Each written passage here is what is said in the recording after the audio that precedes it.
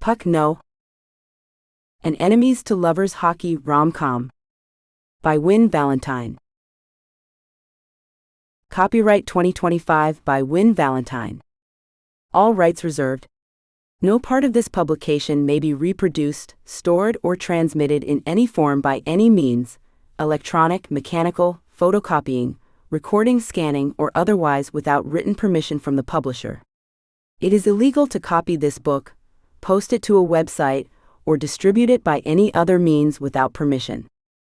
This novel is entirely a work of fiction. The names, characters, and incidents portrayed in it are the work of the author's imagination. Any resemblance to actual persons, living or dead, events or localities, is entirely coincidental. Win Valentine asserts the moral right to be identified as the author of this work. Designations used by companies to distinguish their products are often claimed as trademarks. All brand names and product names used in this book and on its cover are trade names, service marks, trademarks, and registered trademarks of their respective owners. The publishers and the book are not associated with any product or vendor mentioned in this book. None of the companies referenced within the book have endorsed the book. Book cover by Dana Sacco. Chapter 1. I push through the revolving door of the Tribune building, juggling my messenger bag and a rapidly cooling coffee that cost more than I should have spent. But after staying up until 2 a.m. perfecting my exposé on college recruitment violations, I deserve it. Extra shot for the badass who's about to blow up the NCAA, I mutter to myself, taking a victory sip as I weave through the maze of cubicles. My desk, organized chaos with color-coded notes and 3 different laptops, beckons like a professional sanctuary. I've spent 3 years earning my spot in the investigative corner of the sports department, and my current piece is exactly why. Pure journalism. No fluff, no PR-friendly athlete profiles, just the raw, ugly truth about how colleges exploit young athletes while breaking their own rules. Parker. I freeze mid-sip. Chuck Henderson, sports editor and professional disheveled human, stands at his office door, beckoning with the energy of someone about to deliver news nobody wants to hear. Morning meeting? I call back, mentally scrolling through my calendar. We're not scheduled for a check-in until Thursday. My office. Now. He disappears behind his frosted glass door. The sports floor falls quiet, that eerie collective silence that happens when everyone simultaneously thinks, thank God it's not me. I set my coffee down and straighten my blazer, running through possible scenarios. Maybe the NCAA piece is too controversial. Maybe legal wants changes. Maybe? Close the door, Chuck says when I enter, not looking up from his computer. The last time he used that tone, Jerry from the golf beat got reassigned to high school volleyball. I shut the door and remain standing, spine straight, chin up. Whatever this is, I'm ready to defend my work. The Brooklyn Thunder beat reporter quit.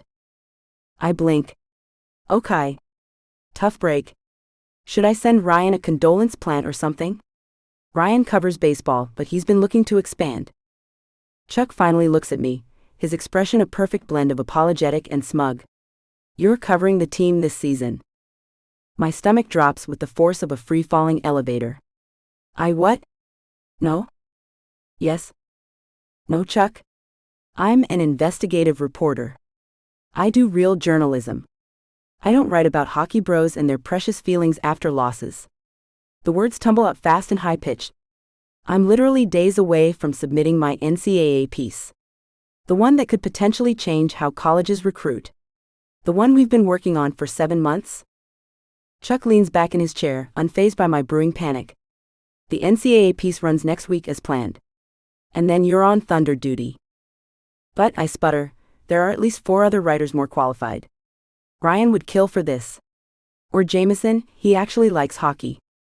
You went to Boston College on a partial journalism scholarship, where your senior thesis was, he clicks something on his computer, the economic impact of professional hockey in urban markets. You've written 3 analytical pieces on the NHL's diversity problem. And last year you covered the Women's National Hockey Championship. I stare at him. You research me? I read your resume, Parker. Like I did when I hired you. He spins his monitor around, showing a spreadsheet with my past articles. You know hockey. That doesn't mean I want to cover hockey. I pace across his office, arms gesticulating wildly. My investigative pieces are the ones getting attention. The exposé on the gymnastics training facility. The deep dive into college football's concussion protocols. That's my work, not locker room interviews with sweaty dudes who think I don't understand offsides. Chuck remains annoyingly calm. You're not just covering home games. I stop pacing. What does that mean? You're traveling with the team. Full season. Inside access, exclusive interviews, deep dive into the culture.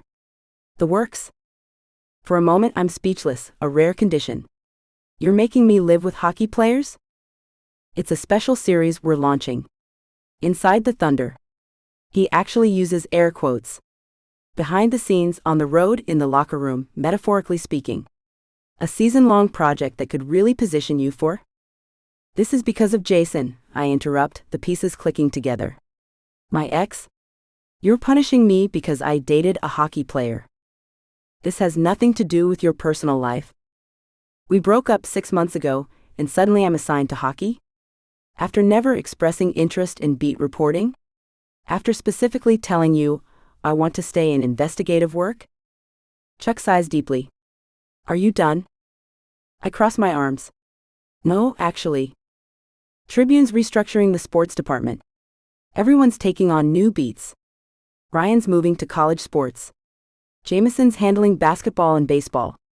We need our strongest writer on hockey. Brooklyn's on a hot streak after last year's playoff run. I resume pacing, mind racing through my carefully constructed 5-year career plan. I was going to apply for that senior investigative position in Chicago next year. Chuck raises an eyebrow. Chicago Tribune? Funny you should mention them. I stop. Why? They called last week. About you specifically. He leans forward, elbows on his desk. They love your investigative chops, but they want to see versatility. Depth of coverage. A slight smile. This Thunder assignment could be exactly what they're looking for. My heart beats traitorously fast. The Chicago Tribune Sports Division is everything I've worked toward. Prestigious, fearless, with a female senior editor who's been my professional idol since journalism school. I'm not saying you have to love it, Chuck continues, smelling victory. I'm saying this is a professional opportunity that could fast-track your career goals. I'm still standing, still calculating when he adds, plus double the travel pay. Is this temporary? I ask, already feeling my resolve weakening. 1 season and then I'm back to investigations? 1 season, he confirms. And you can still pitch investigative pieces if you find something juicy in Hockeyland. I take a deep breath. I'm covering the sport, not becoming their cheerleader. Wouldn't dream of asking for that, Chuck says, looking suspiciously relieved. Your first Thunder assignment is next week, Media Day. I'll have the full schedule emailed over. I nod stiffly, already mourning my peaceful hockey-free existence. Fine. But I expect that in writing. 1 season only. Done? He waves me out. Go research your new team, Parker. I leave his office feeling like I've just agreed to a deal with the devil. A hockey-playing, overpaid, entitled devil. Back at my desk, I slump into my chair, glaring at my now-cold coffee. Around me, the office continues its usual buzz, oblivious to my professional crisis. I pull up the Brooklyn Thunder's official website with the enthusiasm of someone researching tax codes. The roster loads slowly, taunting me with each pixel. And then, because the universe has a sick sense of humor, there he is, Nathaniel Carter.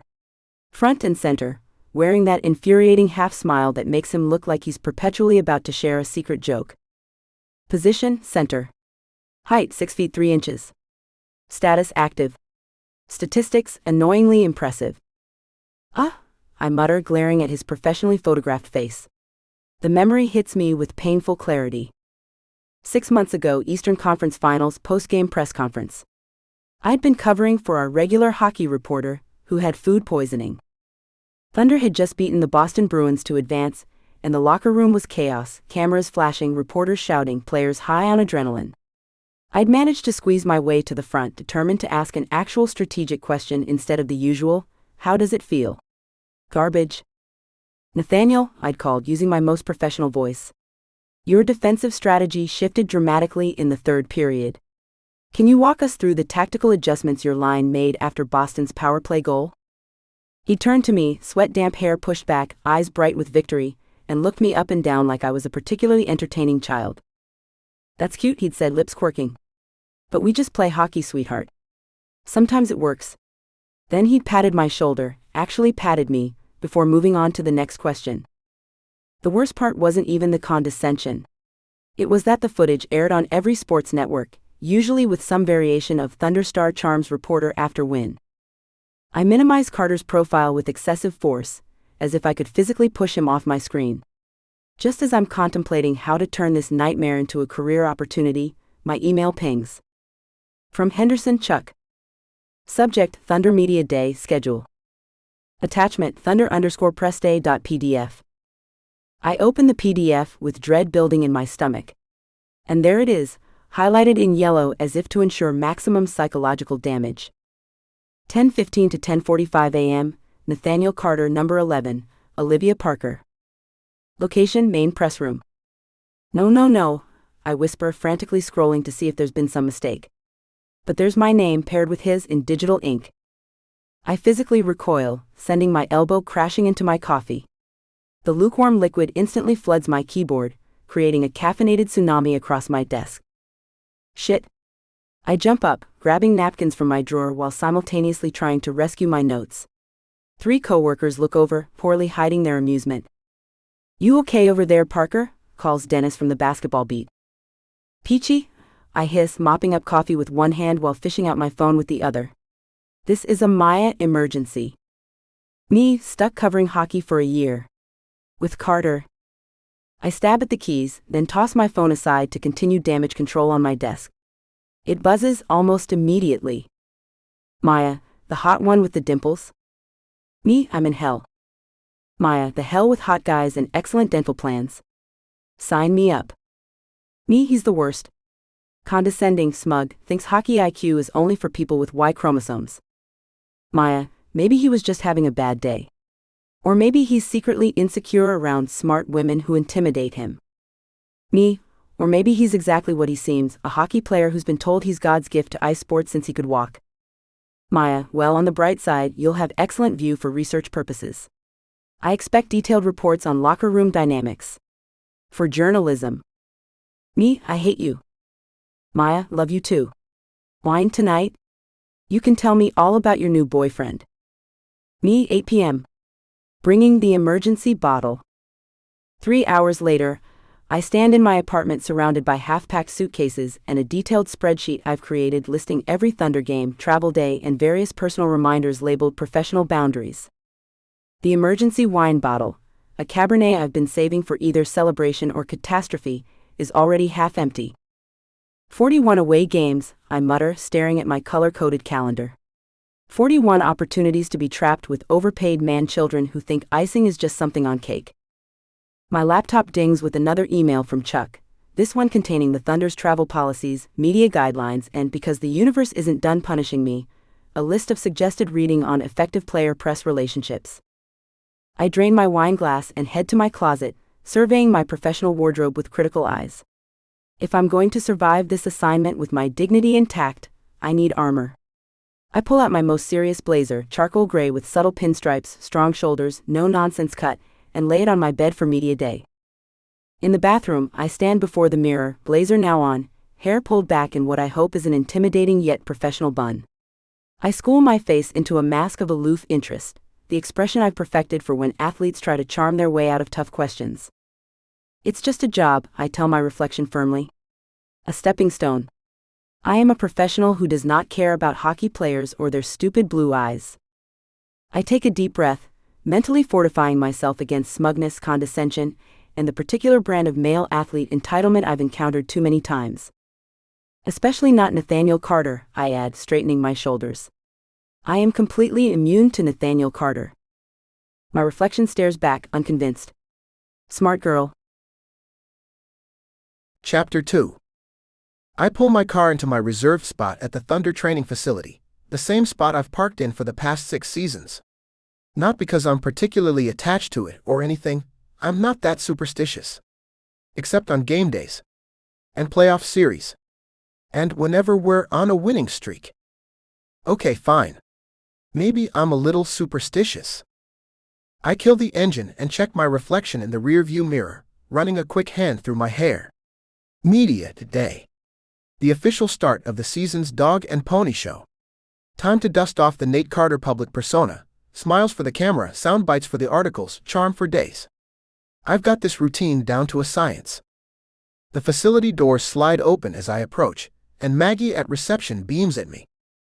Morning, superstar. Morning, Megs. Those new glasses? They look great. I offer her a high five, which she slaps with enthusiasm. Same old glasses, same old compliments, she laughs. PR's looking for you.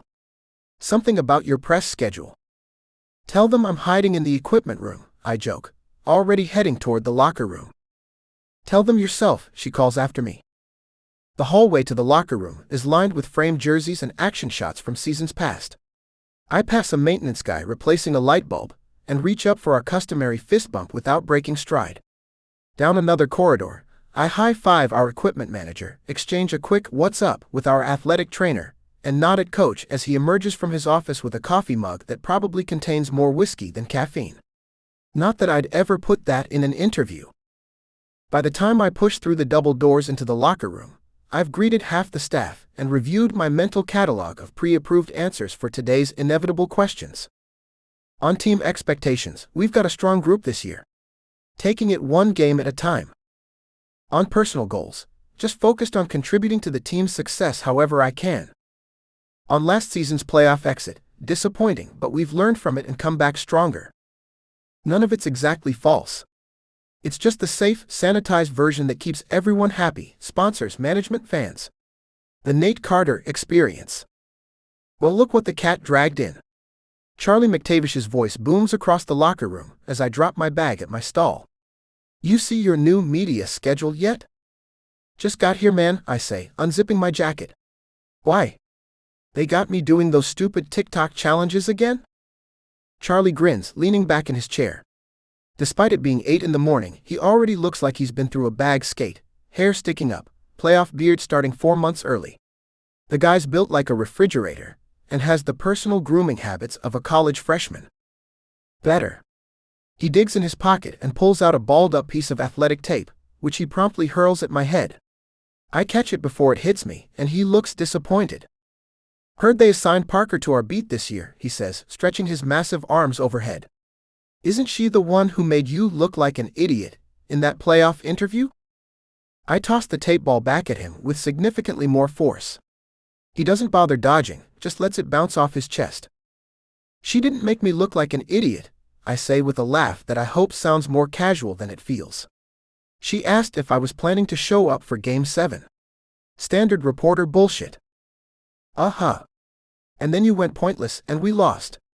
Charlie's smile spreads wider. And then she wrote that piece about how the Thunder's star player was suspiciously absent when it counted. That article was clickbait garbage, I say, turning to my locker to hide the tightening around my eyes. Olivia Parker had done a whole statistical breakdown on my third-period performance over the season, specifically highlighting my drop in production during high-pressure situations. It wasn't clickbait. It was uncomfortably accurate. Whatever you say, superstar. Charlie shrugs. Just giving you a heads up, so you can practice your sad puppy face in the mirror before she grills you again. I don't have a sad puppy face, I protest, but he's already scrolling through his phone, clearly done with the conversation. I glance around, making sure most guys are either in the gym or treatment room, before I subtly check myself out in the mirror inside my locker door. I adjust my thunder cap, angling it slightly to the side, not enough to look like I'm trying too hard, just enough to look casually confident. I practice my media smile, the one that's gotten me sponsorships with everything from protein shakes to luxury watches. Half smirk, crinkling at the corner of the eyes, just enough teeth to look friendly without seeming overeager. It's a smile that says, I'm taking this seriously, but I'm still having fun with it.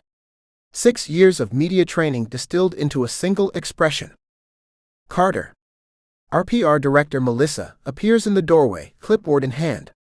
She's been handling the team's media relations since before I was drafted, and she treats all of us, even the veterans, like we're rookie loose cannons waiting to say something catastrophic on camera. Morning, Mel, I say, turning the smile on her. Looking good. New haircut? Save it for the cameras, she says, but I catch the slight softening in her expression.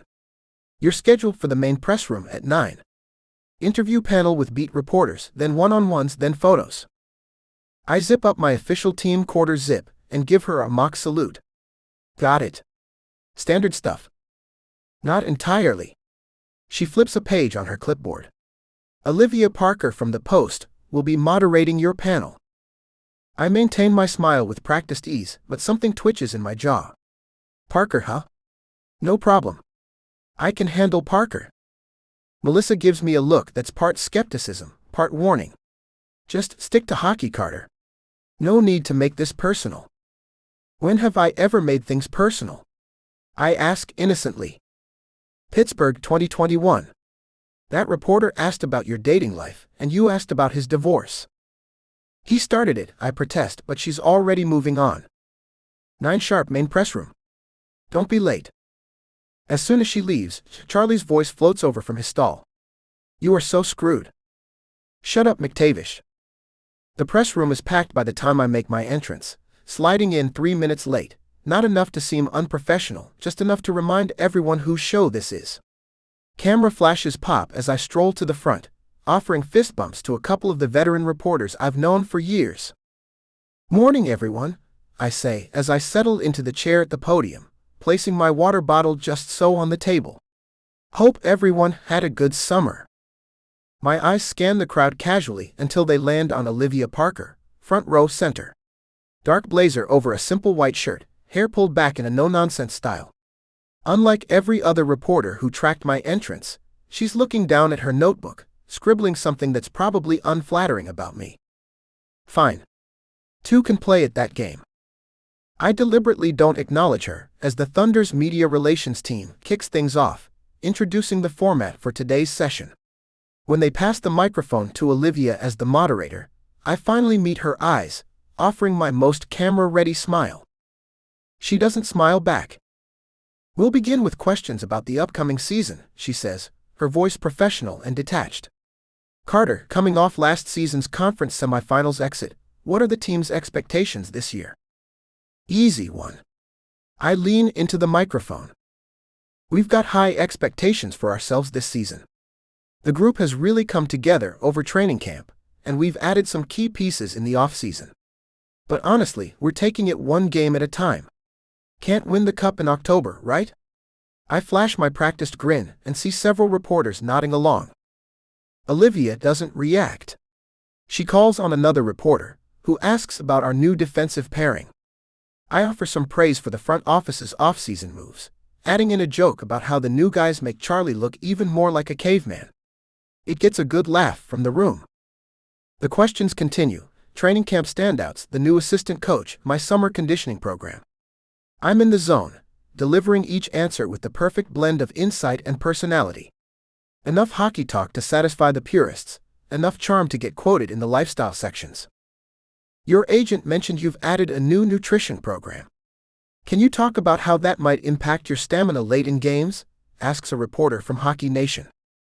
Yeah, I've been working with a new nutritionist, really focusing on recovery and endurance. I take a casual sip of water. Lots of protein, complex carbs before games. I've cut out some things that weren't serving me well. Feeling stronger than ever, honestly. Olivia's pen stops moving. She looks up and raises her hand slightly. Follow-up question. Her voice is crisp, clinical. Your power play percentage dropped 12% in the final stretch last season, and you personally missed 8 critical scoring opportunities in the semifinals. What specifically have you changed about your approach this year? The room goes quiet. I blink, caught momentarily off guard. Most reporters will toss out a general stat like, your production declined, but 8 specific missed opportunities? That level of detail suggests she actually watched the games, broke down the film. For a split second, I don't have a prepared answer. Wow, Parker, I say, recovering with a smirk. If I didn't know better, I'd think you actually watched our games. A subtle shift in her expression, a slight narrowing of her eyes, a tightening of her mouth. I watched enough to see the pattern. The question stands. The temperature in the room seems to drop a few degrees. I lean forward, deciding to abandon the script. The biggest change is mental approach, I say, meeting her gaze directly. Those missed opportunities came from overthinking. So I've simplified my game, trusting my instincts, reading the play as it develops rather than trying to force something that isn't there. Olivia jots something down. And yet in the 3 preseason games you've played, you've still passed up 5 quality shooting chances to make higher difficulty passes. Is that trusting your instincts or repeating past mistakes? Okay, that's it. She's been watching film. Preseason film. Who the hell watches preseason hockey that closely? You counting my shots in preseason now, Parker? I'm flattered by the attention. I'm counting the missed opportunities, she counters smoothly. Just like the coaches of every team you'll face this season. I feel a rush of something that isn't quite irritation, and isn't quite admiration. Hockey's a game of split-second decisions.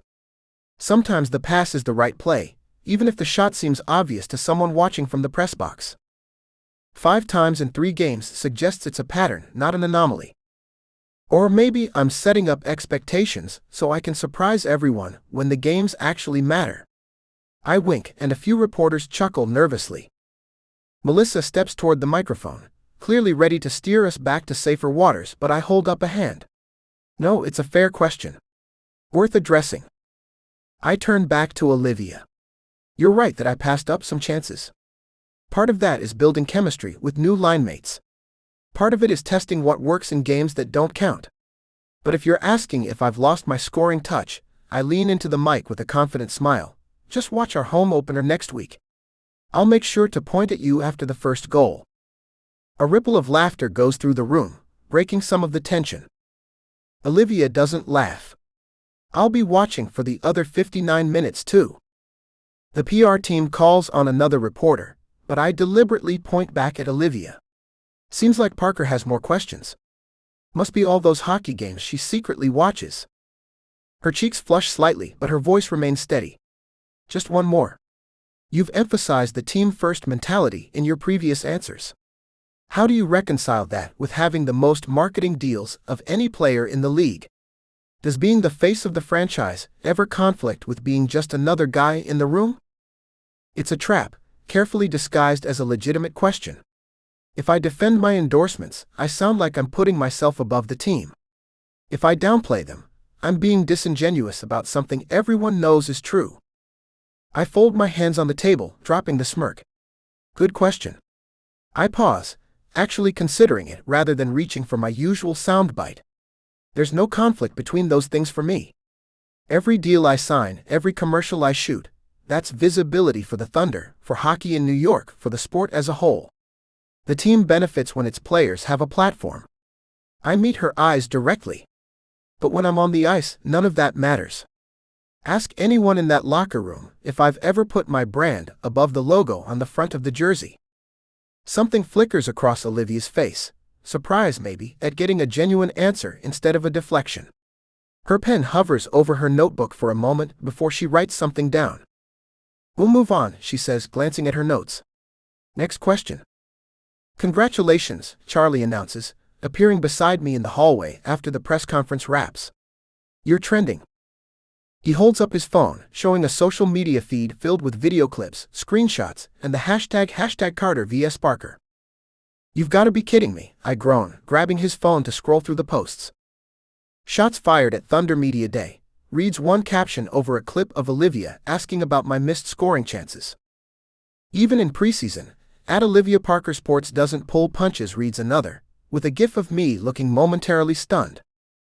And my personal favorite, when your crush notices your hockey game and not your pretty face, hashtag Carter vs. Parker. I'd say your ass got thoroughly handed to you by a reporter, Charlie says cheerfully, taking his phone back. But hey, at least you're famous for something other than protein shake commercials now. She didn't hand me anything, I protest. She came prepared, I gave her real answers. It was a professional exchange. Uh-huh. Charlie scrolls through more posts. Then why do you look like she just asked you to prom, and turned you down at the same time? I don't, I start, but he's already wandered off, probably to show the rest of the team. Perfect. Just perfect. Day 1 of the season, and I'm already a meme.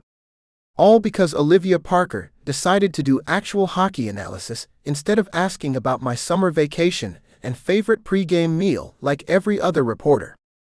I head toward the practice rink, replaying our exchange in my head. The thing is, her questions were good. Pointed, specific, clearly informed by actual game footage.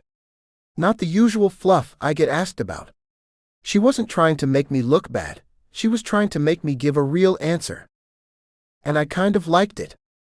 I catch myself smiling at the thought, then immediately scowl. No. No way. This is not some cute meet cute situation. This is a reporter doing her job, and me being professional enough to meet her at that level. That's it. I reach the locker room and toss my cap into my stall with unnecessary force. Game on, Parker, I mutter, reaching for my practice gear. Next time, I'll be ready. Chapter 3. The private terminal is everything I didn't need today, all gleaming windows and sleek furniture that screams, "You don't belong here." I clutch my press credentials like a shield, my laptop bag cutting into my shoulder as I scan the room. The travel itinerary my editor forwarded reads like a cruel joke: 6 days, 4 cities, 1 hockey team, and approximately 500 opportunities to regret every career choice I've ever made. Just the facts, I mutter, mentally rehearsing my professional boundaries for the 100th time since #Carter vs Parker started trending. No personal angles. No drama. No engagement beyond what's necessary for the story. The terminal door swings open, and the Brooklyn Thunder filters in like a parade of walking sportswear advertisements. Designer hoodies, $1,000 sneakers, and noise-canceling headphones that probably cost more than my rent. They move as a unit, all broad shoulders and easy confidence, their voices bouncing off the high ceilings. I press myself against the wall, suddenly hyper-aware that I'm the only woman in the room who isn't airport staff. The team travel coordinator had made that crystal clear on our prep call. "You'll be our only female journalist on the road this season, Ms. Parker." The Thunder organization expects professional conduct at all times. As if I'm the one they need to worry about. Credentials? A man with a clipboard and Thunder-branded polo appears in front of me. His eyebrows lift slightly when he sees my name. "Ah, Ms. Parker." The viral sensation. "Just reporter is fine," I say, forcing a polite smile. "Right." He checks something off. "The team will board first. Media follows. You'll find your seat assignment on this chart." He hands me a printed sheet with a seating diagram of the Thunder's chartered plane. I scan for my name and freeze. Parker, Olivia, 14B. Carter, Nathaniel, 14A. There must be some mistake, I say, looking up from the paper. I can't sit next to Carter. Clipboard man gives me a placid smile that suggests he's heard every possible complaint before. "The seating chart is final, Ms. Parker. It's part of the immersive coverage experience your editor negotiated." Of course it is. Mark probably thought he was doing me a favor, securing exclusive access to the team's star player. More likely, someone in Thunder PR saw an opportunity to capitalize on our viral moment. "I need to make a call," I say, already reaching for my phone. "We're boarding in 5 minutes, clipboard man replies, already walking away. "You're welcome to call from your seat." The plane is nicer than any I've ever been on, not that the bar is particularly high. I've spent most of my career catching red eyes on budget airlines, wedged between strangers with questionable personal space awareness. The Thunder's chartered plane has spacious leather seats, actual legroom, and no middle seats. It would be impressive if I weren't currently scanning the row numbers, like I'm walking to my execution. Row 12. Row 13. And there he is. Nathaniel Carter, hockey golden boy and persistent thorn in my side, sprawled across seat 14A with his long legs stretched into what is definitely my foot space. He's wearing Thunder-branded joggers, a gray Henley that probably costs more than my entire outfit, and the most infuriatingly casual expression imaginable as he scrolls through his phone. He looks up as I approach, a slow, deliberate smirk spreading across his face. "Parker. Fancy meeting you here. Did you memorize more of my stats for mid-flight entertainment?" I respond by shoving my laptop bag into the overhead compartment with enough force to make the bin rattle. "I'll take that as a yes," he says, not moving his legs as I try to squeeze past. "Excuse me," I say pointedly. He withdraws his legs with exaggerated slowness, gesturing to my seat with a flourish. "Your office awaits." I slide into 14B, immediately establishing my territory, laptop out, noise-canceling earbuds in, notes spread across my tray table. I create a literal paper barrier between us, angling my body toward the window as much as physically possible. From the corner of my eye, I can see Carter watching my elaborate setup with undisguised amusement. When I pull out my travel-size portable charger, external mouse, and backup notebook, he actually laughs. "Are you moving in?" he asks. I pretend not to hear him, cranking up the volume on a podcast about defensive hockey strategies that I downloaded specifically for this trip. The host's monotone voice fills my ears as I stare determinedly at my screen, pulling up the spreadsheet I've been working on analyzing the Thunder's defensive statistics from last season. The plane taxis and takes off, and I manage a solid 20 minutes of actually productive work, almost forgetting about the 6'3" problem sitting beside me, until something taps my shoulder. I reluctantly glance over. Carter is holding out a water bottle, condensation beading on the plastic. "Hydration is key at altitude," he says, loud enough to penetrate my earbuds. "Wouldn't want our dedicated reporter getting a headache." I hesitate, then accept the water with a tight nod, immediately returning to my screen. But now I'm aware of him in my peripheral vision, leafing through what looks like a game strategy packet. Against my better judgment, I find myself sneaking glances at his focus profile. He shifts suddenly, leaning closer to look at my screen, immediately triggering my fight or flight response. "Your calculation on McTavish's defensive zone starts is off by about 6%, he says, pointing at my spreadsheet. I yank out my earbuds. "Excuse me? McTavish?" He taps my screen. "You've got him at 34% on defensive zone starts last season, but it was closer to 40. I pulled these numbers directly from the official NHL stats database," I say, automatically defensive. "They're accurate." Carter shakes his head. "The official stats don't account for the 3 games when we changed our defensive alignment mid-period. Trust me, I was on the ice." "Being on the ice doesn't make you a statistician," I counter, but I'm already pulling up the game logs, curious to spite myself. "No, but it makes me an expert on what actually happened versus what got recorded." He leans back in his seat, arms crossed. "Check the footage from the Boston game in November. McTavish took 4 defensive zone faceoffs that weren't counted because of a clock reset." I narrow my eyes but type a note. "And you just happen to remember this specific detail from a game 10 months ago?" "I remember everything that happens on my ice, Parker." "It's not your ice. It's a publicly funded arena that—" I catch myself falling into his trap. This is exactly how our press conference exchange spiraled. I take a deep breath. "I'll verify the numbers." "You do that." He smiles, annoyingly self-satisfied. "While you're at it, you might want to check your calculation on our penalty kill percentage after Nielsen's injury. You're using the full season average, but it dropped significantly in the final 20 games. I hate that he's right. I pull up the specific game data, and sure enough, there's an 8% differential in the penalty kill stats before and after their defenseman got injured. "How closely have you been reading my work?" I ask before I can stop myself. Carter shrugs, but there's something deliberately casual about it. "Know thy enemy." "I'm not your enemy. I'm just doing my job." "Your job seems to include pointing out every flaw in my game," he says, "but there's no real heat behind it. Most reporters just ask me about my workout routine and endorsement deals." "Most reporters aren't doing actual journalism," I reply. To my surprise, he nods. "Fair point." Then he leans over to look at my spreadsheet again, close enough that I catch a whiff of whatever ridiculously expensive cologne he's wearing. "But if you're going to criticize my defensive awareness, at least use the right metrics." And just like that, we're deep in a technical hockey argument about defensive metrics that somehow evolves into an actual conversation. Carter, Nate as he insists I call him after I've called him Carter for the 8th time, is surprisingly knowledgeable about analytics. Not just the basic stats that players memorize for media soundbites, but the nuanced data points that actually tell you something about performance. "The problem with zone entry defenders isn't the blue line challenge itself," he's saying, sketching a diagram on my notebook. "It's the recovery positioning if you miss. McTavish is elite at the initial disruption, but his lateral recovery is where we're vulnerable." I find myself nodding. That tracks with what I saw in the playoff series against Pittsburgh. They specifically targeted that weakness on their odd man rushes.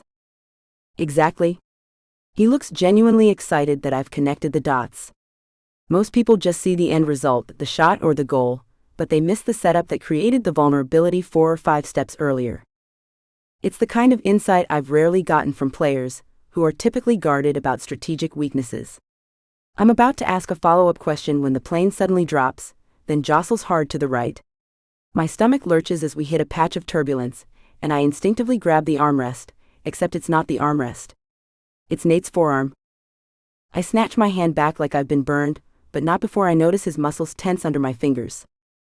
The plane shudders again, and I grip my own armrest with white knuckles, forcing myself to take deep breaths. I've never been a great flyer, but I usually manage to keep it together. Something about this particular turbulence, however, has my heart racing. You good? Nate asks, watching me carefully. Fine, I say through gritted teeth as the plane dips again. Absolutely fine. Right? That's why you look like you're trying to crush the armrest into dust. He studies my face for a moment, then launches into a story. Did you know McTavish refuses to play without mismatched socks? I blink, momentarily distracted from my death grip. What? Mismatched socks? One blue, one black. Has to be those specific colors too. Says it aligns his chakras or some shit. Nate grins. But that's not even the weird part. The weird part is the peanut butter. Despite myself, I ask, what about peanut butter? He puts it on everything. And I mean everything. Nate leans in conspiratorially. Once saw him put it on a steak. A steak, Parker. Medium rare with a glob of Skippy on top. The mental image is so absurd that I actually laugh, momentarily forgetting the turbulence. Nate seems encouraged by this, launching into an elaborate impression of Coach Donnelly discovering McTavish's culinary crime. What in the name of hockey hell are you doing to that perfectly good piece of meat, McTavish? He growls in a spot-on imitation of Donnelly's raspy bellow. I've seen a lot of unholy shit in 30 years of coaching, but this is where I draw the damn line. I'm actually laughing now, the turbulence barely registering as Nate continues his impression, complete with Coach's signature pacing and finger-pointing. You're benched. Not for the peanut butter, though God knows you deserve it, but for the audacity to do this where I could see it. He did not say that, I manage between laughs. Word for word, Nate insists, his eyes crinkling. I've never seen a grown man so personally offended by condiments.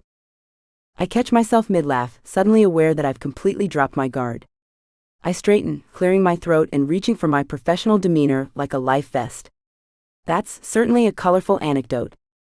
Nate watches this transformation with raised eyebrows. And she's back, ladies and gentlemen. For a minute there, I was worried you actually had a personality beyond scathing commentary. I'm shocked. I'm working, I say stiffly. Clearly. Very serious spreadsheet work happening right now. He gestures to my screen, where my hockey stats have been replaced by our conversation.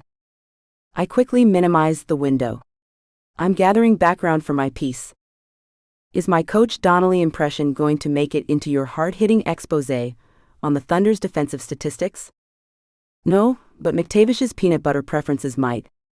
I allow myself a small smile. Human interest angle.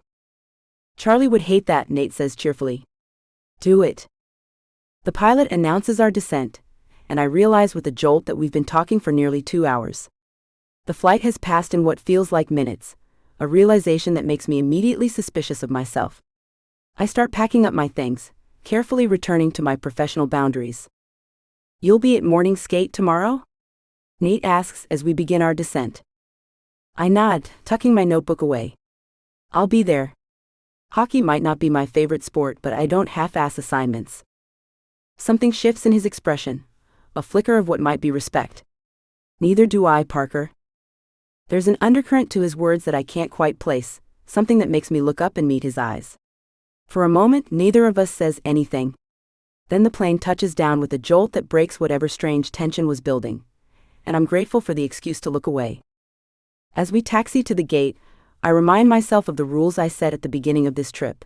No personal angles, no drama, no engagement beyond what's necessary for the story. But as I gather my things and prepare to disembark, I can't shake the feeling that those boundaries have already started to blur. The most annoying part? I'm not entirely sure I mind. Chapter 4. I knew I was in the zone this morning.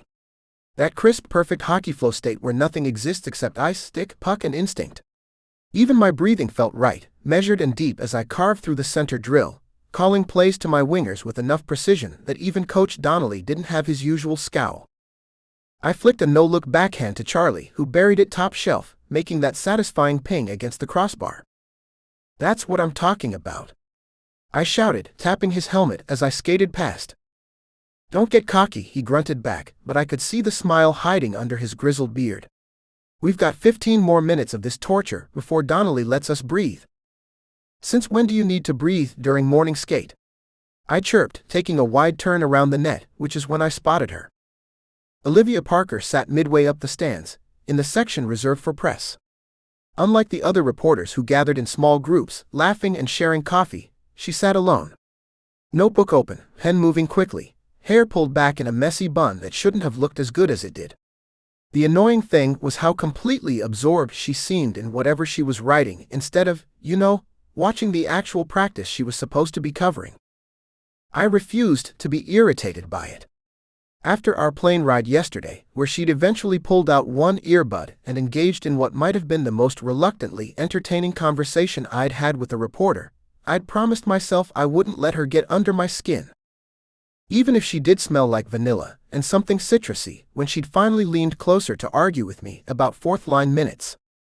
Eyes on the drill, Carter. Coach's bark snapped my attention back where it belonged, and I quickly rejoined the flow. 2 more crisp passes, another goal. Perfect. When we finally got a water break, I skated to the bench, squirting water into my mouth while sneaking another glance at the stands. Parker had finally looked up from her notebook, but instead of watching practice, she appeared to be arguing with an older reporter. I could see her hands gesturing emphatically, eyebrows drawn together in that serious journalist expression I was starting to recognize.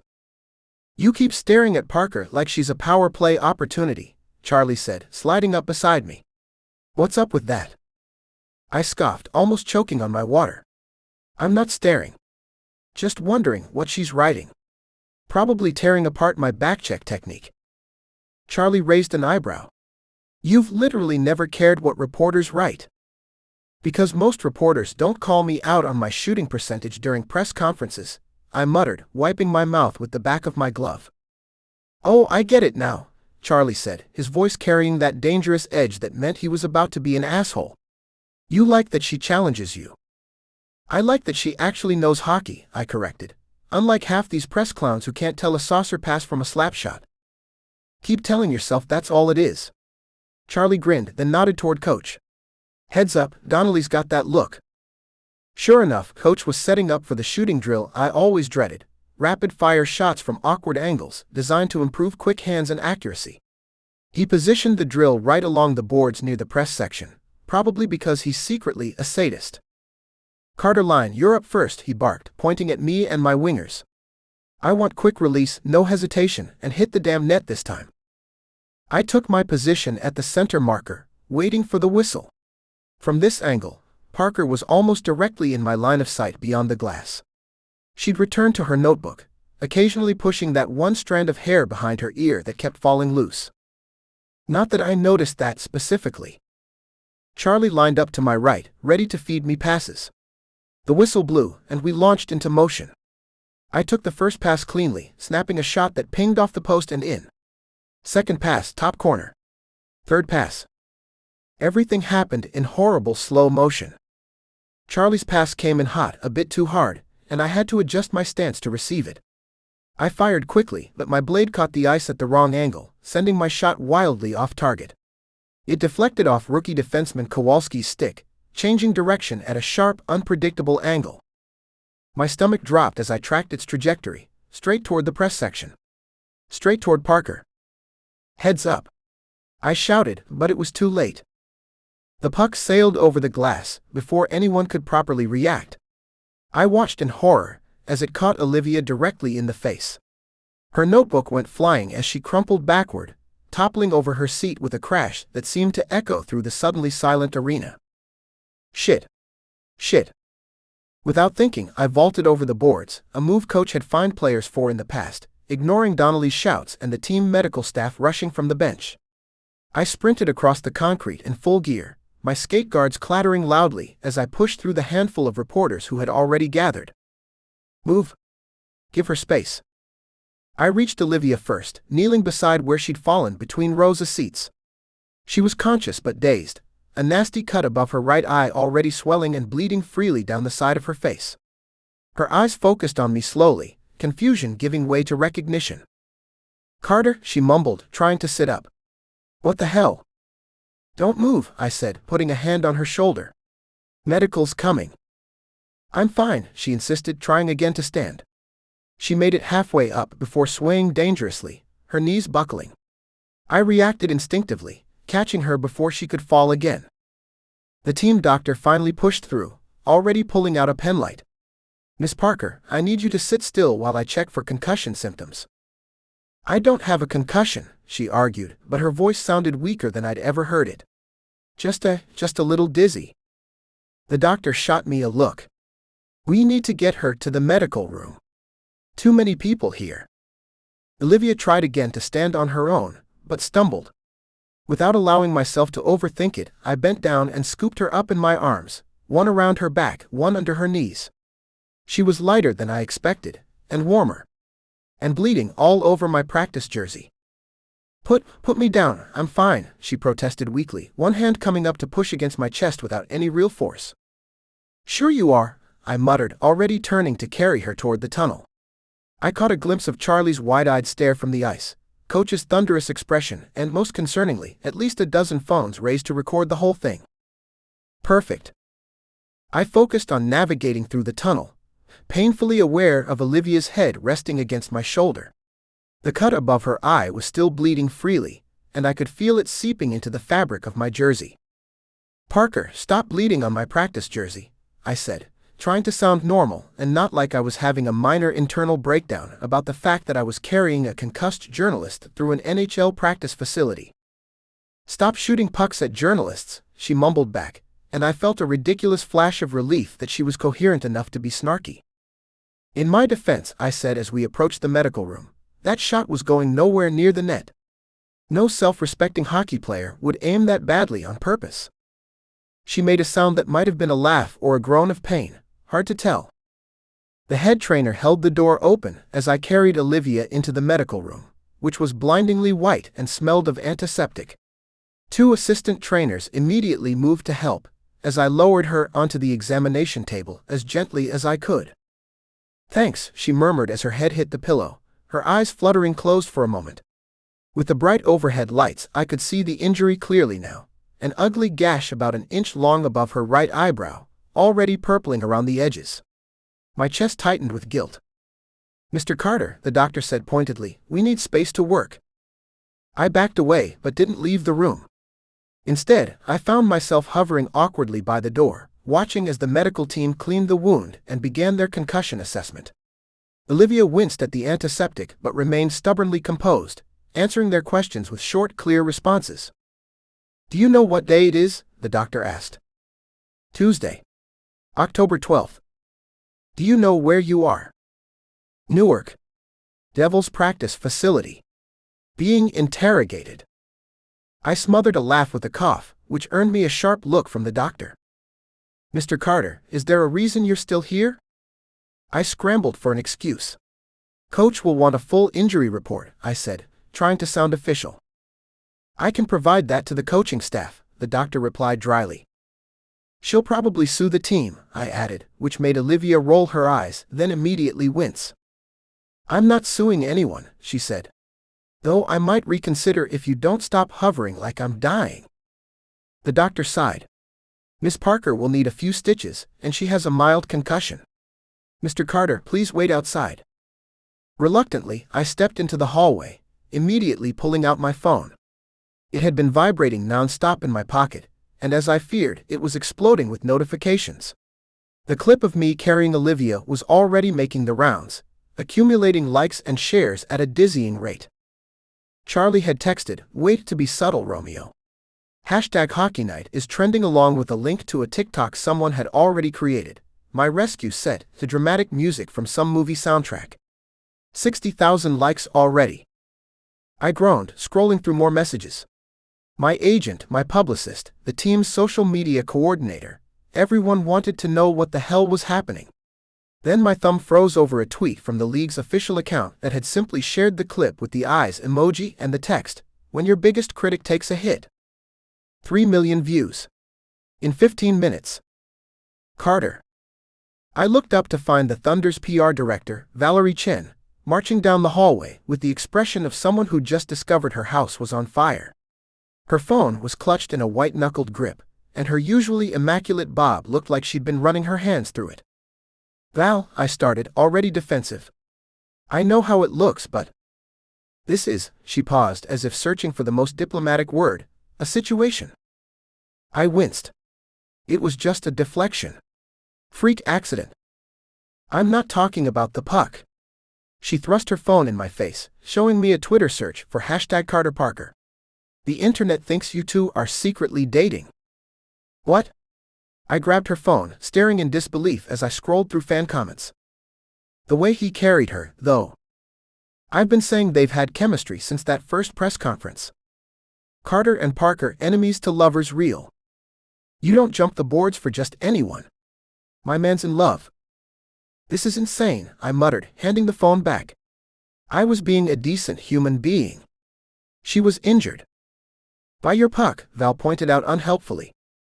"By a deflection," I corrected. "And there were medical staff coming. I just reacted." Val's expression softened slightly. "Look, I know you meant well. But optics matter, Nate. You're the face of this franchise, and Parker is a journalist covering the team, nothing more," I finished firmly. "A journalist who's now the center of a social media firestorm alongside our star player," Val countered. "We need to get ahead of this. I'll release a statement about the accident, explain it was just..." The medical room door swung open and a nurse stepped out. "She's all set. 4 stitches, mild concussion protocol for the next 48 hours. She's asking to speak with you, Mr. Carter." Val shot me a warning look. "Be careful what you say." "I mean it, Nate." I nodded, then slipped past her into the medical room. Olivia was sitting on the edge of the examination table, looking pale but composed. A neat row of stitches closed the cut above her eye, and someone had cleaned the blood from her face. She glanced up as I entered, her expression hardening when she saw me. "Hey," I said awkwardly. "How are you feeling?" Like I took a hockey puck to the face. Her voice was cold, but I detected a slight tremor. "You carried me. You were about to fall over."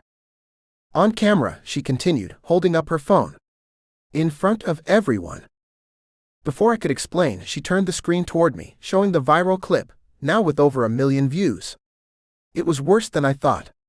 Someone had edited it to look like a scene from a romantic movie, complete with slow motion and heart effects. "We're trending, Carter," she said with deadly calm. "And I'm going to kill you for this." I lifted my hands in surrender.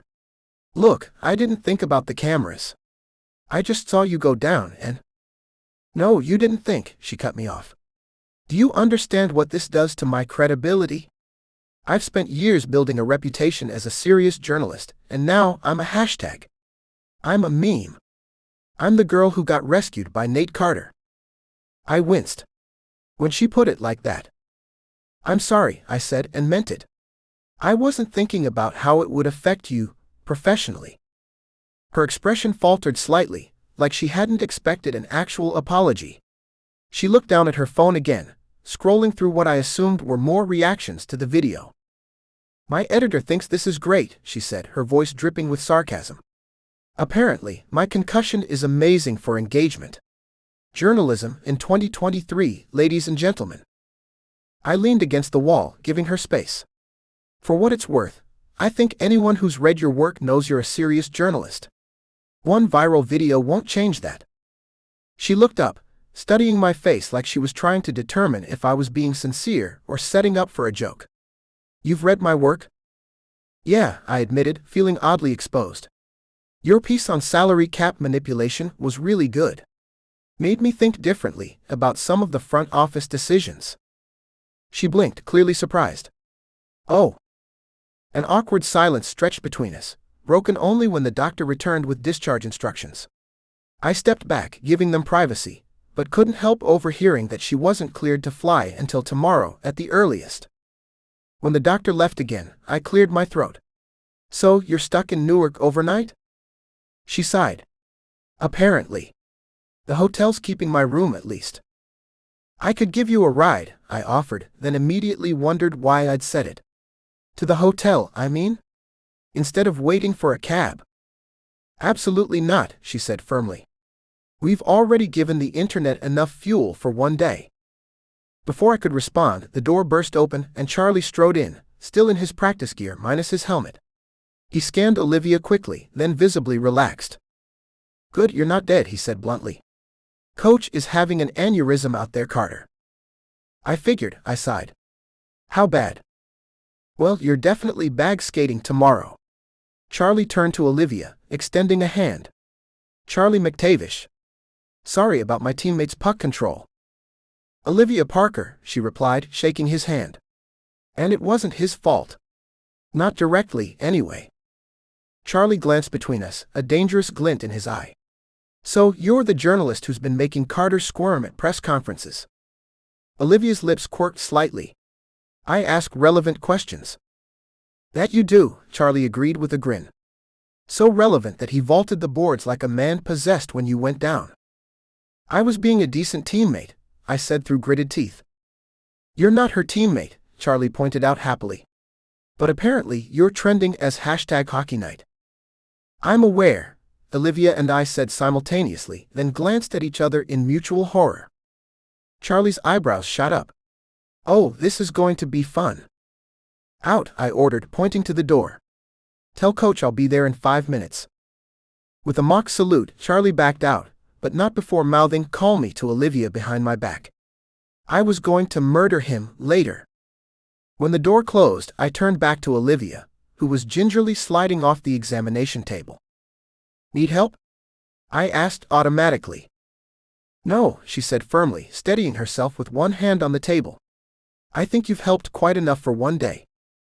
"Parker." I started then stopped, unsure of what to say. She looked up at me, hazel eyes sharp despite her injury. "Just to be crystal clear, Carter. We are not friends. We are not secret lovers. We are not anything but a player and a journalist who happen to be stuck on the same road trip." "Agreed," I said, though something in my chest twisted oddly at her words. "Good." She straightened her shoulders. "Now I'm going to leave first. You wait at least 10 minutes before following. With any luck, we can stop giving the vultures more content."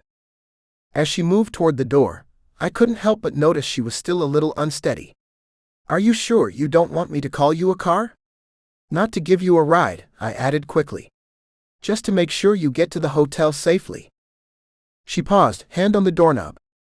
For a moment, I thought I saw something soften in her expression. "I can manage," she said finally.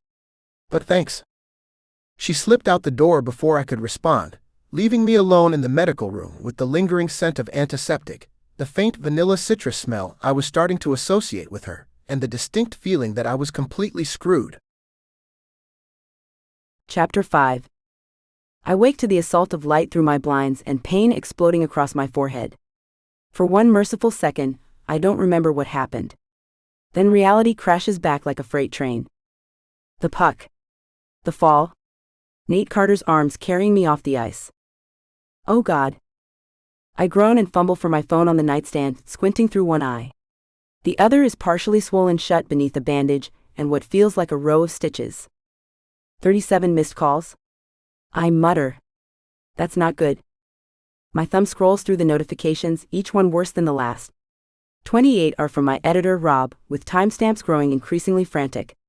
3 from my mother, all variations on, "Is that handsome hockey player your boyfriend now?" And one very smug voicemail from my best friend. I press play and Maya's voice fills my bedroom.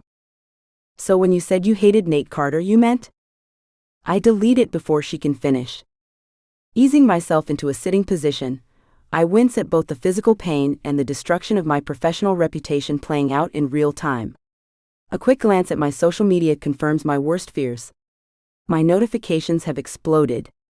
Hashtag Hockey Night and hashtag Carter Rescues Parker are trending nationally. There's a gif of Nate scooping me up like some damsel in distress, his expression pure heroic concern. It's been viewed 1.2 million times. No, no, no, I groan, dropping my head into my hands, then immediately regretting it when pain shoots through my eyebrow. I open Twitter and start drafting damage control. To clarify, I was injured on the job. Carter helped. We are professional acquaintances only. Too defensive. Delete. Getting hit with a hockey puck hurts, folks. Thanks to medical staff for quick treatment. Too casual. Delete. I remain an objective journalist covering the Brooklyn Thunder. Yesterday's incident doesn't change. My phone buzzes with an incoming text, cutting off my increasingly desperate attempts at PR. The notification shows Jessica Chen, Thunder PR. Emergency meeting. Team offices. 10 a.m. I check the time, 8:47. Barely enough time to make myself look presentable, or at least less like someone who took sports equipment to the face. Perfect, I mutter, dragging myself to the bathroom. Absolutely perfect. The Thunder's offices occupy 3 sleek floors of a midtown high-rise. I've been here dozens of times for press conferences, but never felt this sense of dread walking through the glass doors. The receptionist recognizes me immediately, not from my press badge, but from the butterfly bandage over my eyebrow. Ms. Parker. They're waiting for you in the strategy room. I'm ushered down a hallway toward a glass-walled conference room, giving me a crystal-clear view of the last person I want to see this morning. Nate Carter sits slouched in a chair, looking irritatingly well-rested despite the chaos we've apparently caused. His dark hair is perfectly tousled, and he's wearing team-branded athleisure that probably costs more than my rent. He looks up as I enter, and his expression shifts from boredom to something annoyingly close to concern. Jesus, Parker. Your face. Good morning to you too, I say, deliberately taking the chair farthest from him. I see your charm survived the night intact. He opens his mouth to respond, but the door swings open as Jessica Chen strides in, followed by 2 assistants carrying laptops and a stack of printouts. Thunder GM Mark Delaney follows behind them, his presence confirming this isn't just some minor PR hiccup. Thank you both for coming, Jessica says, as if either of us had a choice. We have a situation that requires immediate attention. One of her assistants distributes printouts of social media screenshots, analytics dashboards, and to my mortification, screenshots from fanfiction websites. I'm sorry, I interject, holding up a page. Is this? Fanfiction? Yes, Jessica nods. Posted within 4 hours of the incident. There are currently 73 unique stories about your relationship. We don't have a relationship, Nate and I say simultaneously, then glare at each other. That's not the point, Mark Delaney speaks up, leaning forward. The point is this: the clip of Nate carrying you off the ice has generated more engagement than any Thunder content in the past 3 years. He taps a graph showing a mountain of engagement metrics. The ownership is interested in this development. I don't like his tone, or the calculating look in his eyes. Jessica takes over, her voice sliding into pitch mode.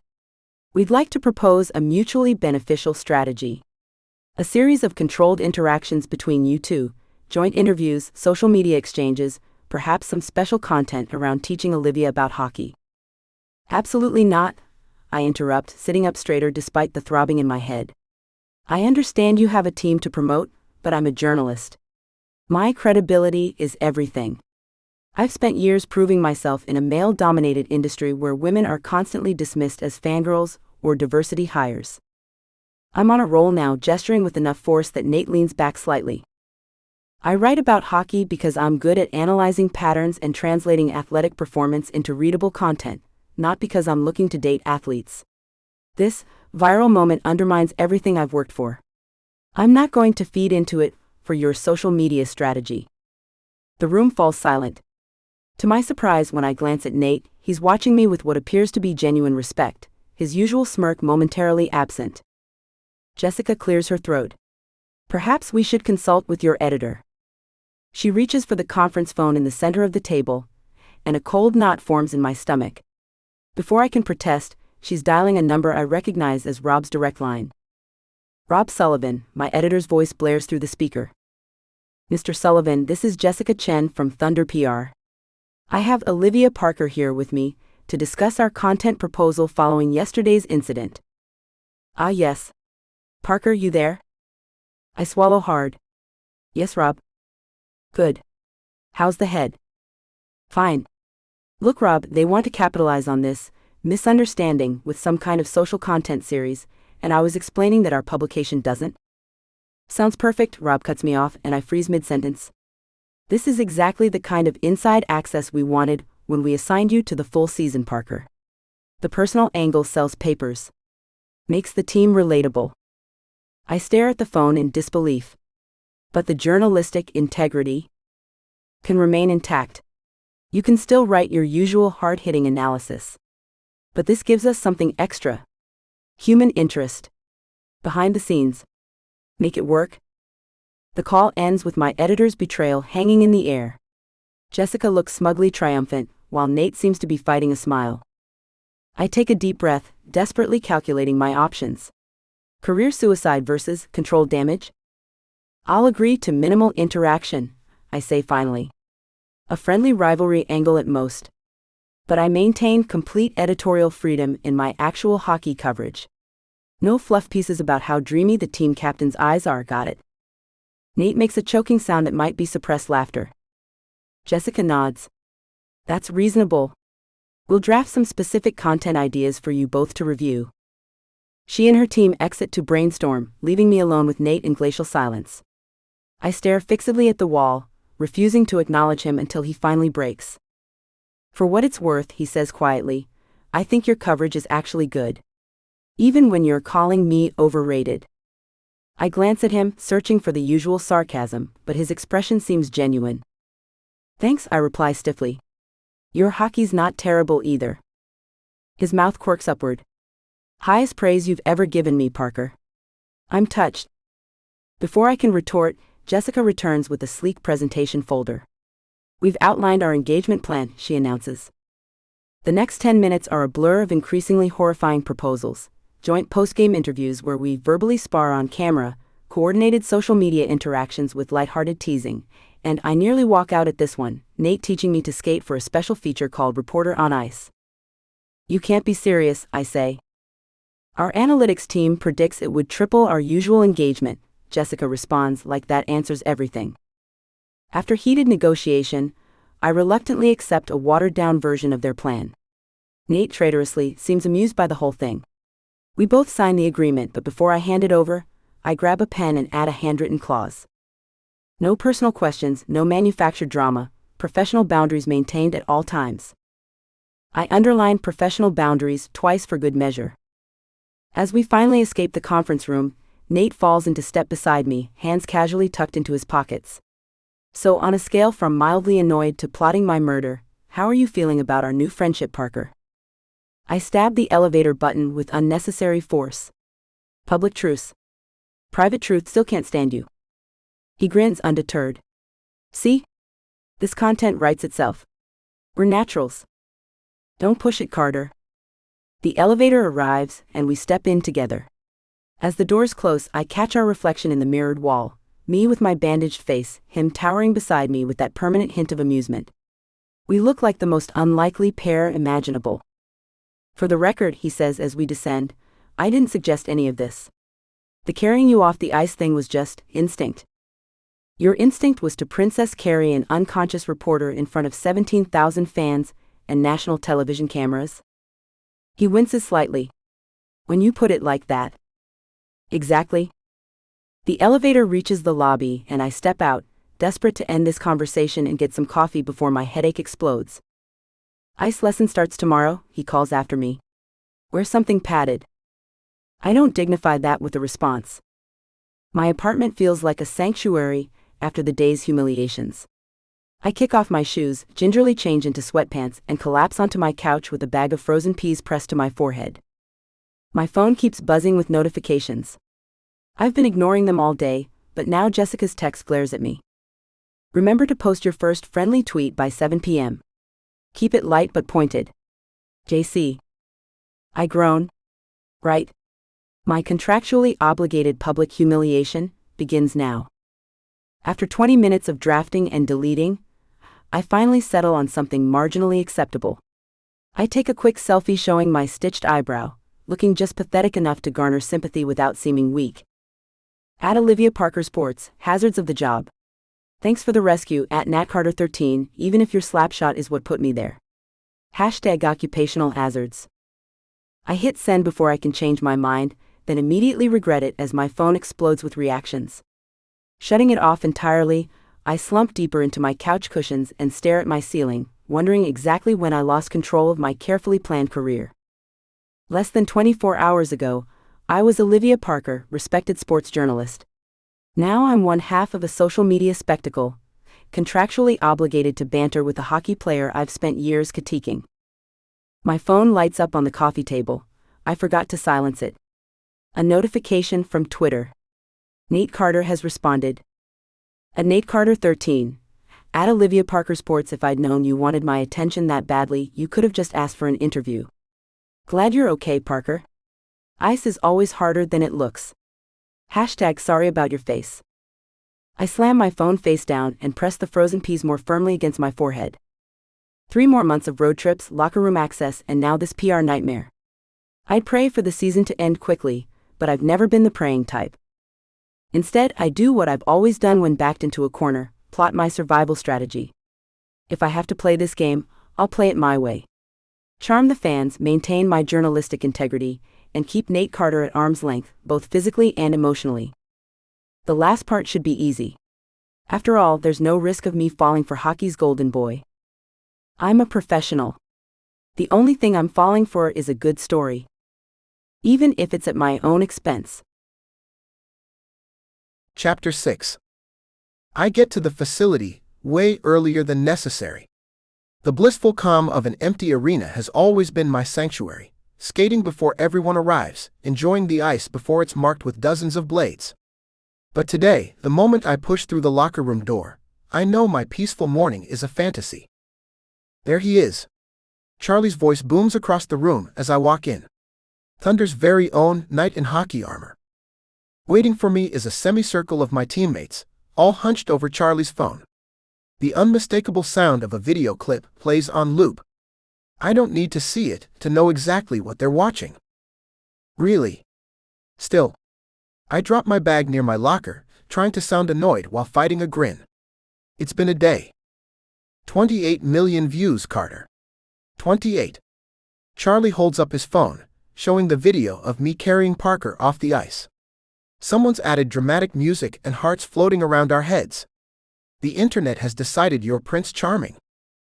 I bat the phone away. The internet needs better hobbies. Trust me, Riley, our rookie goalie, chimes in. I've been through all the comments. People are convinced you two have secret chemistry. Chemistry? She looks like she wants to murder me in every interaction. Charlie slowly stands, a shit-eating grin plastered across his face. Ladies and gentlemen, allow me to present. He pauses, extending his hand toward me with a flourish. The Prince Charming of hockey. He launches into an exaggerated slow clap that the rest of the team immediately joins. I grab a towel from my locker and whip it directly at his face. Charlie dodges barely, and the locker room erupts in laughter. How's your damsel in distress today? Charlie presses, rubbing his bicep where the towel managed to connect. Has she thanked her knight for the gallant rescue? I snort. First, she would dismember me for calling her a damsel. Second, I'm pretty sure the only thing she's grateful for is that the bruise makes her look more intimidating. Oh, she intimidated you before? Riley asks, earning himself an elbow to the ribs from our veteran defenseman. The lady doth protest too much, Charlie says in a terrible British accent. I'm about to fire back something that would make our PR department cringe, when Coach Donnelly's voice cuts through the laughter like a blade. If Carter's done with his social media career, maybe we could focus on actually playing hockey. The room falls silent. Donnelly stands in the doorway, arms crossed, expression unchanged from the permanent scowl he's worn since I've known him. Sometimes I think he was born scowling. Gear up. Ice in 10. His eyes sweep across the room before landing on me. Carter. A word. Great. I follow Coach into the hallway, already bracing for the lecture. He waits until the locker room door closes behind us, before turning to face me. This Parker situation. It's not a question. It's nothing, coach. Really? Because my phone hasn't stopped ringing since you decided to play hero. I shoved my hands into my pockets. What was I supposed to do? She was bleeding on our ice. Medical staff exists for a reason. Donnelly fixes me with that penetrating stare that made me nervous as a rookie, and still works 10 years later. I need to know if this is going to be a distraction. No distraction. It was a one-time thing. You sure about that? I nod, then catch myself. What do you mean? Social media is going crazy with you too. Management likes the attention. PR is already planning. He waves his hand vaguely. Whatever it is PR plans. Coach, I swear. I don't care about your love life, Carter. There's no love life to. What I care about, he continues, talking over me, is whether you're going to show up and play hockey. We have a season to focus on. Not, his face contorts like he's tasting something sour, hashtags. I'm focused, I say, straightening my shoulders. On the ice, off the ice. This is nothing. Donnelly studies me for a long moment. Good. He turns to walk away, then stops. And Carter? Yeah, coach?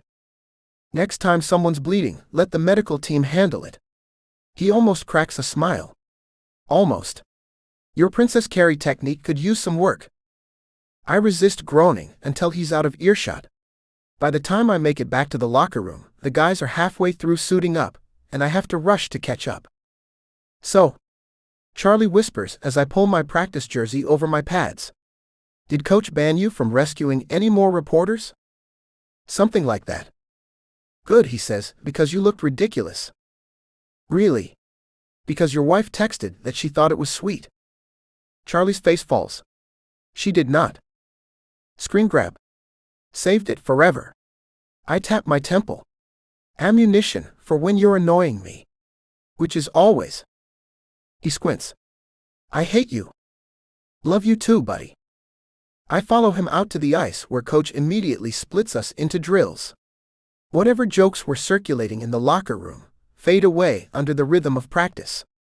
This is what I need, the familiar burn in my legs, the focus required to execute plays, the satisfaction of a perfect shot finding the back of the net. For 2 hours, Olivia Parker doesn't exist in my mind. It's just me, the ice, and the game I've loved since I could walk. Until practice ends. I'm toweling off after a quick shower when Jessica Chen, our PR director, appears beside my locker. Her perpetual smile does nothing to mask the determined gleam in her eyes. Nate. Just the hockey star I was looking for. That doesn't sound ominous at all. She laughs, but it's her professional laugh. I've known Jess long enough to know the difference. I have a quick assignment for you. I pause mid-reach for my shirt. Assignment? A small publicity opportunity. Nothing major. Her smile widens. Just a photo for your Instagram.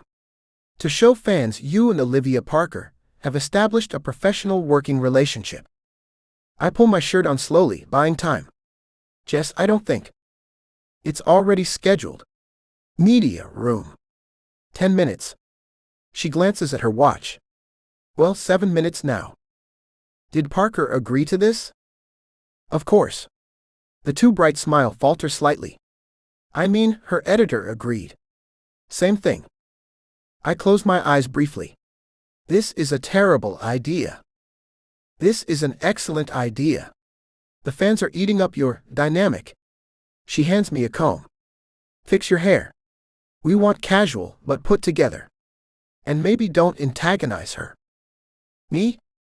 Antagonize the woman who's been writing hit pieces about me for a year? Jessica pats my arm. 7 minutes, Carter. Don't be late.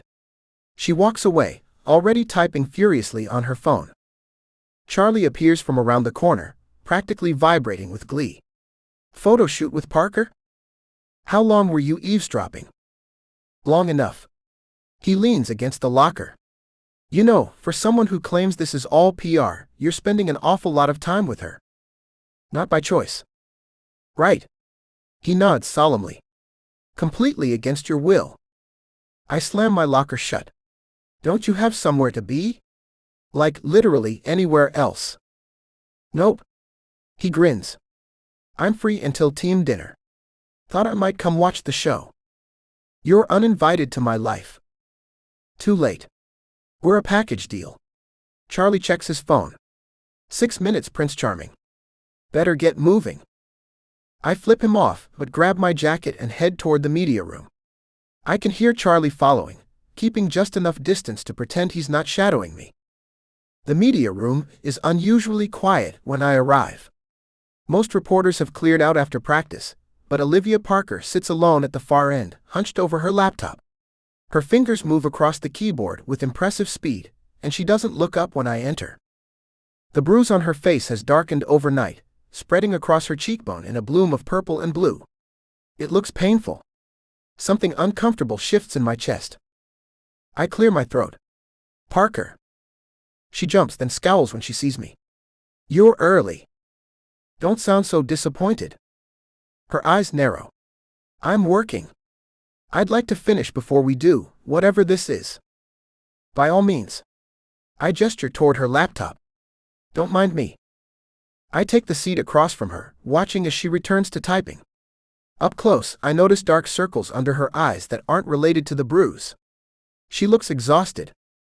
How's the face? I ask, immediately regretting how that sounds. Her fingers pause. Fantastic. I've always wanted to look like I lost a bar fight. It adds character. Is that what you tell yourself when you lose teeth? I grin. I haven't lost any teeth yet. Give it time, she mutters, but I catch the hint of a smile before she ducks her head back to her screen. The door opens and Jessica bustles in, followed by a photographer and, to my dismay, Charlie, who leans against the back wall with his arms crossed, clearly settled in for the entertainment. Perfect. You're both here. Jessica clasps her hands together. This will be quick and painless.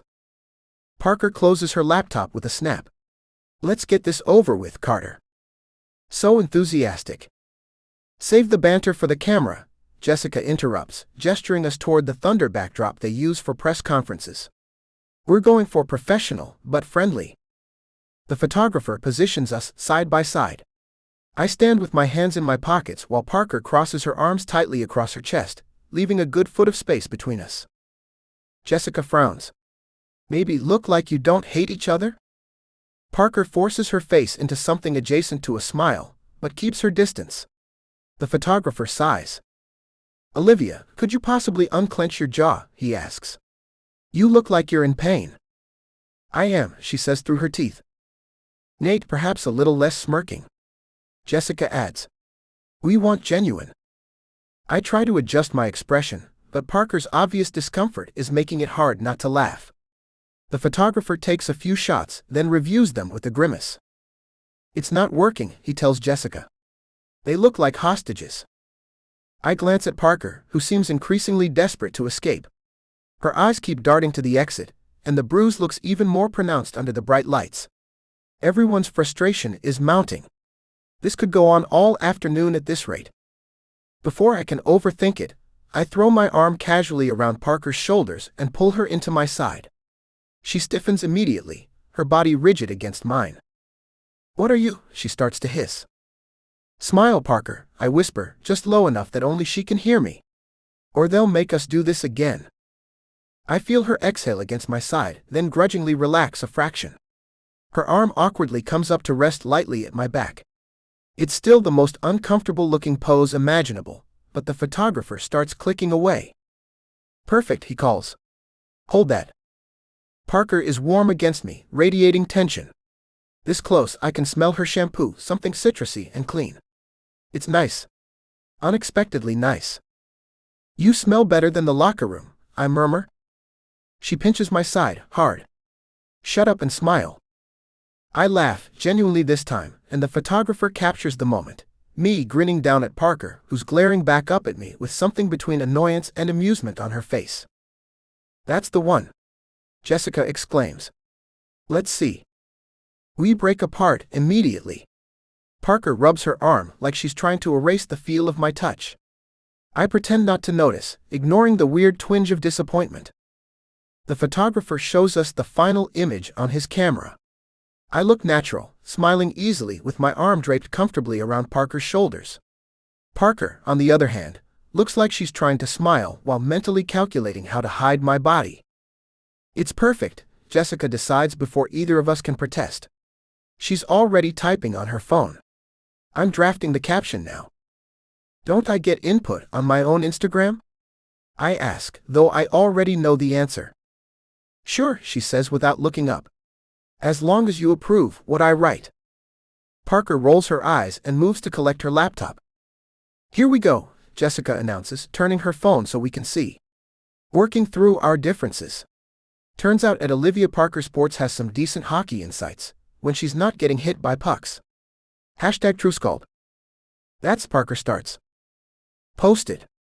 Jessica declares triumphantly. To all your accounts.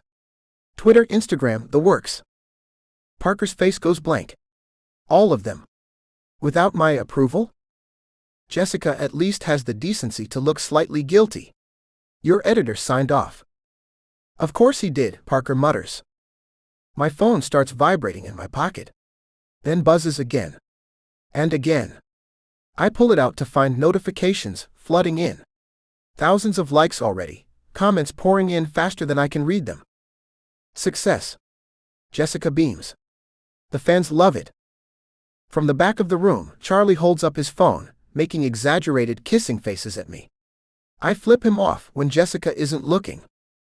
I have work to do, Parker announces abruptly, grabbing her bag. Real work. Journalism. Not whatever this circus is. She strides toward the door without a backward glance. See you at the game tomorrow. Jessica calls after her. Parker doesn't acknowledge it, just lets the door swing shut behind her. Well, Charlie says into the silence, that was adorable. Shut up. Did anyone else catch the way she melted into his arms? She did not melt, I argue, grabbing my jacket.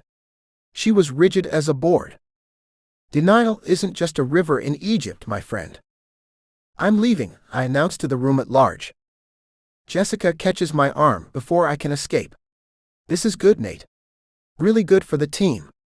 Management is thrilled with the engagement numbers. Great. Can I play hockey now instead of posing for Instagram? She pats my cheek. For now. But be ready for more opportunities. Can't wait, I deadpan. I managed to avoid both Jessica and Charlie for the rest of the afternoon, hiding out in the gym until the next media availability. When I finally emerge for pre-game interviews, I spot Parker in the press box, hunched over her laptop again. From across the room, I can see she's scrolling through comments on the Instagram post, her frown deepening with each swipe. Our eyes meet briefly across the crowded room. I can't help myself.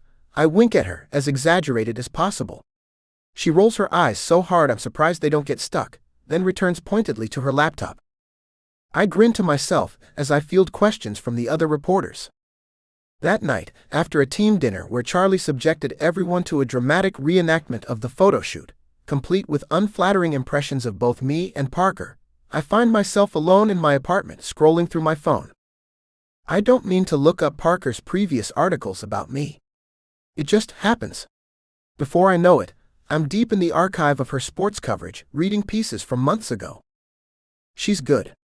Really good. Even when she's criticizing me, which is often, her analysis is technically sound. She understands the game on a level most reporters don't. I find myself nodding along to points about my tendency to hesitate on breakaways or shoot instead of pass in certain situations. I hadn't realized quite how closely she'd been watching my play. It's unnerving and oddly flattering at the same time. Eventually, I find my way to her Twitter. Her latest post is a reply to a fan asking about her injury. It's just a bruise. Looks worse than it feels. Thanks for asking. Simple, professional. Below it, dozens of replies referencing me, the rescue, the Instagram post. The internet really is obsessed with this non-story. Before I can overthink it, I hit reply and type. Next time I'll aim the other direction. Can't have our favorite critic looking asymmetrical. I stare at the words for a moment. This is probably a bad idea. Definitely a bad idea. Jessica would tell me to run any direct interaction through PR first. I hit send. Then I watch in real time as the internet loses its collective mind. Likes pour in immediately. Replies flood my notifications, mostly keyboard smashing and all caps exclamations about flirting and the tension. Someone's already created a fan edit combining the puck incident, the Instagram photo, and now this tweet. I should regret it. This is exactly the kind of thing that will make tomorrow's interactions with Parker even more uncomfortable. But as I scroll through the reactions, watching the online frenzy build, I find myself smiling. Maybe it's worth the inevitable glare I'll get tomorrow. Besides, I'm oddly curious to see how she'll reply. Chapter 7. I don't know who invented hospital charity events, but they're definitely a special circle of hell, especially when you're tasked with covering one as a human interest story. Not that I have anything against charity. Or children. Or hockey players doing nice things for children. It's just that everything about this scenario feels designed to chip away at my journalistic integrity. I adjust the press pass hanging around my neck, stealing a glance at my phone for the 100th time this morning. The notifications haven't stopped since last night's social media exchange with Carter. His ridiculously flirty response to my attempt at professional damage control has sent the internet into a frenzy, and my editor into paroxysms of delight. Two women in scrubs glance my way, whispering to each other. One of them definitely just mouthed, "That's her." Great. Just great. I shove my phone back into my pocket and push through the double doors into the Children's Hospital Recreation Room. It's decorated with thunder banners and balloons in team colors, a valiant attempt at brightening up a place where too many kids spend too much time battling things no child should face. Claiming a strategic corner with decent sightlines, I pull out my notebook and observe the room. Half the team has already arrived, scattered among the children with varying degrees of comfort. Jackson Meyer is hunched awkwardly beside a tiny boy with a feeding tube, clearly at a loss for words. Dmitry Volkov, usually stoic on the ice, is animatedly reading a picture book to a circle of mesmerized toddlers. I write quickly, capturing details, expressions, the palpable awkwardness of some players juxtaposed with the natural warmth of others. This is the raw material I need, honest moments that reveal character, not staged photo ops. "Miss? Are you the news lady?" I look down to find a boy about 7 years old, his head completely bald, hospital gown decorated with dinosaur stickers. "I'm a journalist," I correct automatically, then soften my tone. "I write about the Thunder." "Cool." His eyes widen. "Can you tell coach to let them play more offense? They keep dropping back too early in the third period." I blink, caught completely off guard. That's actually a solid assessment." The boy grins, revealing a missing front tooth. "I watch every game. My mom says I should be a commentator." "You'd probably be better than most of them," I tell him honestly, and he beams before being called away by a nurse. The doors swing open again, and the energy in the room shifts immediately. Right on cue, fashionably late and perfectly tousled, Nate Carter makes his entrance. A collective squeal goes up from the kids, and several nurses suddenly appear very interested in checking charts in his vicinity. I grip my pen tighter, ready to document the performance. Carter's charity involvement is a cornerstone of his golden boy image. His PR team never misses an opportunity to showcase him with adorable children. I've written about these calculated photo ops before. The perfect smile. The carefully timed laugh. The Instagram-ready moments that generate millions of likes. Except, where are the cameras? Carter isn't posing. He hasn't even acknowledged the team photographer hovering near the entrance. Instead, he's dropped immediately to his knees beside a girl in a wheelchair, her thin frame dwarfed by medical equipment. He's leaning in close, speaking so quietly I can't catch a word, his hand resting gently on hers where it grips the wheel. Whatever he's saying, it transforms her expression. The tight, brave mask she's wearing, one I recognize from my own childhood hospital stays, softens into something genuine.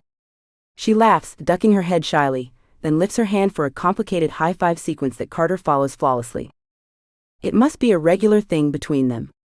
Which means he's been here before. I force myself to circulate, conducting quick interviews with other players to flesh out my story. Meyer tells me about the Thunder's financial contributions to the pediatric ward. Volkov, when I finally get him alone, admits in halting English that these visits are hard for him because he lost a sister to childhood cancer. But important, you know, he says, his accent thickening with emotion. To make small happiness in big sadness. I nod, writing it down verbatim. It's a powerful quote. But my attention keeps drifting across the room to where Carter has now settled cross-legged on the floor.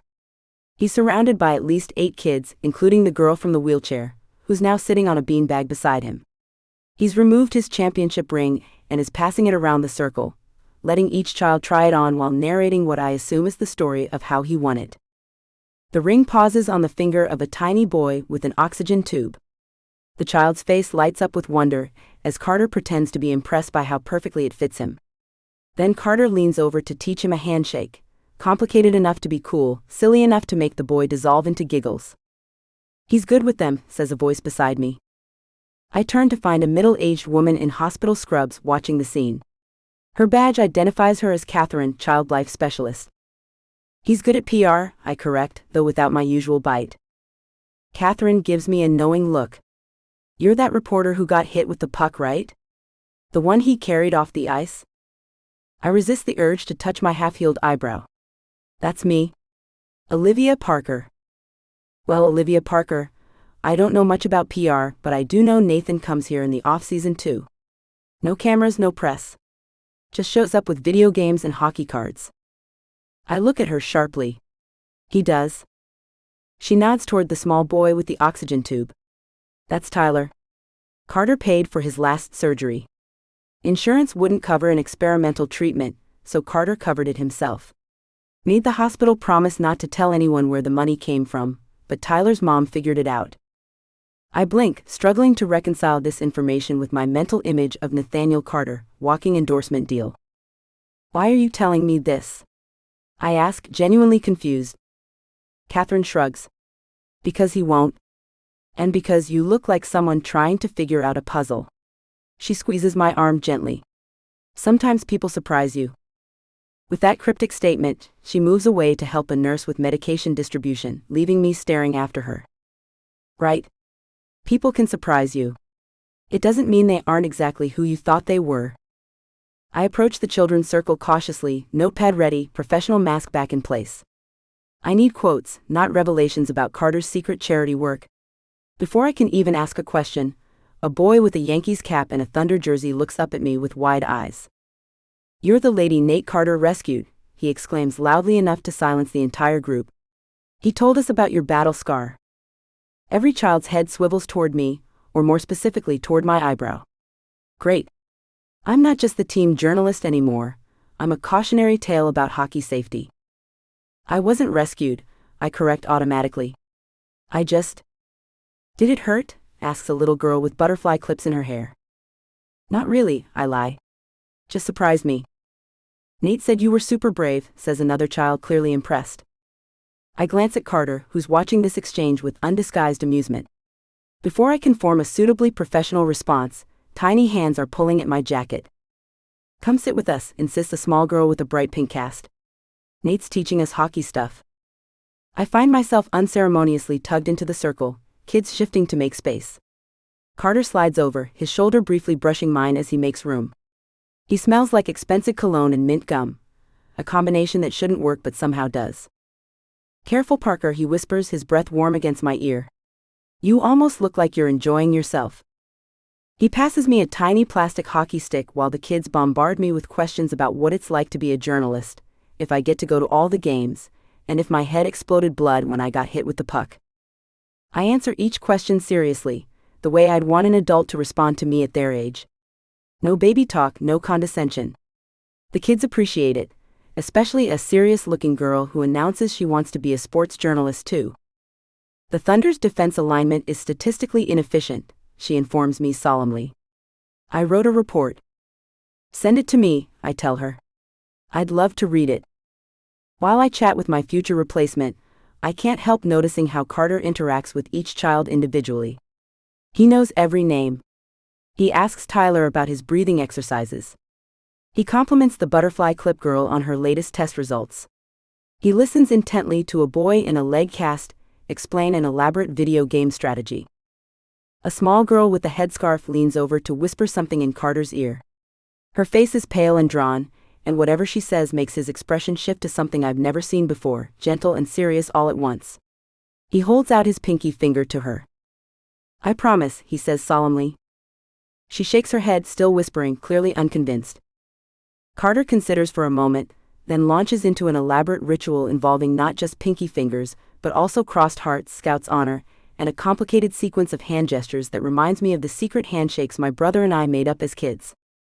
By the end, the little girl is giggling instead of crying, and Carter seals the deal by allowing her to hold his lucky keychain, a worn Thunder logo that's seen better days, for safekeeping until next time. I realize I've stopped taking notes entirely. I'm just watching. "All right, everyone," calls the event coordinator, clapping her hands. "Time for the official team photo with all our Thunder friends." The players start gathering near the back wall where a Thunder banner has been hung. The kids chatter excitedly as nurses help them arrange themselves for the picture. As I collect my notebook, preparing to step aside, I feel a tug on my sleeve. "Can you come back with Nate next time?" I look down to find the boy with the Yankees cap staring up at me hopefully. "Oh, I don't actually come with him. I'm just here today to write an article." "But he said you know all the hockey stats better than his coach." The child's face is so earnest it makes my chest ache. "And you're super smart and ask the best questions." I'm momentarily speechless, unable to process the idea that Carter said anything remotely complimentary about me to these kids. I glance across the room, searching for him in the crowd of jerseys, and find him already watching me. For once his trademark smirk is missing. Instead, there's something almost soft in his expression, unguarded in a way I haven't seen before. Without thinking, I smile at him. A real smile, not the professional one I keep on hand for interviews or the sarcastic one I usually aim his way. His eyes widen slightly, and I realize my mistake. I quickly rearrange my features into something more neutral, but it's too late. He saw it. Damn it. The photo session breaks up after a few minutes, with players saying their goodbyes and collecting belongings. I finish jotting down final notes and details, studiously avoiding looking at Carter again. Whatever momentary lapse in judgment caused that smile, it won't be repeated. I'm almost to the door when I feel a presence behind me. I don't need to turn to know who it is. He always smells the same. "Good material for your fluff piece, Parker." I turn to face him, professional mask firmly back in place. "It's not a fluff piece." "No?" He raises an eyebrow. "What is it then?" I hesitate, then admit, I don't know yet. But it won't be what anyone expects. Something that might be respect flashes in his eyes. Good. They deserve better than a puff piece. He means the kids, I realize. Not himself. We exit the hospital together, but walking several feet apart, and in spoken agreement to maintain careful distance. The parking lot is gray and drizzly, a typical Brooklyn afternoon. My sensible sedan is parked near the entrance. His ridiculously expensive truck is in the VIP section. "Parker," he calls as I reach for my door handle. I turn reluctantly. He's standing by his truck, keys in hand, looking annoyingly good in dark jeans and a simple Thunder hoodie. The misting rain has darkened his hair, making it curl slightly at the edges. "For the record," he says, voice carrying easily across the empty space between us, "you should smile more often." I roll my eyes automatically. Seriously? You're going with "you should smile more"? That's the most cliché. "Not for the cameras," he interrupts. "Not for the PR stunt. Just because it looks good on you." Before I can formulate a properly dismissive response, or process the strange flutter in my stomach, he's sliding into his truck and pulling away, leaving me standing in the parking lot feeling off balance in a way that has nothing to do with my recent head injury. I touch my still healing eyebrow, remembering the tiny girl's face when Carter made his elaborate promise to her. The way Tyler's face lit up when he tried on the championship ring. The casual comment from Catherine about Carter paying for a surgery. My phone buzzes with a text from my editor. "How's the heartwarming content coming?" I sigh, sliding into my car. The truth is, I have no idea what kind of story I'm going to write anymore. The narrative I came for, calculated charity, PR-driven kindness, doesn't fit what I saw today. And the story I'm beginning to see doesn't fit what I thought I knew about Nathaniel Carter. Which means one of us is wrong. And I'm really, really hoping it's him. Chapter 8. I squinted at the dashboard clock as my truck rolled into the Storm Center parking lot, 5:54 a.m. 6 minutes early for the PR stunt Jessica had insisted would humanize both me and Parker in one fell swoop. Reporter on ice, complete with professionally filmed skating lesson and cute candid moments for the Thunder's social media. I'd lobbied hard against it, but Jessica had that terrifying look in her eye that meant resistance was futile. The parking lot was empty except for a single compact car dusted with frost. I frowned, slinging my gear bag over my shoulder. Nobody should be here yet. The camera crew wasn't scheduled until 7:30. As I trudged toward the player's entrance, I spotted her through the glass doors, pacing in small circles, bundled in what appeared to be an oversized Thunder hoodie that hung nearly to her knees. Olivia Parker, professional thorn in my side, had beaten me to my own rink. I pushed through the door, and she jumped like she'd been caught stealing. "You're early," I said, unable to keep the surprise from my voice. "You're observant." She tugged at the sleeves of the hoodie, which covered all but her fingertips. Excellent quality in a professional athlete. I squinted at the hoodie. "Is that mine?" Her cheeks colored slightly. "PR department gave it to me. Said it would look good on camera. Brand synergy or whatever." It was definitely one of mine, number 88 barely visible where the fabric bunched around her shoulders. Something weird and possessive flickered in my chest at the sight. I shoved it down immediately. "Let me guess," I said, leaning against the wall with practiced casualness. "You were afraid I'd skate circles around you, so you came early to practice?" Her eyes widened slightly. I'd hit closer to home than I'd intended. "I've never actually skated before," she blurted, words tumbling out in an uncharacteristic rush. "Not really. Maybe once at a birthday party when I was 9, but I spent the whole time clinging to the wall." I blinked, momentarily thrown by her honesty. Olivia Parker didn't admit weaknesses, especially not to me. "You're a hockey reporter who doesn't skate?" "I report on hockey players," she corrected, chin lifting slightly. "The skating part is irrelevant to analyzing statistics and interviewing inflated egos." "And yet, here we are." I gestured toward the rink beyond the lobby. "About to immortalize your skating skills for all of social media." She paled visibly. I tried to get out of it. "Trust me." So did I. I found myself smiling despite my earlier irritation. "Looks like we're both victims of Jessica Chen's master plan." Olivia sighed, shoulders slumping slightly beneath the oversized fabric. "I'm going to look ridiculous." "Probably," I agreed, earning a glare. "But hey, at least you'll have the best teacher in the league." "Your humility is truly inspiring, Carter." I grinned and nodded toward the bench near the rink entrance. "Come on. Let's get you set up before the cameras arrive. At least give you a fighting chance." She followed reluctantly, clutching a pair of rental skates by their laces. I dropped my bag and gestured for her to sit. "Those won't do," I said, eyeing the ancient rentals with distaste. "Wait here." I jogged to the equipment room, flashing my keycard at the lock. The equipment manager wouldn't arrive for another hour, but I knew exactly where the women's skates were kept for the occasional promotional events with female staff. I grabbed a decent pair in what looked like Olivia's size, and returned to find her staring dubiously at the ice. "Here." I offered the skates. "These won't fall apart mid-lesson." She blinked in surprise. "Thanks." "Sit," I instructed, kneeling in front of the bench. "I'll help you lace them." She hesitated, then perched on the edge of the bench, watching as I positioned the first skate. My fingers worked automatically, years of muscle memory taking over. "These need to be tight," I explained, threading the laces with practiced efficiency. "Loose skates mean wobbly ankles, which means you on your ass more than your feet." How reassuring. I glanced up to find her watching my hands with unusual intensity. Our eyes met briefly, and something shifted in the air between us. I quickly returned my attention to the laces. "Ankle support is crucial," I continued, my voice sounding oddly formal to my own ears. "Especially for beginners. Most people lace them too loosely because they think it'll be more comfortable, but then they wobble like a newborn deer and face plant into the nearest solid object." I chuckled, finishing the first skate and moving to the second. "Exactly." Her foot was small in my hands, and I found myself hyper-aware of each unconscious adjustment she made as I worked the laces. The silence stretched between us, not quite uncomfortable but charged with something I couldn't name.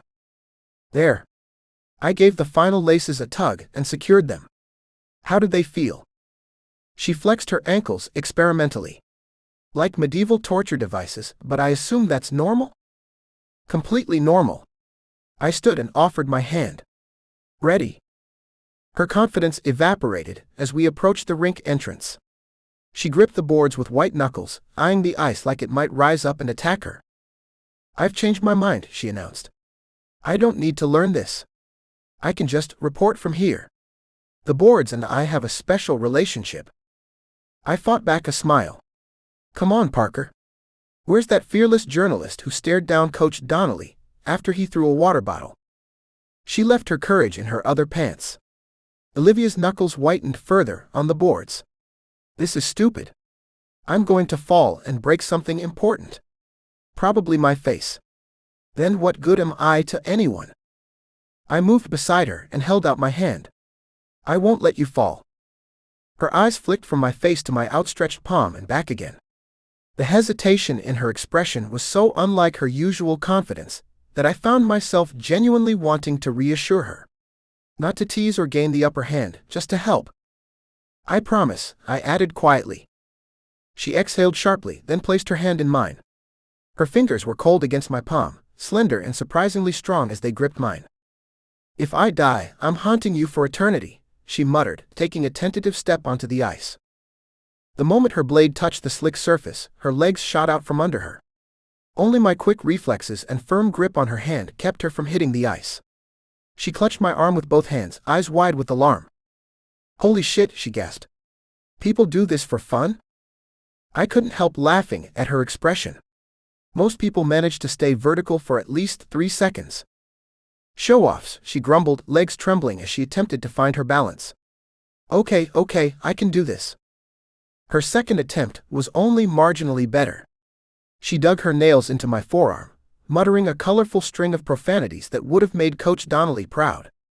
I found myself laughing not at her struggle, but at her commentary. These aren't even proper blades, she hissed, wobbling precariously. They're literal knives. Who thought strapping knives to people's feet was a good idea? This is a ridiculous PR stunt. Death on literal blades. I'm going to die for social media engagement. You're overthinking it, I said, steadying her with my free hand. You need to relax. Excellent advice. I'll just relax while balancing on quarter-inch metal blades. Why didn't I think of that? After 5 minutes of watching her legs wobble like a newborn foal, I decided to change tactics. Okay, new approach. I carefully positioned myself behind her, hands hovering near her waist. I'm going to hold you steady. Just focus on the movement. What are you? She stiffened as my hand settled on her waist, her back going ramrod straight. Relax, I said near her ear. I won't let you fall. For a moment, I thought she might push me away. Then gradually, I felt her exhale and leaned back slightly, her body yielding to my guidance. Just small steps, I instructed, keeping my voice steady despite the unexpected intimacy of our position. Let your blades glide. Don't lift your feet too high. She nodded, and I felt the tension in her body ease incrementally as we began to move. Her hips shifted beneath my hands as she found the rhythm, our bodies falling into unexpected synchrony as we glided slowly forward. That's it, I encouraged as we completed half a lap. You're getting it. The empty arena echoed with the satisfying scrape of our blades against ice. I'd been on this ice thousands of times, but something about sharing it with someone experiencing it for the first time made it feel different, special in a way I hadn't anticipated. The trick is keeping your weight centered, I explained, adopting what Charlie called my coach voice. If you lean too far forward or back, you'll lose your... The words died in my throat as I suddenly registered the scent of her shampoo, something citrusy and clean, and the way she'd relaxed completely against me, her back pressed to my chest as we moved. My hands tightened slightly on her waist, and I felt her breath catch. My what? She prompted after a moment. You're a balance, I finished lamely, forcing my focus back to the lesson. Let's try letting you take more control. I'll still be right here. I loosened my grip slightly, allowing her to propel us forward. Her movements were hesitant but increasingly confident as we completed another lap. "I think I'm getting the hang of it," she said, a note of genuine excitement creeping into her voice. "Want to try on your own?" She hesitated, then nodded. "If I fall, delete the security footage." "Deal." I carefully released her waist, maintaining a light touch on her elbow as she wobbled momentarily. "Just do exactly what we were doing. Small steps, keep your weight centered." I moved slightly ahead, skating backward to face her while staying within arm's reach. Her brow furrowed in concentration as she took her first independent strides, arms outstretched for balance. One foot, then the other. Her movements were stiff but effective as she propelled herself forward. The look of fierce determination on her face made something warm bloom in my chest. "I'm doing it," she exclaimed, eyes lighting up as she managed several unassisted strides. She looked up at me with genuine excitement, a smile transforming her face. "Look, I'm actually—" Her blade caught, sending her pitching forward. I lunged to catch her, one arm wrapping around her waist as her hands clutched at my shoulders. The momentum spun us slightly, bringing us face to face, her body pressed against mine as I steadied us both. "Falling," she finished in a breathless whisper. Time seemed to stop as we stood frozen in each other's space. Her eyes, hazel with flecks of gold I'd never noticed before, widened as they met mine. I could feel her heart racing where our chests pressed together, matching the sudden thunder of my own pulse. My gaze dropped involuntarily to her lips, slightly parted in surprise, then back to her eyes, which were looking back at me with the same startled intensity. Neither of us moved. Neither of us spoke. The only sound was our synchronized breathing, echoing in the empty rink. Something shifted in her expression, surprise melting into something warmer, more deliberate. For one dizzying moment, I wondered if she might actually close that final distance between us. Then she blinked rapidly and attempted to step back. Her blade slid awkwardly, and I felt her begin to topple.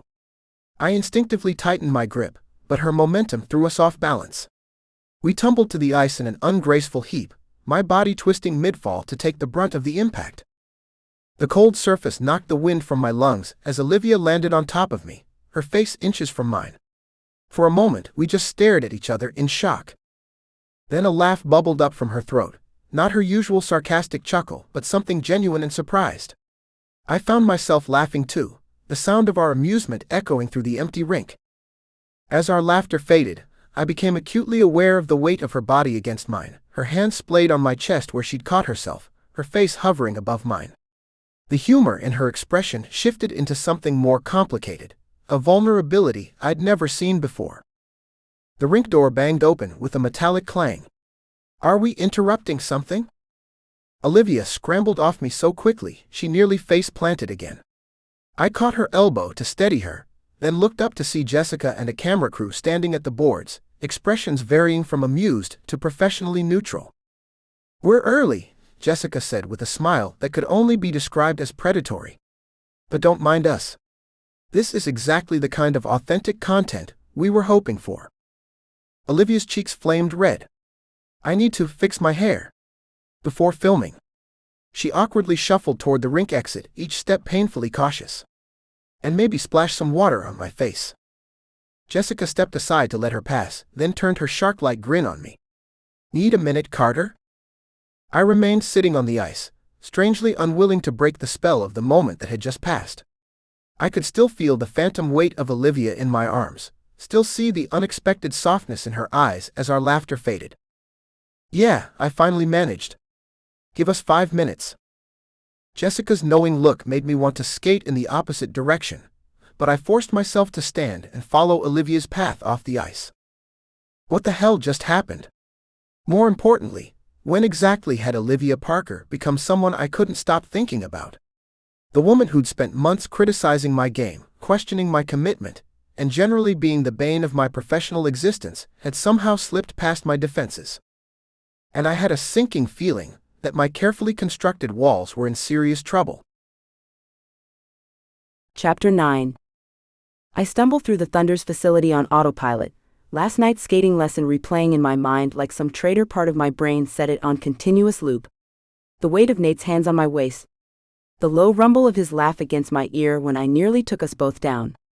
The moment when he steadied me, and our faces were so close I could count his eyelashes. Which I absolutely did not do. Because I wasn't noticing things like that. About Nathaniel Carter. That would be ridiculous. I clutched my coffee tighter, willing caffeine to scrub away whatever temporary insanity made me think, for a split second, that I wanted to kiss him. Sleep deprivation. That's what it was. Not chemistry. Definitely not attraction. Pull it together, Parker, I mutter, pushing through the door to the media room. I'm early, which is good. Time to settle in, review my questions, and establish the proper mental distance from whatever bizarre moment happened last night. I find my usual seat in the second row, close enough to make eye contact with the players but far enough that I don't seem eager. My phone buzzes with a notification just as I'm about to sit down. Probably Rob with last-minute article requests. I glance down, coffee halfway to my lips. Breaking, forward Ryan Keller traded to Boston Blades in multiplayer deal. The world tilts sideways. My fingers go numb, and I barely register the splash of hot coffee hitting my shoes, the cup tumbling from my grip like my brain disconnected from my body. Ryan Keller. Ryan fucking Keller.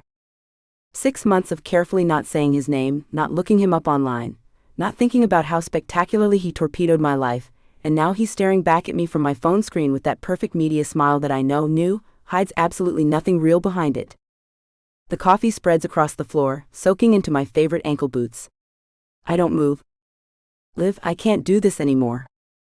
Ryan's voice was oddly flat, like he'd rehearsed this speech. Which I later realized he absolutely had.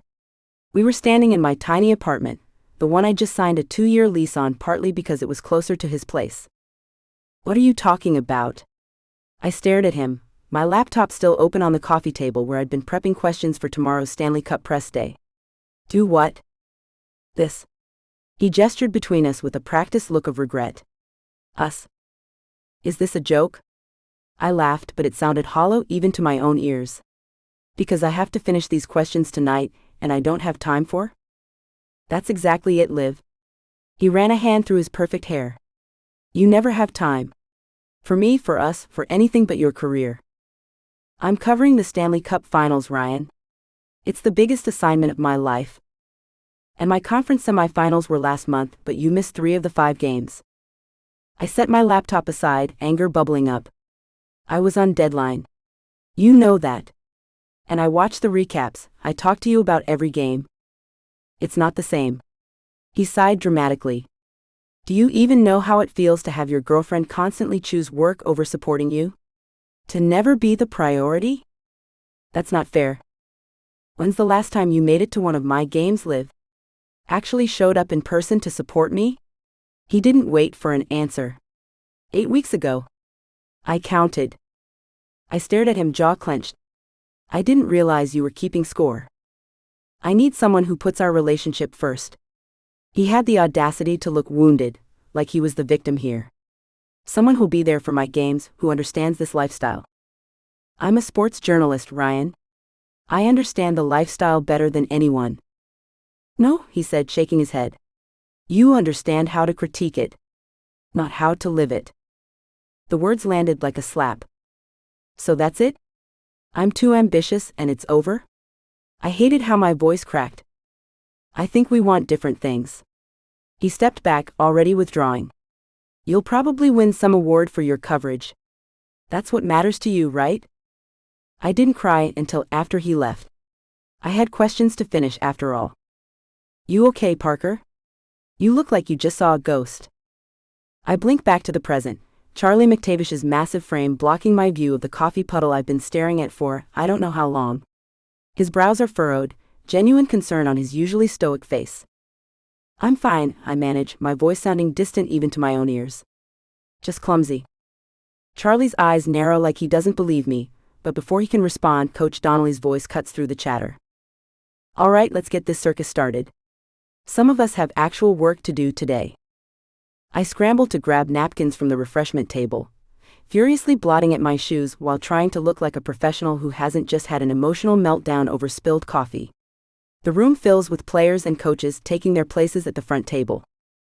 I slide into my seat, opening my notebook to a blank page. My hand hovers over it, pen poised, but my brain refuses to focus. Ryan will be in Boston now. The Blades play the Thunder next week. Here. In Brooklyn. I'll have to see him. Interview him, probably. Stand there with the recorder while he gives me that practice smile, looking at me with, "Parker? You with us?" Coach Donnelly's gruff voice cuts through my spiral. The entire room is staring at me. Apparently someone asked me a question. "I'm sorry, could you repeat that?" I manage, professional smile plastered on. Coach sighs. "I said we're opening for questions." "Right." I clear my throat, scanning my blank notebook like there's actually something written there. After the defensive breakdown in the third period last game, what adjustments are you planning for the upcoming road trip? A safe question. Generic. Nothing like my usual targeted approach, but it's the best I can do when my brain feels like it's underwater. Coach answers. Someone else asks something. I scribble random lines in my notebook, trying to look engaged while my mind races in useless circles. Ryan is coming to Brooklyn. Ryan will see me covering his rival team. Ryan might try to talk to me. Ryan might ignore me completely. I'm not sure which would be worse. I ask another autopilot question about the power play. My voice sounds normal. Professional. No one would guess I'm having an internal meltdown. Except Nate Carter is watching me. Not with his usual smirk or challenging glare, but with an unnervingly perceptive look that makes me immediately drop my eyes back to my notebook. I don't need his attention right now. Especially not after last night's skating lesson, and the moment when he leaned close and I thought, no. Not thinking about that either. The press conference wraps up, reporters clustering around players for one-on-ones. I remain in my seat, staring at my notebook filled with mindless scribbles and doodles that resemble nothing useful. Professional journalism at its finest.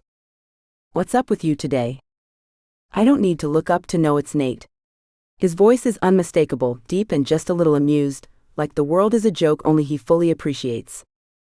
You didn't even call my defensive strategy predictable and lazy once, he continues, dropping into the chair beside me. I'm starting to think you don't care anymore, Parker. I'm fine, I say, closing my notebook before he can see the nonsense inside. Just busy. He doesn't move. When I finally look up, his expression has shifted from teasing to something softer, something uncomfortably close to genuine concern. Is this about Keller? He asks quietly. My head snaps up so fast I nearly give myself whiplash. What? His eyes hold mine, no trace of his usual cocky smirk. The trade? Ryan Keller to Boston. How did you? I stop myself, heart pounding. I don't know what you're talking about. Hockey's a small world, he says simply. People talk. Heat rushes to my face, humiliation, anger, shock, all battling for dominance. How many people know? How much do they know? How long has Nate known? Before I can form a coherent response, a camera light blinds me as Tanya Wells, the local sports network reporter, wedges herself between us. Nate, can I get your thoughts on the Keller trade? You'll be facing him next week. I should move. Leave? This isn't a conversation I want to hear, let alone be sitting next to during a recorded interview. But my legs won't cooperate. The trade makes sense strategically, Nate says, his media smile clicking into place. Boston needed offensive depth. You two had some heated exchanges last season, Tanya presses, her camera guy zooming in closer. Any personal rivalry there we should know about? Nate's smile flickers for just a moment, and his eyes slide briefly toward me before returning to Tanya. Something shifts in his expression, almost imperceptible but there. Keller's the kind of player who talks big but disappears when it matters, he says, his tone casual but cutting. On the ice and off it. He bails when things get tough, not exactly someone I respect. I stare at him, unable to mask my shock. This isn't standard hockey trash talk. This is personal. This is a defense of me? Tanya looks delighted by the unexpectedly spicy quote. Strong words. Anything specific behind that assessment? Just observations, Nate says with a shrug that's too deliberate to be casual. Some guys don't have the character to back up their talent. Anyway, we're focused on our own game, not individual matchups. He smoothly transitions to safer territory, wrapping up the interview with practiced ease. Tanya thanks him and moves on to harass Coach Donnelly, leaving us in a bubble of awkward silence. I should say something. Anything. But words seem beyond my grasp. Nate turns back to me, lowering his voice. For what it's worth, Keller's an idiot who didn't deserve your time. The simple statement, delivered without his usual teasing or sarcasm, catches me completely off guard. I stare at him, searching for the punchline, the hidden agenda. There isn't one. Thank you, I manage, the words feeling inadequate. I gather my things quickly, needing to escape before I do something stupid like cry in front of Nathaniel Carter, the man I'm supposed to be professionally antagonizing. Besides, he adds as I stand to leave, anyone who couldn't handle your career focus clearly couldn't handle much of anything. The words hit me square in the chest, not because they're cutting but because they're oddly validating. In 6 simple months since the breakup, not a single person has said that to me. Not my friends who gently suggested maybe I did work too much. Not my mother who reminded me that relationships take compromise, Olivia. Certainly not my editor who just patted my shoulder awkwardly and asked if I could still cover the finals. Just Nate Carter, arrogant, infuriating Nate Carter, casually dismantling the doubt I've carried for half a year. I nod once, not trusting my voice, and flee before I can analyze why his opinion suddenly matters so much. By the time I reach my car, my phone is vibrating nonstop with texts. Damon from the Post, what's the real story with Carter and Keller? That was personal. Marcus from Hockey Night, Carter just murdered Keller on camera. You were right there, what's the beef? Even Rob, whatever you're doing with Carter, keep it up. His Keller comments are already trending. Get me the backstory. I ignore them all, starting my car and cranking the heat despite the mild day. I feel cold to my core, but not from Ryan's impending return to my life. From the realization that Nathaniel Carter, the man I've spent months criticizing, antagonizing, and absolutely not finding charming in any way, actually sees me. Not just as a reporter or an opponent, but as a person. A person worth defending. And I have absolutely no idea what to do with that. Chapter 10. I slumped into the away team locker room, muscles aching like I'd been hit by a freight train instead of a couple of Dallas defensemen. My ribs throbbed where their captain had landed a particularly nasty check in the second period. Coach Donnelly had already given his post-game speech, standard fare after a grinding 3-2 win, but I was moving slow, taking my time with the standard post-game rituals. Nice passing tonight, Charlie said, zipping up his bag. Even with those goons trying to put you through the boards. I grunted, carefully pulling a clean shirt over my head. They can try harder next time. You coming out with us? He asked. Davis found some bar that supposedly has the best tacos in Dallas. Nah, I'm gonna ice everything and crash. Early flight tomorrow. Charlie shrugged. Suit yourself, Captain Responsible. After everyone filtered out, I sat in the quiet locker room, scrolling mindlessly through my phone. The team's social media had already posted game highlights. There I was, fighting for position in front of the net, then tipping in the game winner with 2:34 left in the third. The comments were flooding in, fans dissecting every play, praising the win, a few Dallas supporters complaining about the officiating. The usual. But I found myself searching another hashtag Carter vs. Parker. It had been 2 days since I'd publicly trashed Ryan Keller at that press event. 2 days of Olivia avoiding direct eye contact, of carefully choreographed professional distance, of me wondering if I'd crossed a line. She'd shown up for today's game, sat in her usual press spot, asked her usual sharp questions, but something felt different. Like we'd shifted into unfamiliar territory. By the time I dragged myself back to the hotel, it was past midnight. The lobby was mostly empty, just a night clerk behind the desk and a single figure hunched in one of the oversized armchairs near the decorative fireplace. Olivia. She sat motionless, laptop open but clearly not being used, staring at nothing in particular. Her hair was pulled back in a messy ponytail, glasses perched on her nose instead of the contacts she usually wore. She looked tired. Not her usual laser-focused self. Something about the vacant expression on her face made me pause. I should go upstairs. Ice my ribs. Get some sleep before tomorrow's early flight. Instead, I found myself crossing the lobby toward her, drawn to the empty chair across from hers like there was some kind of magnetic pull. She didn't notice me until I was already sliding into the seat. Can't sleep either? I asked quietly. No smirk.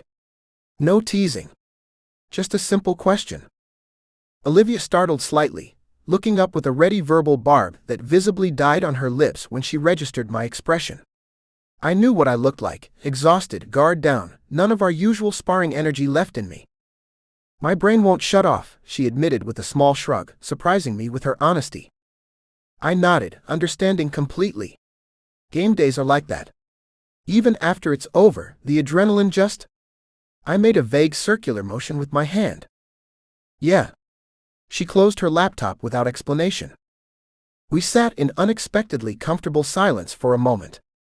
The lobby's soft lighting cast shadows across her face, highlighting the subtle dark circles under her eyes that her usual makeup must have been hiding. Sometimes moving helps, I said finally. Want to take a walk? I was sure she'd say no. We weren't friends. We weren't even friendly most of the time. But to my surprise she nodded, tucking her laptop into her bag. Sure. Why not?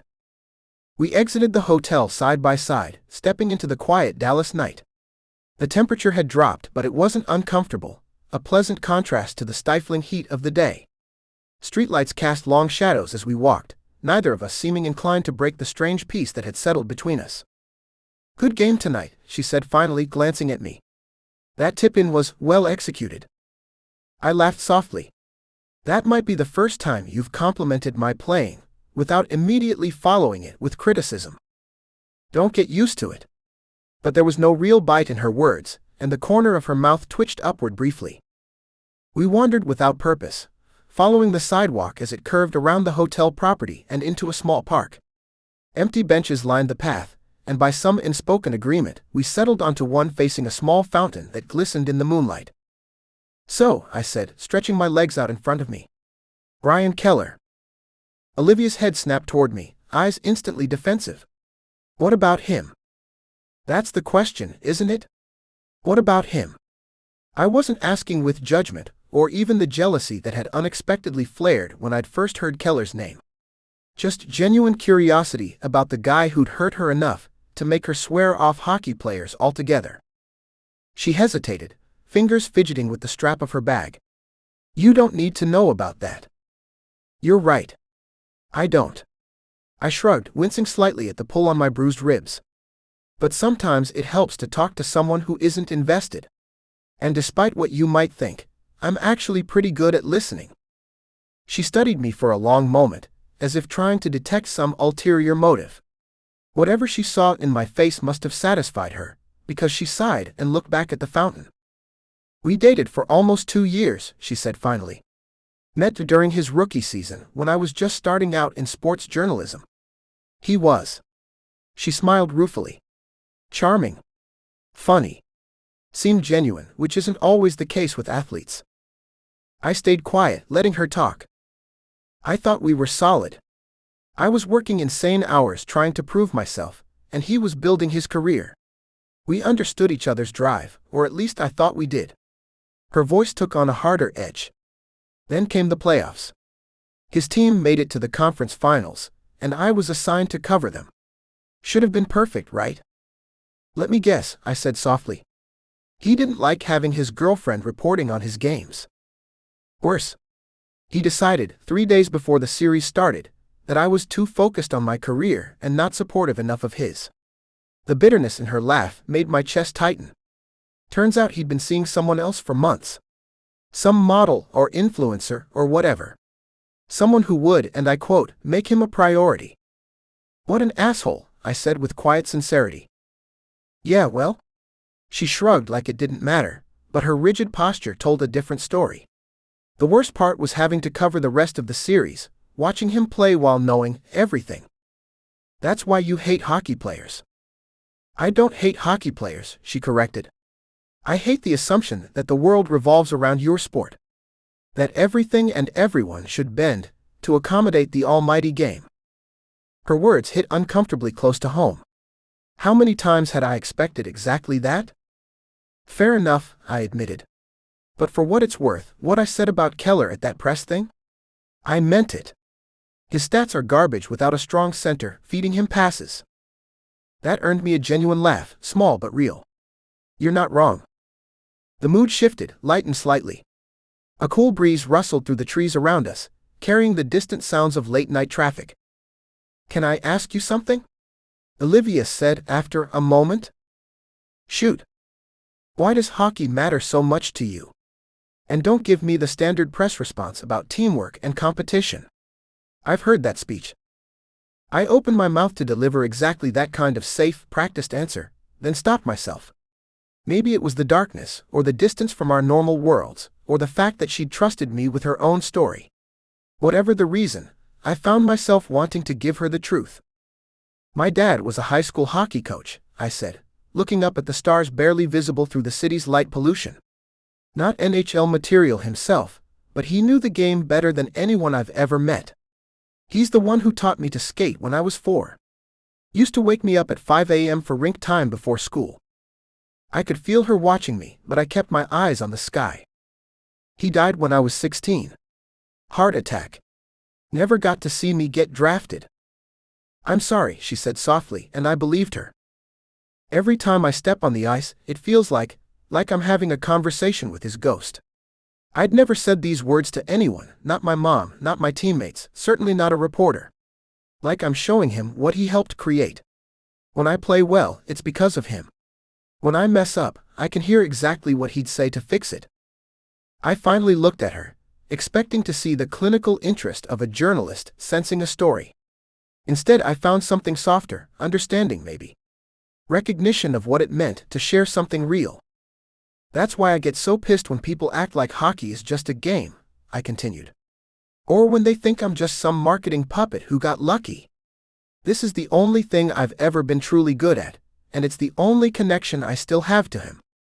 Olivia nodded, absorbing my words without trying to reshape them into something quotable. The silence stretched between us, but it wasn't awkward, it was respectful. She was giving my confession the space it deserved. "I worry sometimes," she said finally, her voice quieter than I'd ever heard it, "that I'll never be taken seriously as a journalist.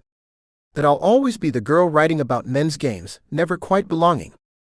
I turned toward her, surprised by the vulnerability in her admission. "Is that why you go so hard with your questions? To prove you belong?" "Partly." She adjusted her glasses, a nervous gesture I'd never noticed before. "But also because it's my job to ask the questions others won't. To cut through the rehearsed answers and find something real. Like you're doing right now?" I raised an eyebrow. The ghost of a smile touched her lips. "This isn't an interview, Carter." "No," I agreed. "It's not." Another comfortable silence fell. A distant clock tower chimed 1 in the morning, but neither of us moved. "Can I tell you something I've never said out loud?" The words were out of my mouth before I could reconsider.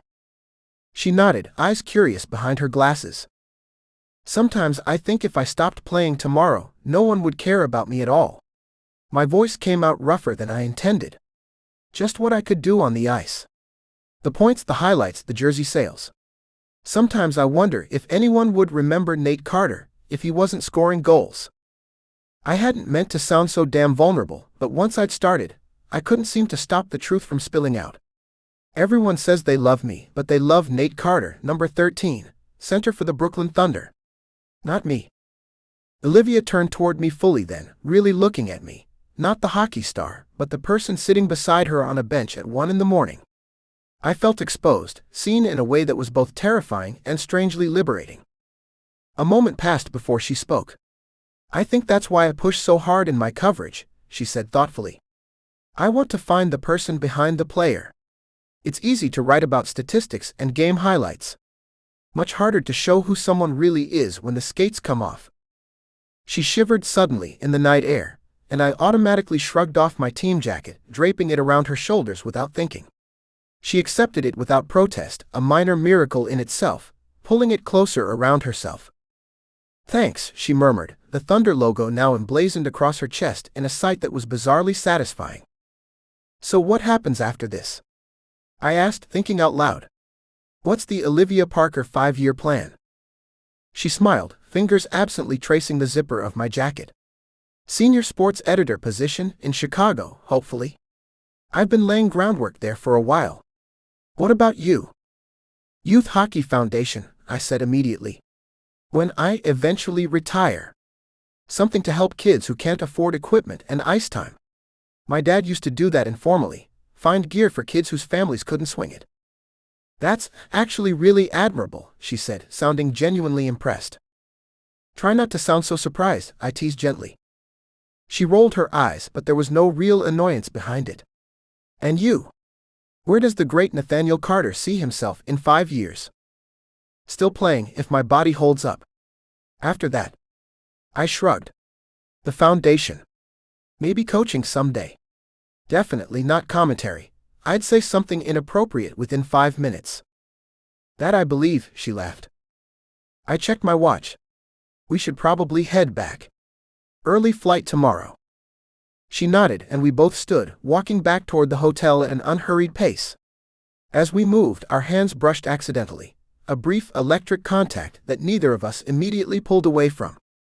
The moment stretched, 3 seconds of suspended potential, before we naturally drifted apart again. When we reached the elevator, I pressed the button for her floor first, 11, earning me a questioning look. You mentioned it earlier, I explained. Floor 11. I was listening. Something shifted in her expression then, surprise, followed by something warmer that she quickly masked. The elevator arrived with a soft ding, and we rode up in comfortable silence. When we reached her floor, we both stepped out, and I walked her to her door without being asked. Old habits from my mom's endless lectures on manners. At her door, Olivia realized she was still wearing my jacket. She started to remove it, but I stopped her with a gentle, "Keep it. It's cold in these hotel rooms." She looked uncertain. But it's your team jacket. I have others. I shrugged. Consider it a peace offering. The corner of her mouth twitched upward. Are we at peace now, Carter? For tonight at least, I replied with a small smile. Good night, Olivia. Her eyes widened slightly at my use of her first name, but before she could respond, I turned and walked away, leaving her standing in the hallway. As I rounded the corner toward the stairwell, I caught a glimpse of her fingers, unconsciously tracing the Thunder logo above her heart. I took the stairs up to my floor, needing the movement to process what had just happened. That conversation had been real. No cameras, no audience, no performance. Just two people talking honestly in the middle of the night. And I couldn't shake the feeling that something fundamental had shifted between us. In my room, I lay on the bed staring at the ceiling, exhausted but wide awake. The game replayed in my head, the checks, the passes, the game winner, blending with fragments of our conversation in the park. Olivia's face when she talked about Ryan. The way she'd looked wearing my jacket. How for the first time since we'd met, we'd talked to each other instead of at each other. I closed my eyes, but sleep remained elusive. All I could think about was how I already knew I'd be looking for her in the stands at tomorrow's game. Chapter 11. I felt the plane descending long before the captain's voice crackled through the cabin, announcing our imminent arrival in New York. The lights of the city glittered below, a perfect backdrop for what should have been the end of a routine road trip. Only there was nothing routine about the hurricane of confusion swirling inside my chest. Nate Carter sat beside me, his tall frame somehow impossibly comfortable in the cramped airplane seat. His eyes were closed, but I knew he wasn't sleeping. His breathing wasn't deep enough, his posture too alert. I'd learned his tells over the past few weeks, whether I wanted to or not. Just yesterday I would have filled this silence with work, aggressive keyboard tapping, pointed sighs, anything to create distance between us. But now, after last night, I snuck a glance at him, taking in the sharp line of his jaw, the slight crease between his brows. Last night, sitting in the hotel lobby at 3 a.m., he told me about losing his dad, how he sometimes still picked up the phone to call him after good games. I told him about my brother's hockey accident sophomore year, how I'd spent weeks by his hospital bed convinced he wouldn't walk again. Things I'd never told anyone. Things that made Nate Carter suddenly, terrifyingly human. Like what you see, Parker, he murmured without opening his eyes, the corner of his mouth quirking upward. I whipped my head forward. Just making sure you weren't drooling on team property. His low chuckle vibrated through the small space between us. Right? Because you've been so concerned with the condition of my hoodie for the past 20 minutes. The plane lurched suddenly, a pocket of turbulence making several players curse loudly across the aisle. My stomach dropped as we dipped, and I instinctively gripped the armrest, except it wasn't the armrest under my fingers. It was Nate's hand. Our eyes met for one startled second. I should pull away. I needed to pull away. But his fingers shifted, sliding between mine with deliberate gentleness. Warm? Solid. Certain. Neither of us acknowledged it. I stared straight ahead at the seat in front of me, suddenly fascinated by the safety instructions card while my heart pounded against my ribs. Nate turned to look out the window, but his thumb traced a small circle against my skin that made my breath hitch. We stayed like that, touching but pretending not to, hands linked but bodies carefully separate, until the captain's voice announced our final descent. The fasten seatbelt sign dinged off. Only then did our fingers untangle slowly, like neither of us wanted to be the first to let go. I busied myself with my laptop bag, gathering my things with more attention than necessary. Quite the comeback in the third period, I said, desperate for normal conversation. Worried about me, Parker?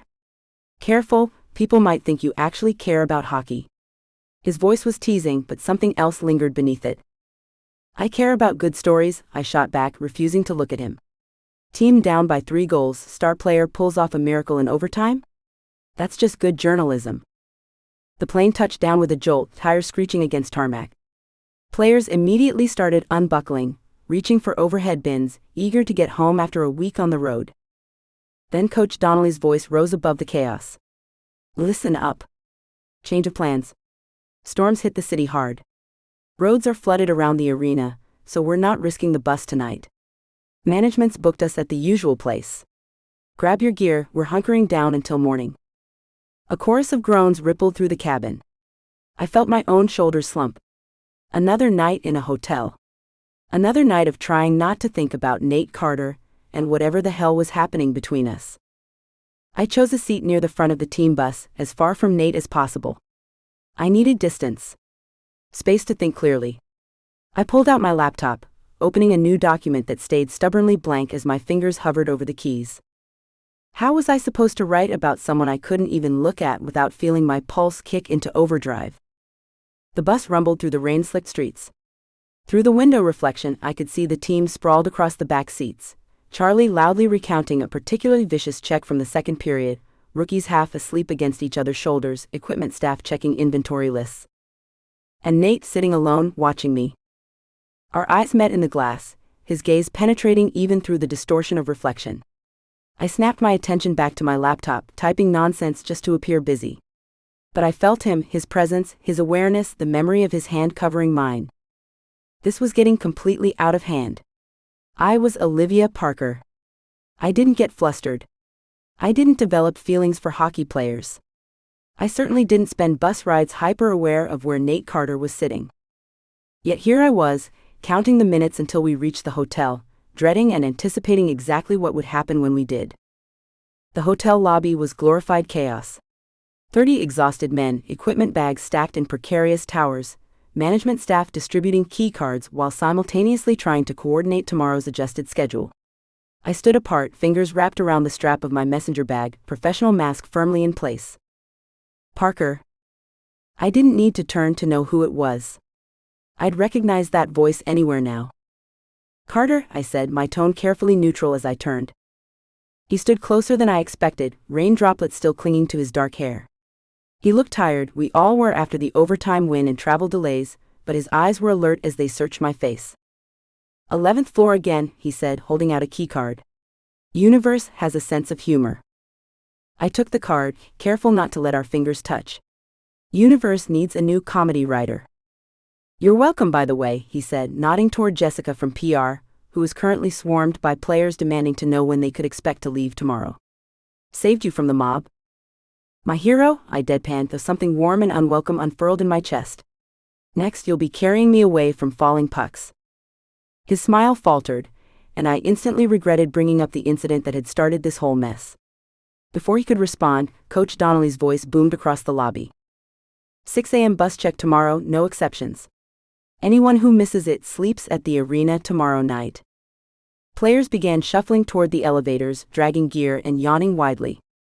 I slipped in with the group, pressing myself against the wall as more bodies crowded in. Nate entered just before the doors closed, ending up directly across from me. We rode in silence, players too exhausted to maintain their usual locker room banter. Every time the elevator stopped, bodies shifted, somehow pushing Nate closer to where I stood. By the time we reached the 11th floor, the space between us had narrowed to inches. The doors slid open, and I stepped out gratefully, inhaling deeply once I was free of the cramped elevator. Nate followed, his longer stride easily matching mine as we moved down the dimly lit hallway. 1107, he said, nodding to my keycard. I'm in 1109. Of course he was. 2 doors down. Because the universe really did have a twisted sense of humor. Well, good night then, I said, stopping at my door. I fumbled with the keycard, my usually steady hands betraying me, as I tried to slide it into the reader. It slipped from my fingers, falling to the plush carpet with a soft thud. We both bent down at the same time, hands colliding as we reached for the card. My face was suddenly inches from his, close enough to see the faint stubble along his jaw, the flecks of darker blue in his eyes. Sorry, I murmured, not sounding sorry at all. He didn't move back, didn't break eye contact as he picked up the card and straightened. I followed, rising to stand in front of him, except now somehow I was caught between the door and Nate's body, not quite touching but close enough to feel the heat radiating from him. I should step aside. I should take my key and go inside. I should remember every professional boundary I've ever set. I didn't move. Liv, he said, his voice low and rough in a way that made my name sound like something precious. His gaze dropped to my lips, then back to my eyes, a question in the look that made my heart hammer against my ribs. I knew I should turn away. I knew this was exactly the complication I'd been trying to avoid since day one. Instead, I tilted my face upward, answering his unspoken question. Nate moved slowly, deliberately, his hand coming up to brush a strand of hair from my face. His fingers lingered against my cheek, trailing down to my jaw with a gentleness that made my breath catch. He was giving me time to pull away, to remember all the reasons this was a terrible idea. I didn't want to. We were so close now, his breath warm against my lips, the space between us charged with weeks of tension finally inevitably breaking. My eyes drifted closed as he leaned in. Carter. Did you steal my phone charger again, you kleptomaniac bastard? Charlie McTavish's voice boomed down the hallway like a foghorn. We sprang apart instantly, my back hitting the door as Nate took 2 quick steps backward. Charlie rounded the corner, massive frame filling the hallway, then stopped abruptly. His eyes darted between us, taking in my flushed face, Nate's deer-in-headlights expression, the keycard still clutched in Nate's hand instead of mine. A slow, knowing grin spread across his face. Well, well, well, he drawled, folding his arms across his chest. Isn't this interesting? She dropped her key, Nate said much too quickly. I was just being a gentleman, I'm sure, Charlie finished, his grin widening to shit-eating proportions. Don't mind me? Just passing through. He made a show of stepping to the side, gesturing for us to continue as he walked past with exaggerated slowness. Don't let me interrupt whatever wasn't happening here. The moment shattered, I snatched the key from Nate's hand and jammed it into the door. The lock beeped, mercifully green on the first try. Good night, I managed, my voice embarrassingly breathless as I slipped inside, not daring to look at Nate's face. I closed the door and leaned back against it, heart pounding in my chest. On the other side, I could hear Charlie's low whistle, followed by what sounded like a punch to the shoulder. Ow? What was that for? Charlie's voice was muffled but distinct. Your timing is shit, McTavish, Nate growled. My timing is perfect, Charlie countered. Saved you from making a career-limiting move. You can thank me later. A pause. Wait, you're not actually, you and Parker. I was just giving you shit, but... Shut up, Chuck, Nate snapped, followed by retreating footsteps. I slid down the door until I hit the floor, burying my face in my hands. What was I thinking? I wasn't thinking, that was the problem. One moment of vulnerability in the middle of the night, one held hand during turbulence, and I'd nearly thrown away my entire professional credibility. For Nate Carter, of all people. The walking PR machine. The golden boy of hockey. The man whose career I'd been determined to cover objectively since day one. The man who somehow knew exactly how I took my coffee, who defended me against my ex without being asked, who looked at me like I was more than just a reporter with a deadline. I pressed my palms against my eyes, wishing I could erase the memory of how right it felt to have his hand in mine. How desperately I'd wanted to close that final distance between us. Tomorrow, I decided, pushing myself up from the floor. Tomorrow I'd face Nate Carter with professional distance restored. I'd smile politely in the hotel lobby. I'd sit somewhere else on the bus.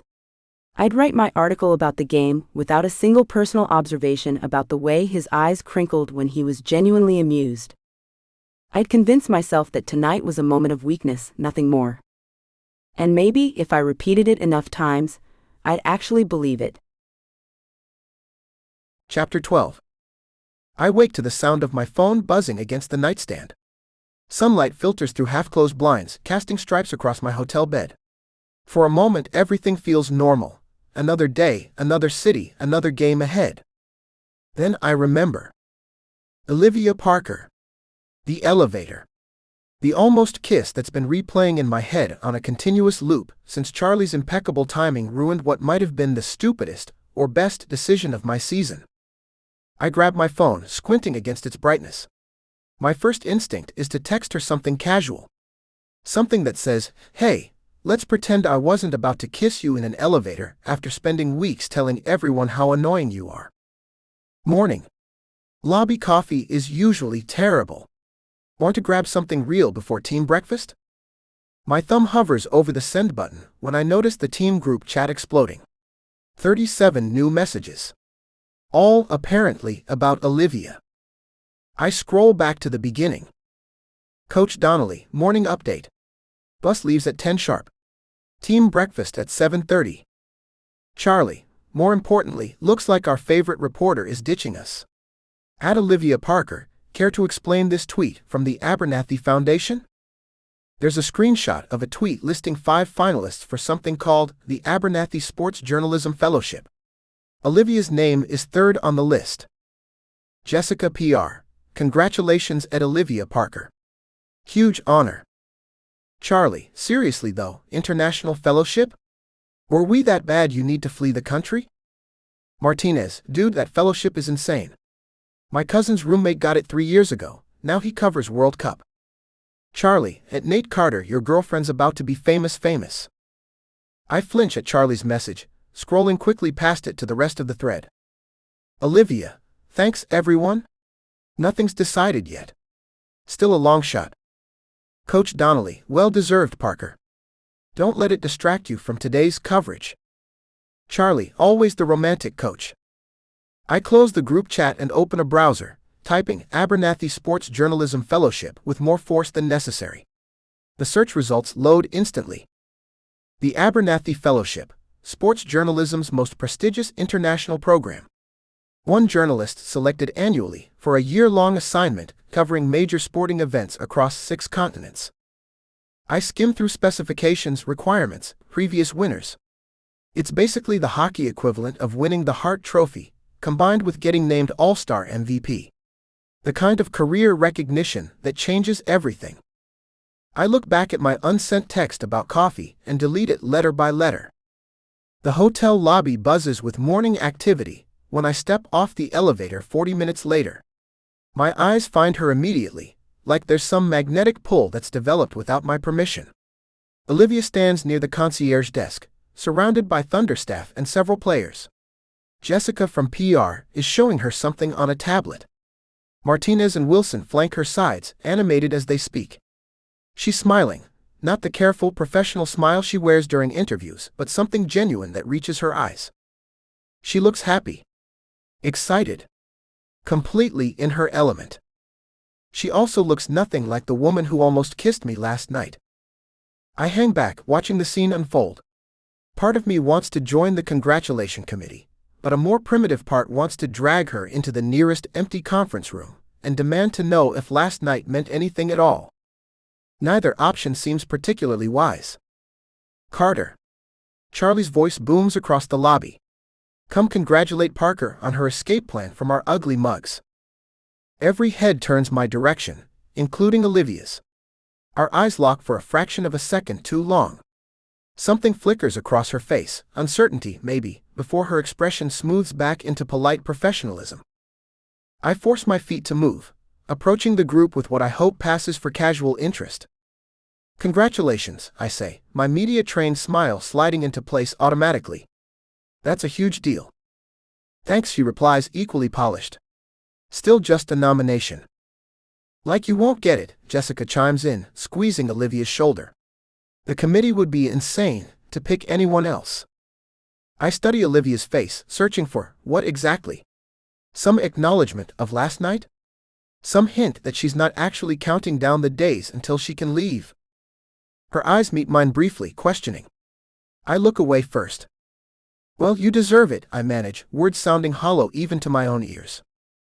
Team breakfast in 15, Coach Donnelly announces, breaking the moment. Bus at 10 sharp. The group begins to disperse. I turn to leave when I feel a light touch on my arm. Olivia. Nate, she starts. Ms. Parker, Coach interrupts, appearing between us. Need a word about today's media availability. She withdraws her hand like my arm suddenly caught fire. Of course. I watch them walk away, Coach already launching into his usual pre-game media restrictions. Whatever Olivia wanted to say remains unsaid. Somehow, that feels like a metaphor for everything between us. On the bus, I deliberately choose a seat near the back, away from where Olivia typically sits with the other media personnel. Charlie gives me a curious look as he passes, but mercifully decides not to comment. I stare out the window, phone in hand, scrolling through more details about the fellowship. Application deadlines, selection criteria, destination cities. If chosen, the winner starts their assignment in just 2 months. London first, then Tokyo, Melbourne, Rio, Cape Town, and a dozen other major cities. A year of traveling the world, covering everything from the Olympics to local street sports. The career opportunity of a lifetime. A year away from Brooklyn.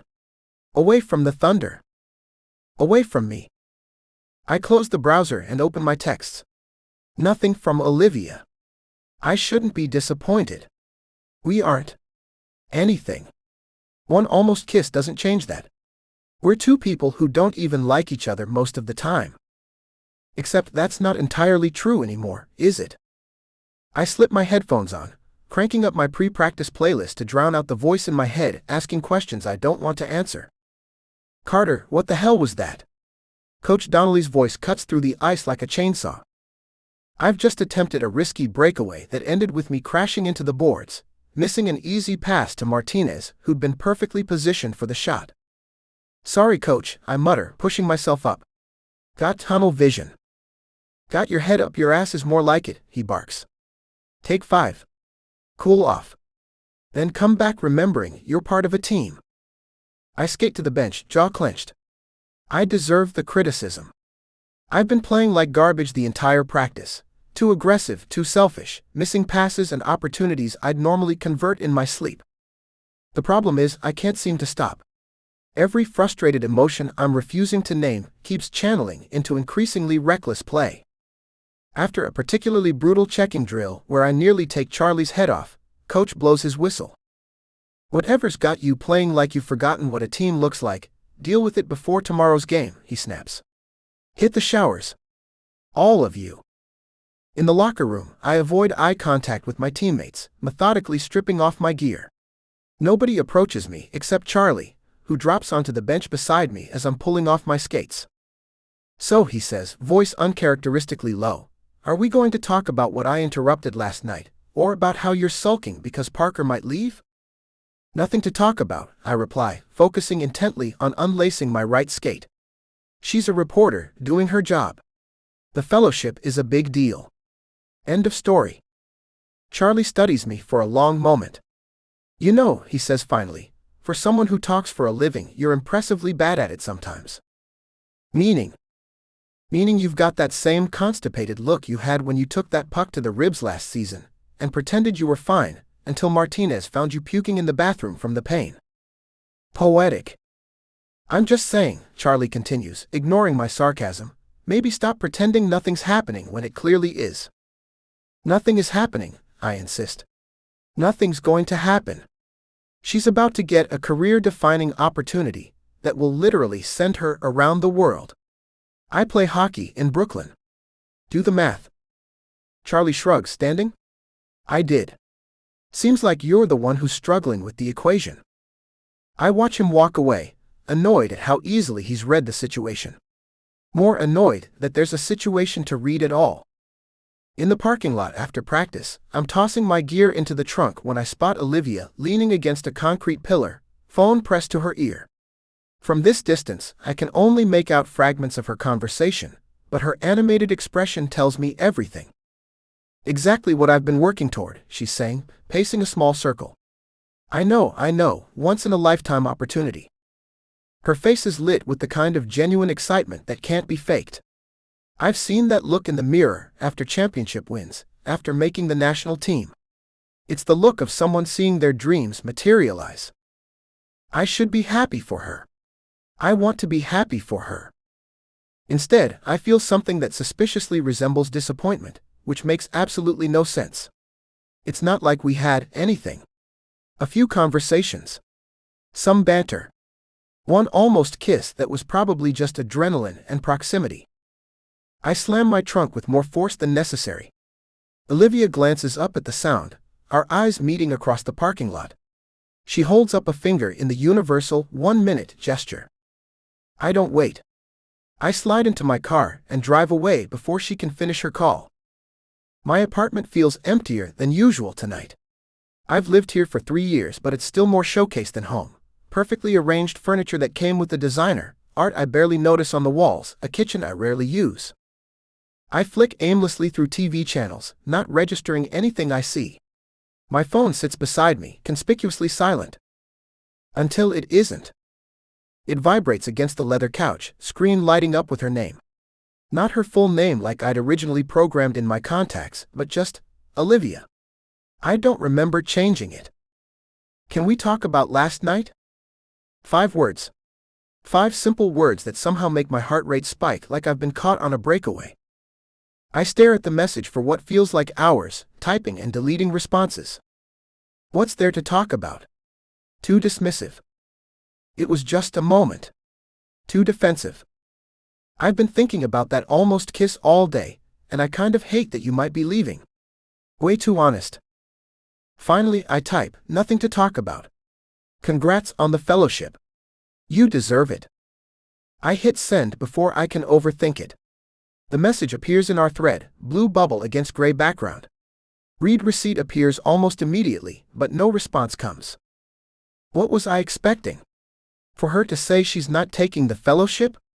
That she'd rather stay here, covering a hockey team she claims to hate, hanging around a player she's been professionally obligated to tolerate? I toss my phone aside and head to the kitchen, grabbing a beer from the fridge. As an afterthought, I set an alarm for tomorrow's pregame skate. Coach already has one reason to be pissed at me. Being late would just add fuel to the fire. Sleep refuses to come.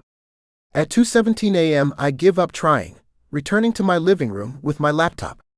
This time, I allow myself to search more details about the fellowship.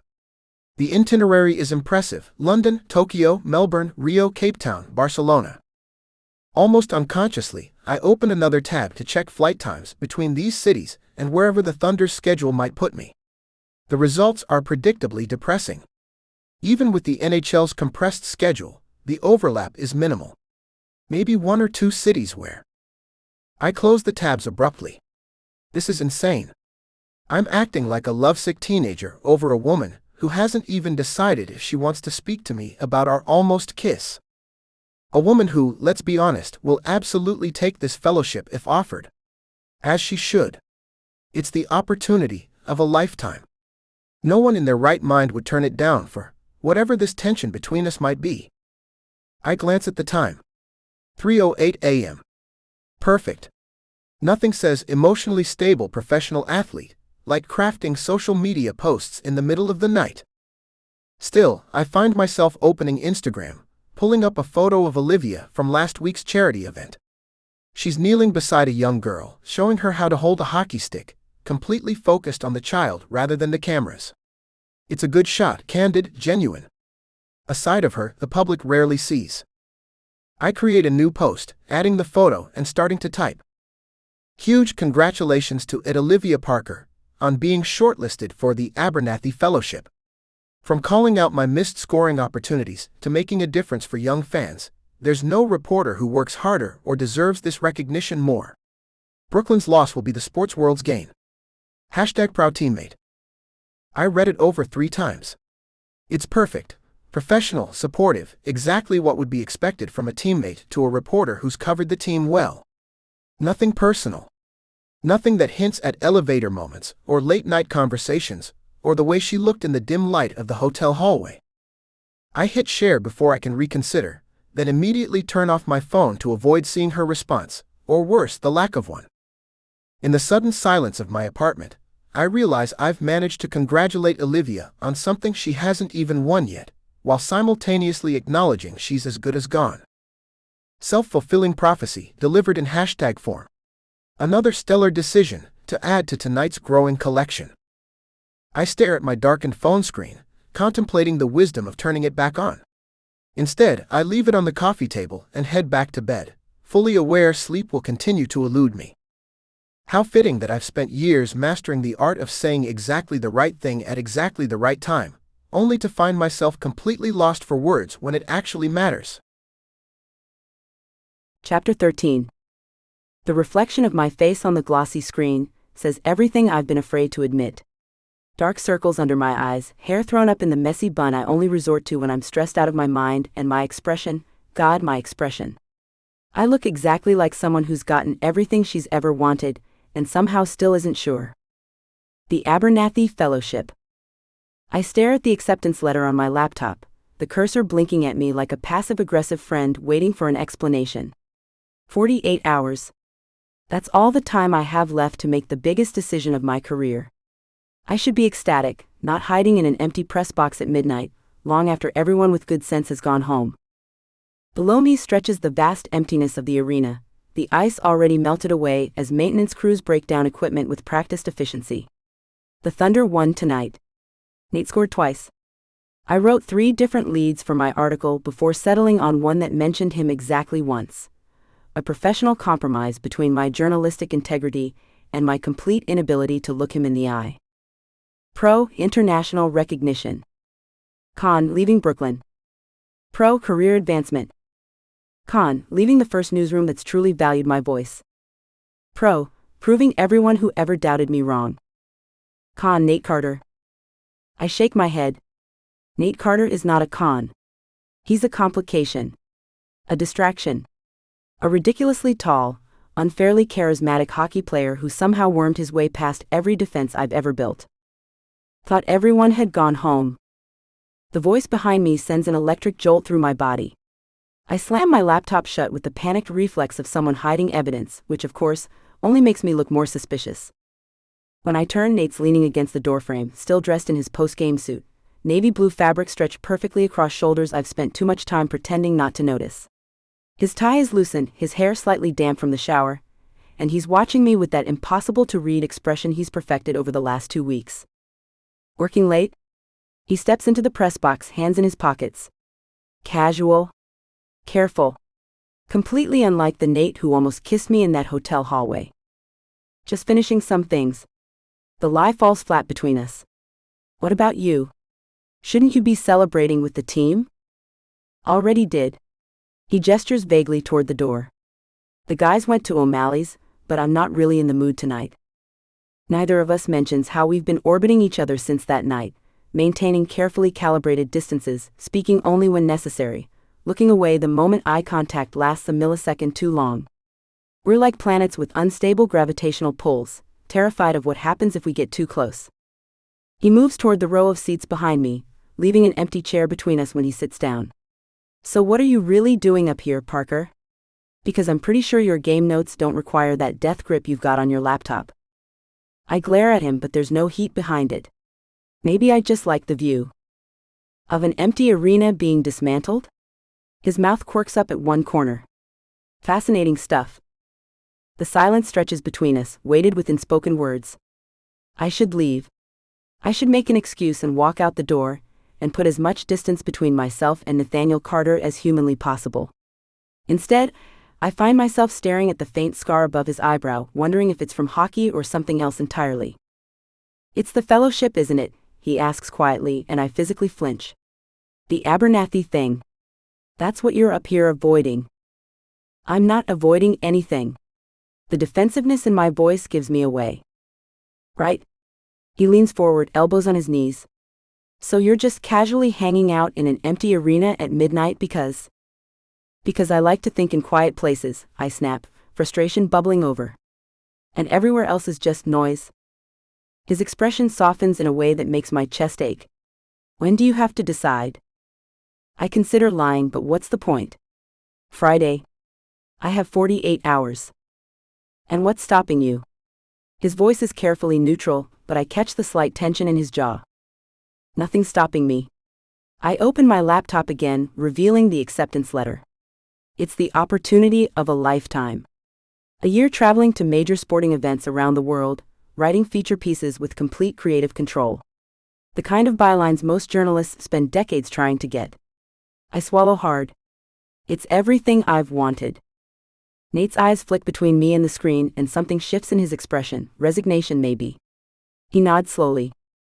You deserve it, he says, and the sincerity in his voice catches me off guard. No teasing. No deflection. Just raw honesty. You work harder than anyone I've ever met. You don't pull punches, you don't write fluff pieces, and you actually understand the game better than most of the guys who've been covering it for decades.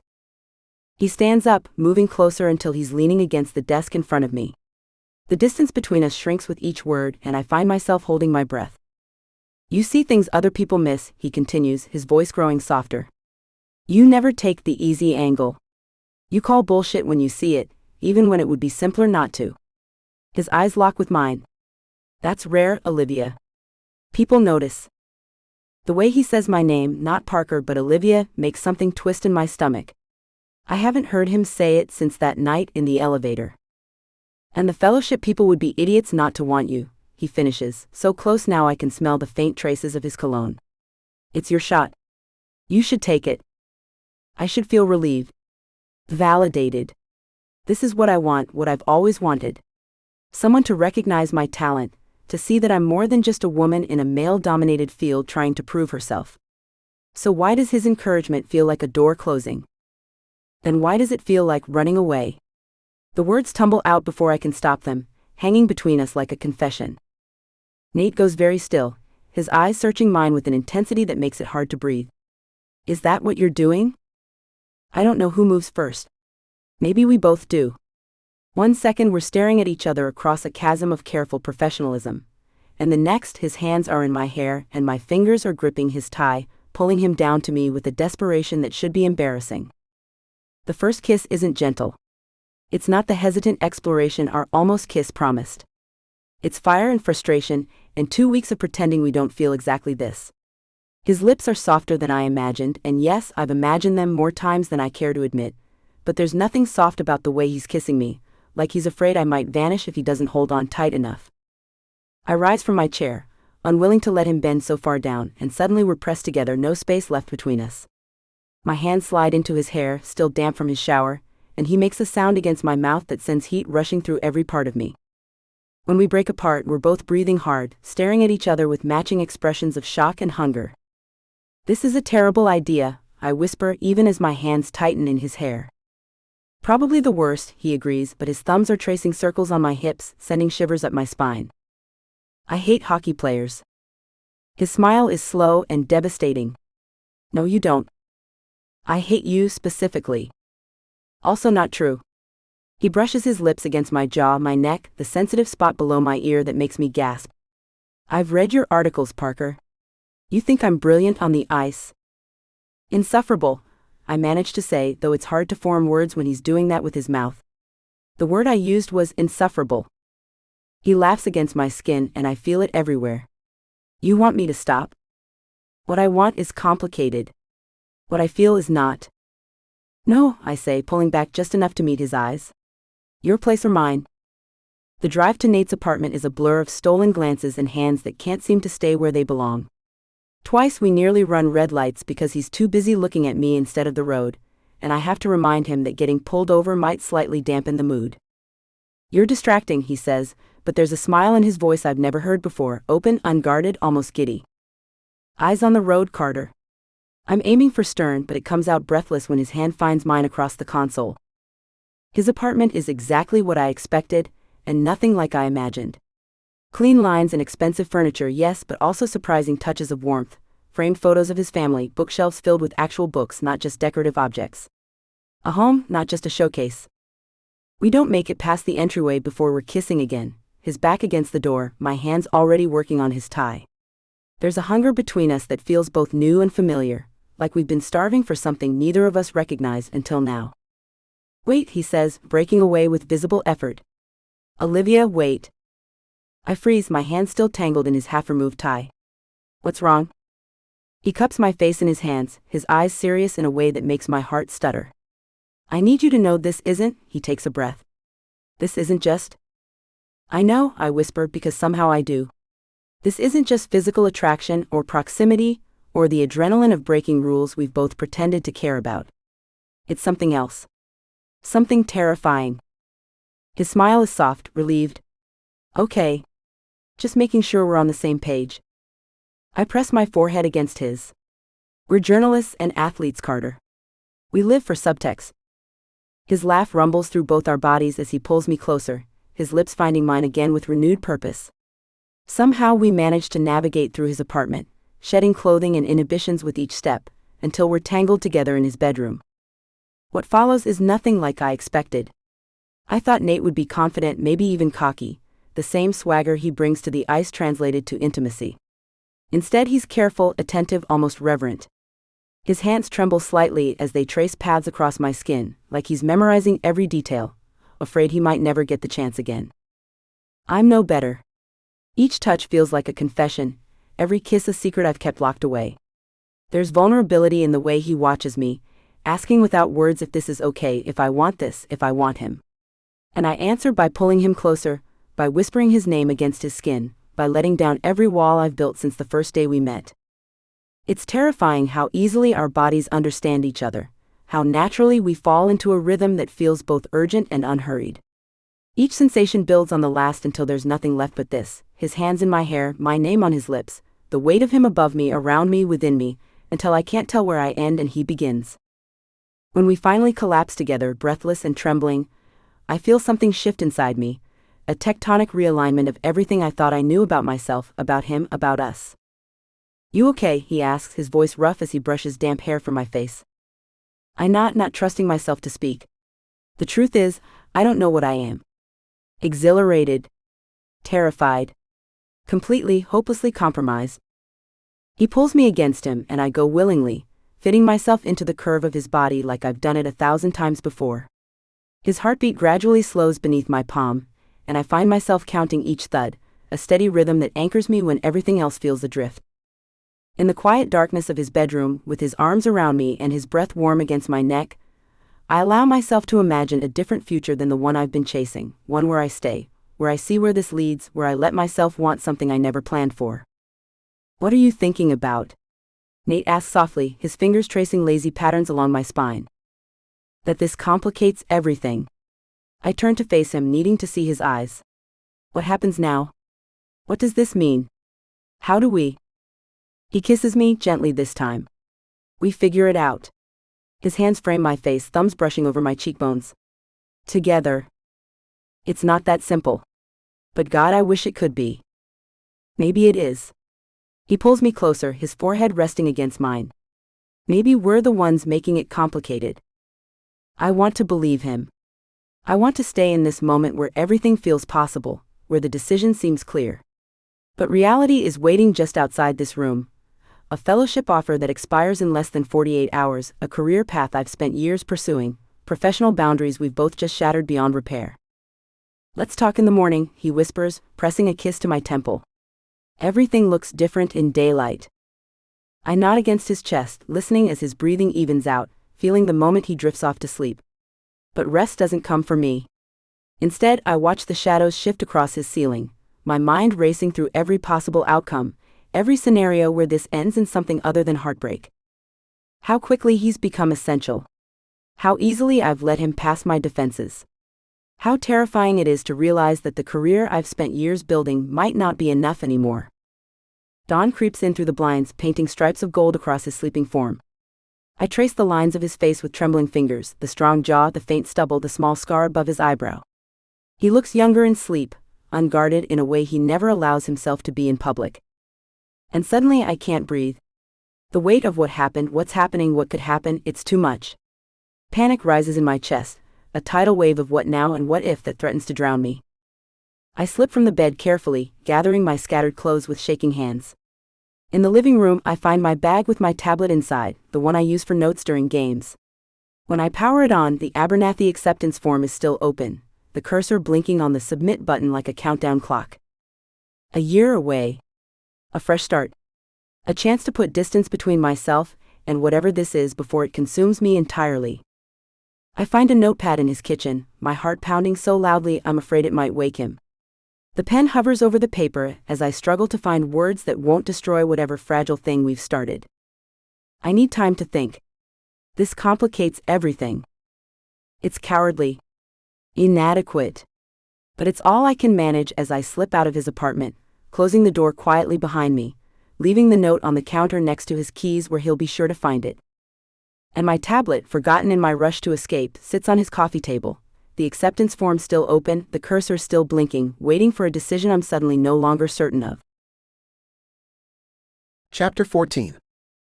I slammed my fist into the send button for what must have been the 20th time. The text joined all its unanswered siblings in a sad blue-bubbled graveyard. Call me when you get this.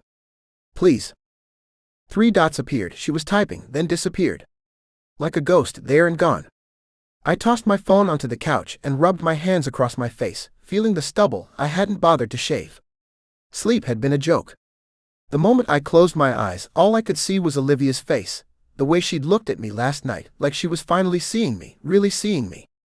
Not the hockey star, or the PR machine, or the guy with too many sponsorship deals. Just me. And now, radio silence. I grabbed my keys and headed for the door. This was ridiculous. We were adults. We could talk about this. 20 minutes later, I stood outside her apartment building like some pathetic rom-com character, buzzing her intercom for the 3rd time. No answer. She left about an hour ago, came a voice behind me. I turned to find an older woman walking her miniature poodle. The journalist, right? 3B. Yeah. Thanks. I backed away from the intercom, feeling like an idiot. Of course she wasn't home. It was game day.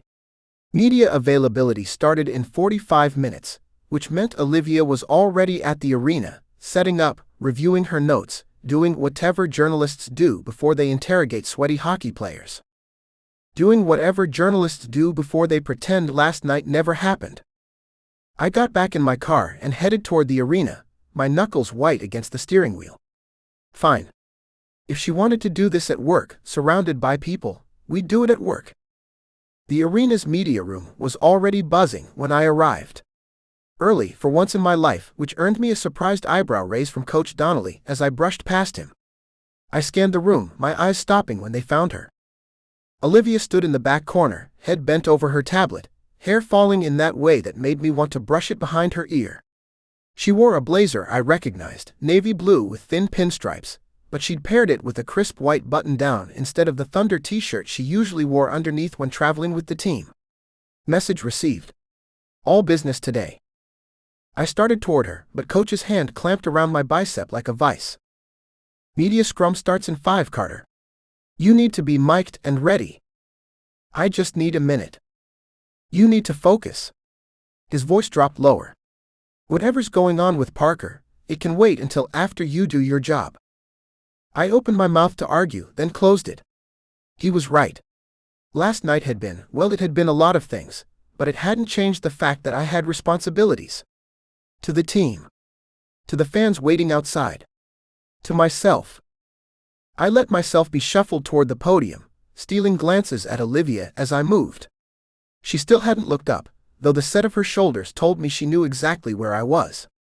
When I sat down, the lights came on, and my eyes found hers again, deliberately this time. For a split second, our gazes locked.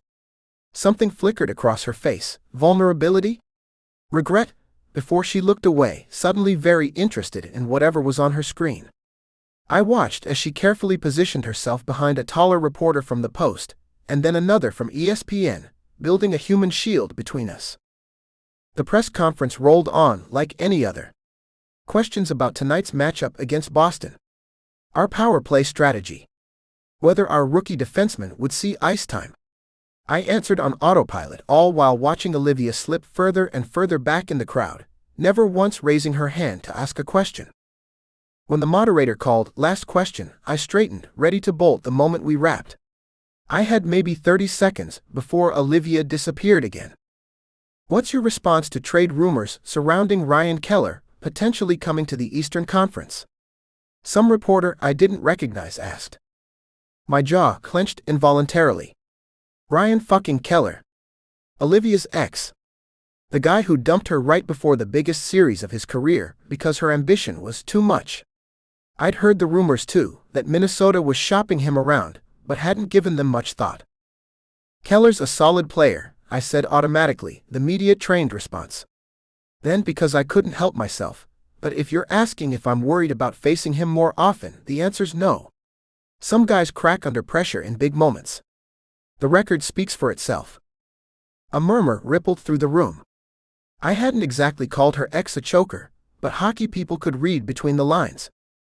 I looked for Olivia's reaction, but she was already gone, slipping out the side door while all eyes were on me. Damn it. I pushed away from the table the instant the moderator signaled we were done, ignoring the follow-up questions shouted my way. I had 15 minutes until I needed to be in the locker room for warm-ups. 15 minutes to find her and figure out what the hell was going on. I caught a glimpse of her navy blazer disappearing around the corner toward the press box corridor. I quickened my pace, dodging equipment managers and catering staff. "Olivia," I called, my voice echoing off the concrete walls. She froze mid-stride but didn't turn around. Her shoulders went up, then down with a deep breath, and then she resumed walking, faster now. "Parker, seriously?" I closed the distance between us, my longer strides eating up the space. "You're really going to pretend you don't hear me?" She stopped so abruptly, I nearly ran into her. When she turned, her face was a perfect mask of professional detachment, like she was interviewing a stranger instead of looking at the guy she'd spent the night with. "I'm kind of in a hurry, Carter. I have a deadline." Carter. Not Nate. The formality stung more than it should have. "Bullshit," I said, keeping my voice low. We were alone in the hallway, but arena walls had ears. "You've been avoiding me all morning. Didn't answer my calls, weren't at your apartment." "You went to my apartment?" Her mask slipped, genuine surprise crossing her features. "Of course I went to your apartment. You disappeared. No note, no text, nothing. Just gone." She looked down, something like guilt crossing her features before she rearranged them into cool indifference. "I had work to do." "Work," I repeated. "Right. Because that's all that matters, isn't it? The job. The career. The fellowship." Her head snapped up at that last word, her eyes narrowing. "What fellowship?" I shook my head. "Don't play dumb, Olivia. I saw the acceptance form on your tablet last night. The Abernathy Fellowship. Congratulations, by the way. When were you going to mention you'd already decided to take it?" The color drained from her face. "You read my emails?" "I didn't read anything. It was open on your screen when I got up to get water. Full-page letter with a big congratulations at the top. Deadline to accept in, what was it, 1 week?" She pressed her lips together, arms crossing protectively over her chest. "It's a big opportunity." I didn't say it wasn't. "Then what?" I ran a hand through my hair, frustrated. "Nothing, it's just, were you ever going to tell me? Or was last night just some kind of goodbye present to yourself?" The moment the words left my mouth, I knew I'd said the wrong thing. Her eyes flashed, and suddenly professional Olivia was gone, replaced by the fiery woman I'd fallen for. "Is that what you think happened?" she hissed, stepping closer. "That I slept with you as some kind of twisted farewell tour?" "I don't know what to think," I shot back. "You left without a word, Liv. After everything, after last night, you just ghosted me." She flinched at the nickname, then steeled herself. "Last night was a mistake. A moment of weakness." Her voice was steady, but her hands trembled slightly at her sides. "It doesn't change anything. I'm taking the fellowship. I'm leaving in 3 weeks, just like I planned before we complicated everything." The words hit like a body check I hadn't seen coming. A mistake. That's what she was calling the night I'd been replaying in my mind all morning. The night that had felt like something shifting into place after years of things feeling just slightly off-center. So that's it? I asked, anger rising to replace the hurt. One night and you've made up your mind that we, aren't worth exploring?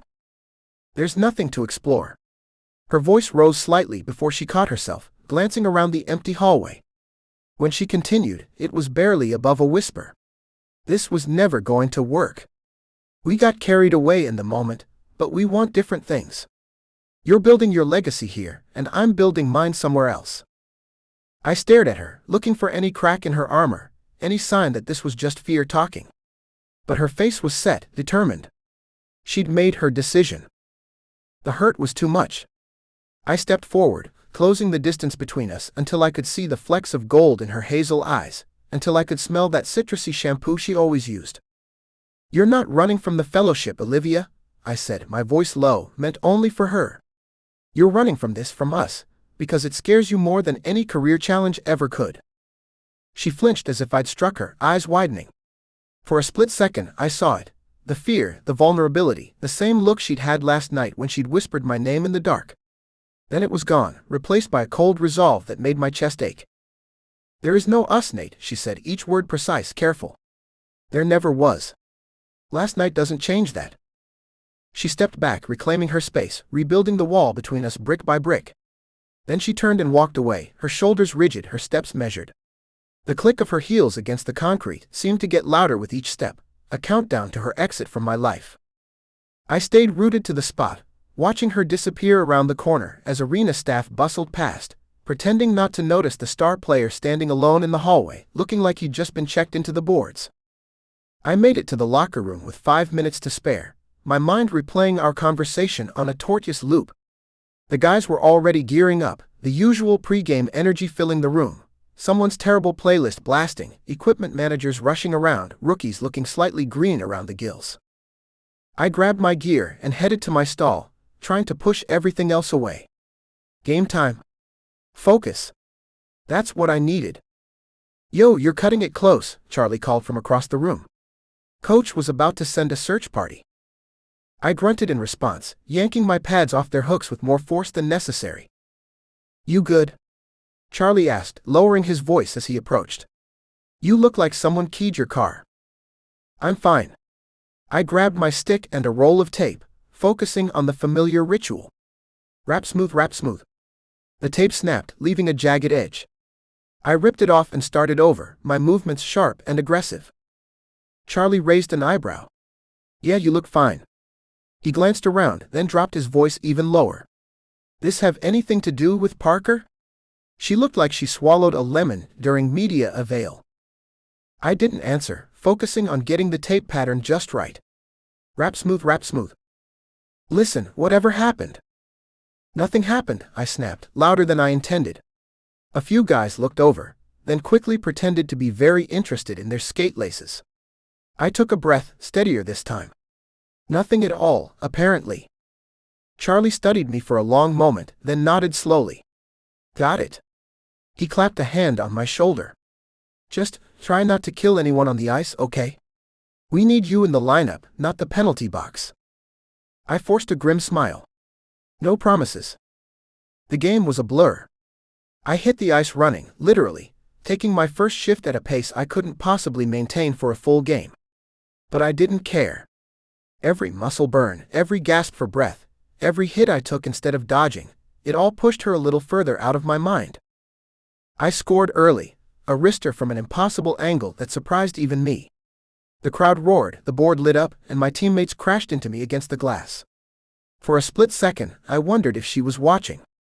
If she'd write about this goal, analyze it with that razor-sharp mind of hers. Then I pushed the thought away and barreled back into the game. My second goal came off a rebound, midway through the second period. A garbage goal, nothing pretty about it, just me refusing to give up on a play everyone else thought was over. It put us up by 1, but by then, I'd taken 2 stupid penalties that had given Boston ample power play time. They'd capitalized on 1. My fault. The second intermission was quiet in the locker room. We were clinging to a 1-goal lead that felt tenuous at best, and everyone knew it. I was gulping water when Coach Donnelly appeared at my stall, his face set in that grim expression that meant I was about to get an earful. My office. Now. I followed him down the short corridor to the coach's room, still in full gear, my jersey soaked with sweat. "What the hell was that?" he demanded the moment the door closed. "I scored twice," I said, knowing full well that wasn't what he meant. "You've taken 3 hits you should have avoided, made 2 bonehead plays that led to turnovers, and spent 4 minutes in the box because you couldn't keep your stick down." He stepped closer, jabbing a finger at my chest. "I don't know what's going on with you tonight, but whatever it is, you better get your head out of your ass or stay off my ice. Are we clear?" I stared at the floor, feeling like I was 16 again, getting chewed out for a selfish play. "Yes, coach." "Good. Because you're sitting for the first 10 of the third. Maybe that'll remind you what the front of your jersey says." I opened my mouth to protest, then closed it. There was no point. He was right. I'd been playing for myself tonight, not the team. Using hockey to work out personal demons, which was exactly what I'd promised myself I'd never do. The third period was a disaster. Boston scored on a breakaway 2 minutes in, tying it up. Before I could even get back on the ice, they'd scored again. By the time coach finally sent me over the boards, we were down by 2 with less than 5 minutes to play. I tried. God knows I tried. But my legs were shot from the earlier pace, my lungs burning. We pulled our goalie for the extra attacker, scrambling to close the gap, but it was too little, too late. The final buzzer sounded on a 4-2 loss, and I slammed my stick against the ice in frustration before catching myself. Camera crews were already converging, hungry for reaction shots. The locker room was somber, guys stripping gear in silence, the weight of a winnable game slipping away hanging heavy. I sat in my stall, still in half my gear, staring at the floor and wishing I could rewind the clock. To before the game. To this morning. To last night, when everything had felt possible.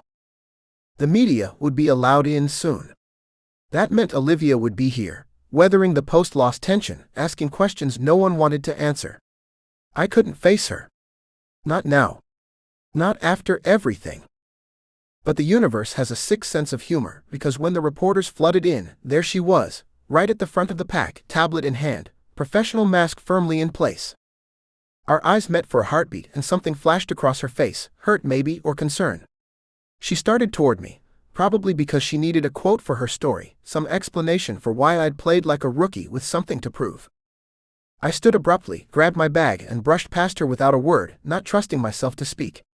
From the corner of my eye I caught her expression, the briefest flash of pain before she recovered, shoulders straightening as she pivoted smoothly toward Charlie instead. I should have felt satisfaction. She'd hurt me, so I'd hurt her back. Isn't that how it worked? But all I felt was hollow. The drive home was a blur. I barely remembered getting into my car, let alone navigating traffic. My apartment was dark and quiet when I finally stumbled in, tossing my keys onto the counter with more force than necessary. I grabbed a beer from the fridge, twisted the cap off, and collapsed onto my couch. My phone buzzed, probably Charlie checking in or maybe Coach with a reminder about tomorrow's early skate, but I ignored it. Instead, I unlocked my phone and opened the Photos app. There she was. Dozens of photos I hadn't even realized I'd been collecting. The staged PR pictures where she looked like she'd rather be anywhere else. Candid shots from team events where she was caught mid-laugh, forgetting to hate me for a moment. The selfie I'd insisted on during skating lessons, her hand gripping my arm like it was the only thing keeping her upright, which it probably was. I zoomed in on that one. Her cheeks were flushed from the cold, her eyes bright with a mixture of terror and exhilaration. I remembered the weight of her hand on my arm, the way she'd glared at me when I suggested we try a spin, the grudging smile when she managed to make it around the rink without falling. I tossed the phone aside, rubbing my hands over my face. This was pathetic. She'd made her choice. The fellowship. Her career. A future that didn't include me.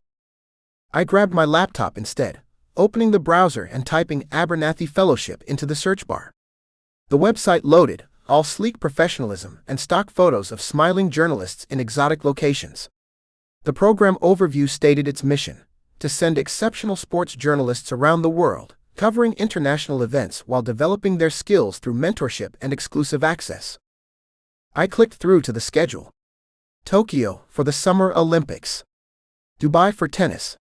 Barcelona for soccer. London, Paris, Johannesburg. A year of constant travel, prestigious assignments, career-making opportunities.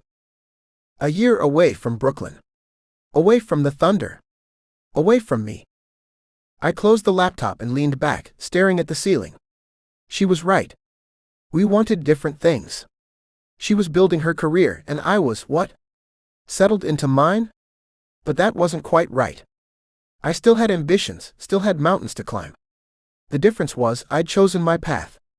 My mountains were here.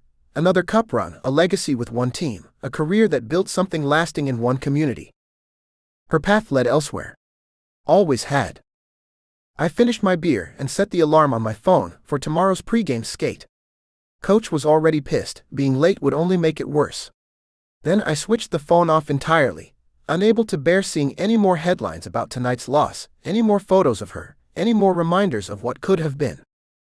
Tomorrow, I'd be better. I'd focus on hockey, on the team, on everything that had mattered before Olivia Parker crashed into my life with her two sharp questions and even sharper eyes. I'd be Carter again, the golden boy, the face of the franchise, the guy with all the right answers. But tonight I was just Nate. And Nate was a mess. Chapter 15. I clutch my coffee a little tighter as the Thunder's final regular season game enters the third period. The press box is packed tonight. Everyone wants to witness whether Brooklyn can secure better playoff positioning. Everyone's tense. Everyone's focused. Everyone except me. My attention keeps drifting to number 28 on the ice, skating like there's something burning inside him that only the cold can soothe. Nate's playing with that same controlled fury that's defined his game for the last 3 weeks, since whatever we had imploded spectacularly. He checks an opposing forward into the boards, cleanly but with unnecessary force, drawing approving roars from the crowd. I shouldn't be watching him this closely. I should be analyzing zone entries, tracking possession stats, actually doing my job. But instead I'm sitting here like some masochistic hockey fan, cataloging the way his jaw clenches before face-offs, the extra edge in his crossovers, the fact that he hasn't genuinely smiled since that night. Not that I've been looking. Parker, you're quiet tonight, Dave from the Post comments, not looking away from his laptop. Writing your farewell love letter to Brooklyn? Something like that, I mutter, turning back to my own screen. My laptop is split between 2 documents, my mostly completed goodbye piece on the Thunder's season, appropriately detached, occasionally witty, perfectly professional, and the other document I've been obsessing over for a week. The one I've written and deleted 12 times already. Dear Ms. Abernathy and the Fellowship Committee. It is with sincere regret that I must decline. I close my eyes and hit delete for the 13th time. What am I doing? The Abernathy Fellowship is literally everything I've worked for. A year traveling to global sporting events, writing for an international audience, building a portfolio that could set up my entire career. It's the dream. It's my dream.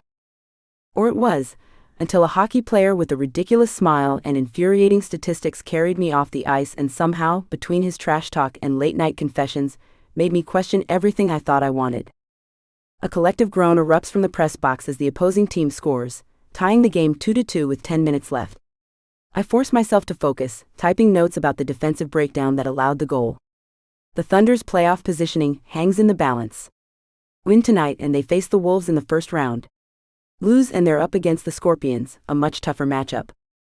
But my traitorous mind keeps throwing up snapshots instead of statistics. Nate's arms around me after the puck hit my face, carrying me off the ice despite my protests. The way his hands steadied me during that skating lesson, his voice unexpectedly patient as he guided me across the empty rink.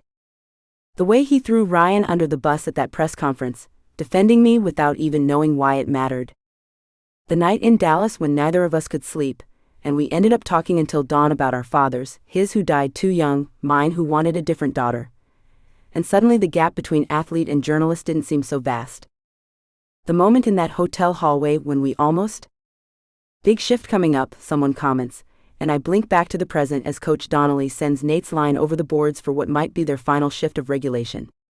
4 minutes left, tied game. The arena thrums with tension, thunder chants building from the lower bowl like incoming weather. Nate skates to center ice for the face-off, and even from this distance, I can read his body language like it's written in neon. Shoulders set with determination. Face a mask of concentration. Most would call it his game face, but I've learned it's what he wears when he's hiding something deeper. I hate that I know that about him. I hate even more that I'd like to know what he's hiding. The clock ticks down. 3 minutes. 2. My article sits neglected as I lean forward, caught up despite myself. The crowd's roar builds with each passing second, the playoffs practically visible on the horizon. If the game goes to overtime, both teams get a point, but the Thunder need a regulation win to secure the matchup they want. With 30 seconds left, everything happens at once. A defenseman on the opposing team telegraphs his pass. Nate reads it perfectly, intercepts, and suddenly he's breaking away clean, nothing between him and the goalie. The arena rises as one, the noise deafening as he crosses the blue line, carries the puck in deep, dekes once, twice. The red light flashes. The goal horn blares. And the Storm Center shakes with jubilation as Nate Carter scores what is almost certainly the game-winning goal with 23 seconds remaining. His teammates pour over the boards, mobbing him against the glass, sticks and gloves abandoned in the euphoria of the moment. I'm on my feet without realizing I've stood, my recorder clutch forgotten in one hand. The press box erupts in a chorus of professional cursing and frantic typing, as everyone races to update their stories. And then, in the middle of the celebration pile, Nate untangles himself and looks up.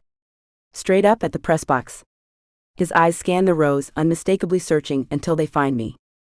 Our gazes lock across the impossible distance, and for a moment that stretches like taffy, we're the only two people in an arena of 18,000. His expression is unreadable, part accusation, part question, maybe even part plea.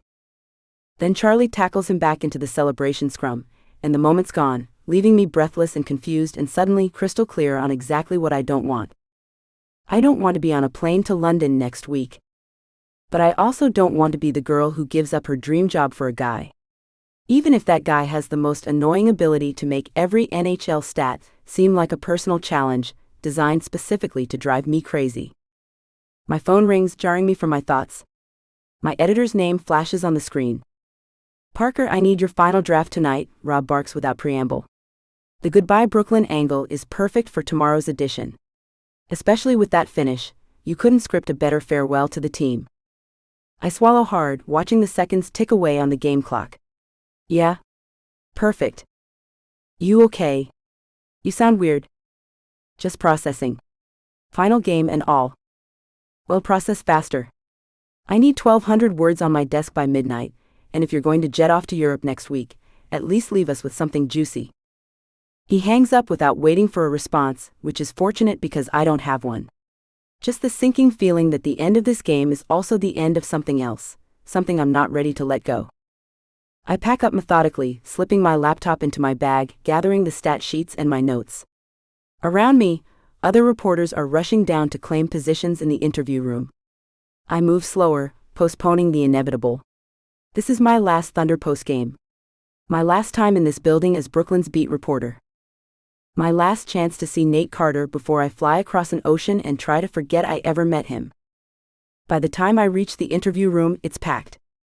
I hover at the back, notebook and recorder ready, the perfect professional. The players file in, fresh from the showers but still flushed with victory. Nate takes his usual center seat at the table, but there's nothing usual about his demeanor. His answers are clipped, efficient, completely devoid of the charm and wit that typically characterize his pressers. His hair is still damp, curling slightly at the edges. He looks exhausted but wired, like he's running on pure adrenaline. Like he's been for weeks. "Carter, that goal was spectacular," a reporter from the network calls out. "Walk us through what you saw on that play." "Just read the passing lane. Got a clean break. Found an opening high glove side. 5-word sentences. No elaboration. No smirk. This is my fault. I did this. I took Nate Carter, hockey's most magnetic personality, and turned him into a robot who won't even look at the cameras." How important was securing this playoff matchup? Another reporter asks. Very. The guys executed the game plan perfectly. Your playing style has been notably more aggressive these last few weeks, a voice calls from my right. Is there a reason for the shift in your approach? For a split second, something flickers across Nate's face, a crack in the mask before it's smoothed away. Just playoff hockey. Intensity ramps up this time of year. More questions about line combinations, playoff preparation, the upcoming Wolves series. Nate answers each one with the same detached professionalism, a stark contrast to the player who used to treat press conferences like his personal stand-up routine. I should be writing this down. Instead, I'm staring at the curve of his jaw, remembering how it felt under my fingers. One last question, the PR director announces, pointing to a reporter in the front row. Nate, that was a remarkable individual effort tonight. Who do you credit for your game-winning goal? He starts with his standard answer, something about his line mates and the coaching staff, but then he stops mid-sentence. Something shifts in his expression, softens, hardens, I can't quite tell which. He pauses, then looks directly at the camera. Actually, that one was for Olivia Parker. My heart stops. The room goes completely silent. She's leaving us for bigger things, Nate continues, his voice steady but with an undercurrent I can't decipher. But I wanted her final Thunder article to have a decent ending. His eyes find mine in the crowd. Hope it was good enough for you, Parker. The room erupts with murmurs as reporters turn to stare at me. I stand frozen, recorder clutched so tightly my knuckles are white, as the moment stretches into infinity. In my head, I see my two open documents. The article. The resignation letter I can't seem to commit to. The whole season unfolds like a highlight reel, every barb, every reluctant laugh, every moment I caught myself forgetting he was just a story I was covering. And suddenly, with perfect crystalline clarity, I know. I'm not going to London. I'm not going anywhere. Without thinking, without breathing, I push through the crowd. Reporters part in shock, cameras swinging to follow my progress as I make my way to the front of the room. Dimly, I'm aware this is being broadcast live, that social media is about to explode, that I'm probably throwing away the last remnants of my professional credibility. I don't care. I reach the microphones, my heart hammering so hard I'm sure it's being picked up by the sound system. Nate stares at me, confusion and something else, something terrifyingly like hope, flashing across his face. Your goal was sloppy, Carter, I say, my voice surprisingly steady. Your defensive positioning was questionable. I take a deep breath. And for the record, I'm not going anywhere. The room falls completely silent. I can practically hear the social media notifications exploding on people's phones. Nate slowly stands from the interview table, his chair scraping back with a sound that echoes in the hushed room. What did you just say? He asks, his voice caught somewhere between disbelief and something dangerously close to joy. I'm declining the fellowship, I say, and it feels like jumping off a cliff. Turns out I'm not done covering the Thunder yet. I meet his eyes directly. Are you? Your statistics still need serious work. For a heartbeat, nothing happens. Then, like the sun breaking through storm clouds, Nate's face transforms with a genuine beaming smile, the first I've seen in 3 weeks. It hits me like a physical force, stealing the air from my lungs. You're staying to critique my statistics, he asks, and there's the smirk, the infuriating perfect smirk I've been missing. I can't help it. I smile back, feeling lighter than I have in weeks. Among other things. The room explodes into chaos. Reporters shout questions, cameras flash, and I'm vaguely aware of Jessica from PR watching helplessly from the sidelines, probably calculating how many crisis meetings this will require. My phone buzzes frantically in my pocket, probably Rob wondering what the hell I'm doing. But all I can see is Nate moving around the table toward me with purpose in his stride, that smile still lighting his face. Your defensive positioning was not questionable, he says as he reaches me, close enough now that I can smell his cologne. I was exactly where I needed to be. Debatable, I counter, suddenly aware of just how many cameras are trained on us. Your goal wasn't completely terrible though. His smile widens. High praise from Olivia Parker.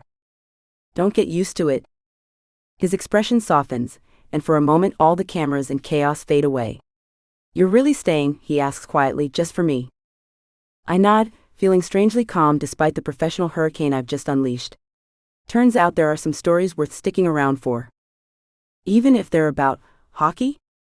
Even if they're about incredibly annoying hockey players with questionable statistics. He laughs, that full, real laugh I've been missing, and I know I've made the right choice. London will still be there.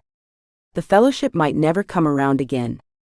But neither will this, whatever this is between us, with all its complications and arguments and unexpected moments of perfect understanding. For the record, Nate says, leaning close enough that the microphones won't pick up his words, I think your defensive positioning is questionable too.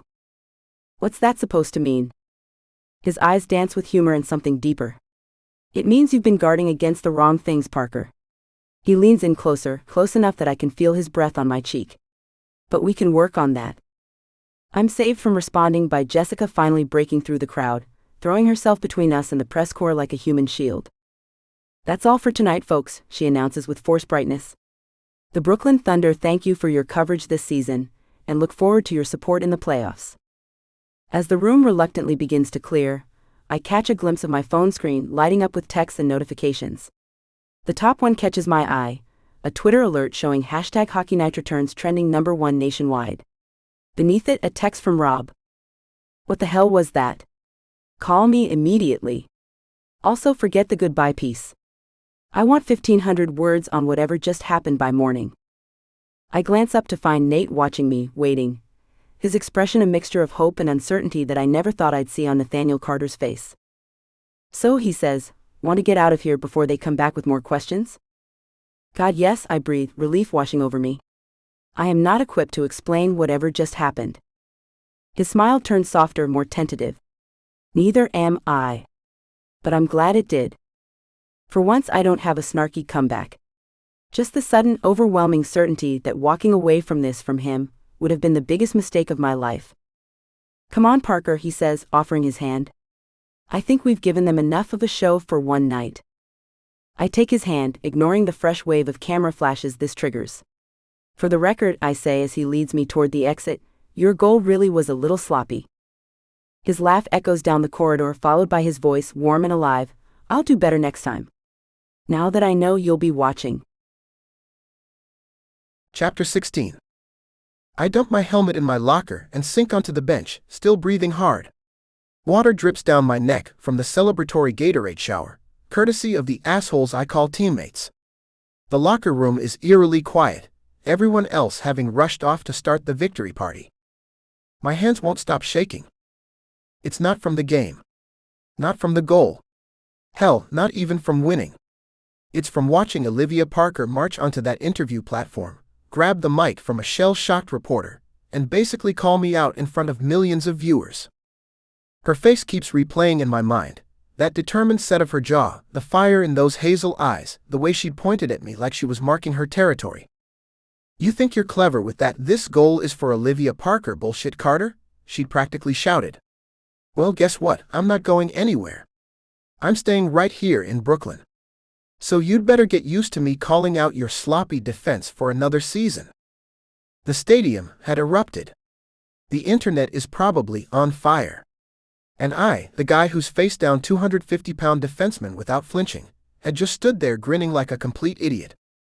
I tug at my jersey, still replaying her words. She's staying. She turned down the Abernathy Fellowship. For Brooklyn. The locker room door swings open, and I glance up, expecting Charlie ready to drag me to the celebration or coach with some gruff, almost compliment disguised as criticism. It's Olivia. She stands in the doorway, press badge hanging around her neck, clutching her ever-present notebook like a shield. But there's something different about her stance, less reporter, more just her. Her hair's falling out of its professional bun, and her cheeks are flushed, and she looks simultaneously terrified and determined in a way that makes my heart do things no cardio training could ever prepare me for. For a long, loaded moment, we just stare at each other. The entire season stretches between us, every barb, every almost moment, every time we got too close and pulled away. Did you mean it? I finally ask, my voice rough. About staying. She takes a step into the room, then another. Yeah. She twists her press badge between her fingers. Rob offered me a permanent position, covering the Thunder. Senior beat reporter. I stand up, my legs steadier than they have any right to be. That's good. She nods, venturing further into the room. I called the Abernathy people this morning. Turned it down. Why? Olivia takes a deep breath, and for once she doesn't have her usual armor of sarcasm ready. Because I realized I was using it as an escape hatch. The fellowship was my dream for so long that I didn't notice when other dreams started taking shape. I try to maintain my composure, but hope is a dangerous thing. It makes you stupid. Makes you reckless. Like what? Like building something here. Like seeing stories through instead of just chasing the next headline. She shrugs, looking both vulnerable and defiant. Like not running away from things just because they scare me. I take a careful step toward her, wanting to close the distance but needing to be sure. Are you staying for the job? I keep my voice deliberately casual, despite the way my heart's trying to hammer its way out of my chest. Or is there another reason? She meets my eyes, and for once there's no deflection. No cutting remark. Just Olivia, without the Parker armor. I'm staying for me. Because I want to be here. She swallows, and I watch the movement in her throat. But yes, you're part of that equation, even when you're driving me crazy. Her lips quirk up. Especially then. 2 strides is all it takes to cross the remaining space between us. My hands are still damp from my shower, but she doesn't seem to care as I cup her face between my palms, my thumbs tracing the constellation of freckles I've been noticing for months. I need to be very clear about something, I tell her, my voice suddenly steady despite the earthquake happening in my chest. I'm in love with you, Olivia Parker. Have been since you called my defensive play the hockey equivalent of a participation trophy. She laughs, soft and genuine, her eyes crinkling at the corners. That was a good line. It was devastating. I thought about it for weeks. Her smile fades into something more serious, her hands coming up to rest against my chest. I'm not staying because of you, Nate. My heart stutters, but she continues. I'm staying because I finally recognize that the things that scare us most are often the ones most worth fighting for. I've never wanted to kiss anyone more in my entire life. So I do. This kiss is nothing like our first, that desperate, questioning thing born of weeks of tension and fear. This is certainty. This is coming home after the longest road trip. This is the perfect tape-to-tape pass, the kind you don't even have to think about because you just know. My phone buzzes against my thigh, then buzzes again and again, turning into an electronic seizure in my pocket. I groan against Olivia's mouth. Ignore it, I murmur, sliding my hands into her hair. But the buzzing doesn't stop, and finally she pulls back, laughing. You should check that. Might be important. Nothing is more important than this, I insist, but I fish out my phone anyway. 57 messages in the team group chat. I open it with Olivia, peering over my shoulder. Charlie's message sits at the top, called it. Everyone pays up. Wedding gifts will be from your own betting pool. Below that, an unholy cascade of gifs, memes, and various teammates demanding their money back because she made the first move technically. I turn the screen toward Olivia, watching her eyes widen, then narrow. They had a betting pool? On us? Of course they did. It's hockey. We bet on everything. I slide my arm around her waist, pulling her closer. And Charlie's not wrong. About the first part, anyway. Her eyebrows shoot up. Wedding gifts? Slow down, Carter. You haven't even taken me to dinner yet. Technically, we've had about 40 dinners together. Team meals count. Those were work events, she argues, but she's smiling. Fine. Dinner tomorrow. Just us. I tuck a strand of hair behind her ear. Although we might have to leave the country to avoid the media circus. Hashtag Carter vs. Parker is probably trending again. She groans. God, I didn't even think about that. I basically tackled a reporter on live television. It was hot. It was unprofessional. Both can be true. I reach for my duffel bag, tossing in the last of my gear. Olivia watches me, and I can practically see the gears turning in her impressive brain. Nate, she says finally, her voice turning serious. This complicates things. I still have to cover you. I still have to maintain my journalistic integrity. I pause, considering her words. It's such an Olivia thing to be worried about, not what people will think, but whether she can do her job right. So we figure it out, I tell her, zipping up my bag. You'll still critique my play honestly. God knows you have no problem with that. She smirks. Your left side positioning is atrocious, I know. I roll my eyes. And I'll still drive you crazy during interviews. But we'll figure out the rest together. Day by day. She studies me for a long moment, like she's looking for the catch, the hidden angle.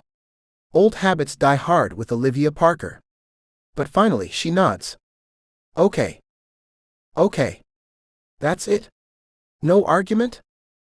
Don't push your luck, Carter.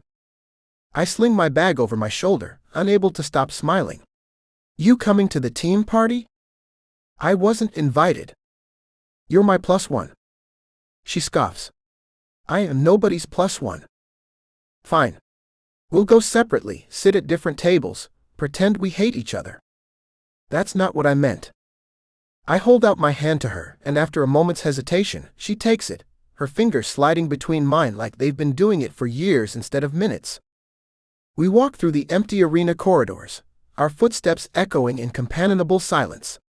It feels surreal, this thing that's been building all season, through fights and almost moments and one very confusing night we'd both pretended hadn't changed everything, finally coming to the surface. Outside, the Brooklyn night is clear and cool, the city lights blurring the stars. A small crowd of fans and media people still linger near the players' exit, and they erupt when they see us, phones lifted to capture the moment. I pause, turning to Olivia. Ready for this? She looks at the crowd, then back at me, a slow smile spreading across her face. No. But let's do it anyway. I pull her close, pressing my lips to hers one more time, partly because I can't help myself, and partly because the world might as well get used to it. The crowd cheers, phones flash, and somewhere in that chaos is probably Charlie collecting on his bets. Against her lips, I whisper, for the record, that goal really was for you. Every goal is. She pulls back just enough to meet my eyes, her expression pure Olivia, challenging, brilliant, infuriating in the best way. Good. But your left side defensive positioning still needs work. I laugh, pulling her tighter against me. I've spent most of my life focused on the game, on wins and losses, goals and assists.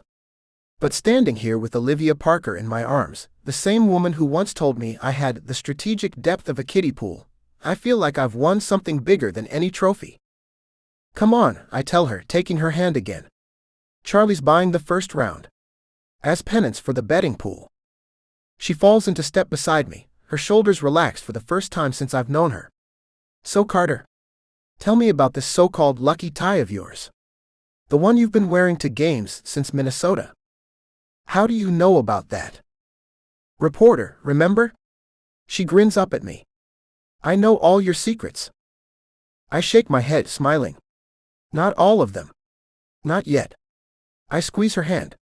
But you've got time to figure out the rest. Is that a challenge? With you? Everything's a challenge. She laughs, the sound carrying into the night air. You wouldn't have it any other way. And she's right. I wouldn't. Not in a million years. My phone buzzes again, probably Charlie wondering where the hell we are, but I ignore it. The team can wait. The press can wait. The world can wait. Right now, it's just Olivia and me, walking hand in hand into a Brooklyn night that feels unlimited with possibility. It's not going to be easy, nothing with Olivia Parker ever is. She'll call me out when I play badly. I'll probably say something stupid, in a post-game interview that makes her want to murder me. We'll argue about everything from hockey stats, to which pizza place has the best slice. But that's the thing about finally finding the right opponent. Sometimes the best games are the ones you play forever, no matter who wins or loses. And with Olivia Parker? I'm all in for the long game. The fans call out questions as we approach. Are you dating? What about the fellowship? Carter, was that declaration planned? But I just smile and keep walking. Those are questions for tomorrow's press conference. Tonight is just for us. You know, I tell Olivia as we reach my car, Charlie thinks he knew before we did. About us. She snorts. Charlie doesn't know anything. I don't know. He started that betting pool in October.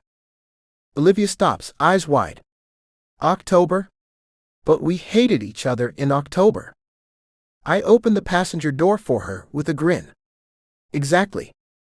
She shakes her head, sliding into the seat. Your teammates are ridiculous. They're your problem now too, I remind her, closing the door. As I walk around to the driver's side, I pull out my phone and fire off a quick text to Charlie. On my way. With Parker. You owe me details on this betting pool. His response is immediate. Took you long enough. Coach says if you're late to the party, extra suicides tomorrow. Even for champions. Even for lovers. I laugh and slide into the driver's seat. What's so funny? Olivia asks. Nothing. I start the engine. Just thinking about how much I'm going to enjoy proving Charlie wrong about us. Wrong how? He gives us 6 months before we kill each other. She considers this, tapping her fingers against her knee. I give us 7, minimum. Just to spite him. That's my girl, I say, and the words feel right in my mouth. Natural. She leans across the console and kisses me, quick and light, but with a promise of more. Drive, Carter. You've got a championship to celebrate. Yes, ma'am. I pull out onto the street, unable to stop smiling. Whatever you say. Chapter 17. I stood in front of my open closet, staring into the abyss of options that suddenly all looked completely wrong. The growing pile of rejected outfits on my bed had reached concerning proportions, much like my anxiety level. That's the 8th outfit you vetoed, Maya observed from her perch on my reading chair, not bothering to look up from her phone. Which is fascinating for someone who insisted this is just dinner and not a big deal, approximately 12 times in the last hour. I shot her a glare. I'm being practical. Half my wardrobe still has hockey arena press box coffee stains. Aha. She glanced up, eyebrows raised. You've spent more time choosing clothes for this not a big deal dinner than you did preparing for your fellowship interview. That's completely different. I yanked another dress off its hanger, held it against me, then tossed it onto the rejection heap. The fellowship interview had a dress code. This is undefined. It's a date, Liv. Maya set her phone down, finally giving me her full attention. With Nate Carter. The guy you've been in love with for months while pretending to hate his guts. I never hated his guts, I muttered, diving deeper into the closet. Just his smug face. And his ridiculous stats.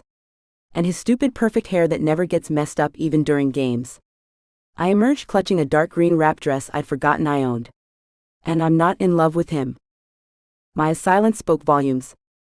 I'm not, I insisted, examining the dress more closely. We're figuring things out. Right?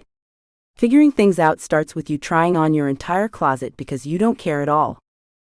I ignored her, disappearing into the bathroom with the green dress. When I emerged, Maya whistled. If you're trying to send a "this is casual" message, you're failing spectacularly. I checked my reflection in the full-length mirror.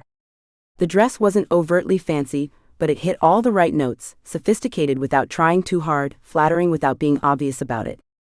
It's just dinner, I repeated, more to myself than to her. Maya rolled her eyes. Just dinner at Allegria, the restaurant with a 3-month waiting list, with the star player who publicly dedicated his game-winning goal to you before you interrupted his interview on live television. She ticked off points on her fingers. And then you kissed him in the locker room? But sure, totally casual Tuesday night plans. I smoothed invisible wrinkles from the dress. He probably just pulled some hockey star strings to get a table. It's not a statement. The man could have taken you for burgers if he wanted casual, Maya pointed out, handing me the heels I'd been searching for. Trust me, this is a statement. I slipped on the shoes, trying to ignore the flutter in my stomach. I suggested burgers, actually. And he insisted on the fancy place instead? Maya grinned triumphantly. Yeah, he's trying to impress you. Nate Carter doesn't need to try to impress anyone, I muttered, grabbing my purse. His ego entered the room 5 minutes before he was born. Keep telling yourself that. Maya's expression softened. For what it's worth, you look amazing. And it's okay to admit you like him, you know. I hesitated at the door. What if this whole thing is just leftover adrenaline from the season? What if we don't actually work without the drama? Then you'll have eaten at a nice restaurant with a hot hockey player who clearly adores you. She shrugged. There are worse ways to spend an evening. I took a deep breath. Right? Just dinner. Just dinner, Maya agreed, though her smile said she didn't believe it any more than I did. Allegria was exactly as pretentious as I'd expected. All soft lighting, exposed brick, and carefully curated atmosphere that screamed, "We have a Michelin star and we know it." I gave my name to the hostess, whose eyes widened with recognition. Ms. Parker? Yes, Mr. Carter is already here. She turned slightly to whisper something to her coworker, who glanced over with poorly disguised interest. Right this way, please. Great. We hadn't even sat down, and we were already the evening's entertainment. I followed her through the restaurant, painfully aware of the covert glances from diners who clearly recognized either me, the situation, or both. After our very public moment at the game, it was impossible to go anywhere in Brooklyn without being noticed. Apparently, deciding to stay for Carter instead of taking the fellowship had turned me into a minor celebrity in hockey circles. The hostess led me to a semi-private corner booth where Nate was already seated. When he saw me approaching, he stood, an old-fashioned gentlemanly gesture that caught me completely off guard. I was used to Carter the cocky hockey star, Carter the press conference nightmare, even Carter the surprisingly sweet late-night confidant. But this version, in a perfectly tailored charcoal button-down that brought out the blue in his eyes, was new territory. His usual smirk had softened into something else, something genuine that made my stomach do a complicated flip as his gaze traveled from my face to my carefully chosen outfit and back again. "You look beautiful, Parker," he said, his voice quieter than usual. I felt my face warm. "You clean up okay yourself, Carter." He gestured for me to slide into the booth, and I did, immediately reaching for the water glass to have something to do with my hands. This was ridiculous. We'd spent countless hours together at this point. We'd argued and laughed and almost kissed in elevators. We'd had an actual real kiss in the locker room that had nearly melted my shoes.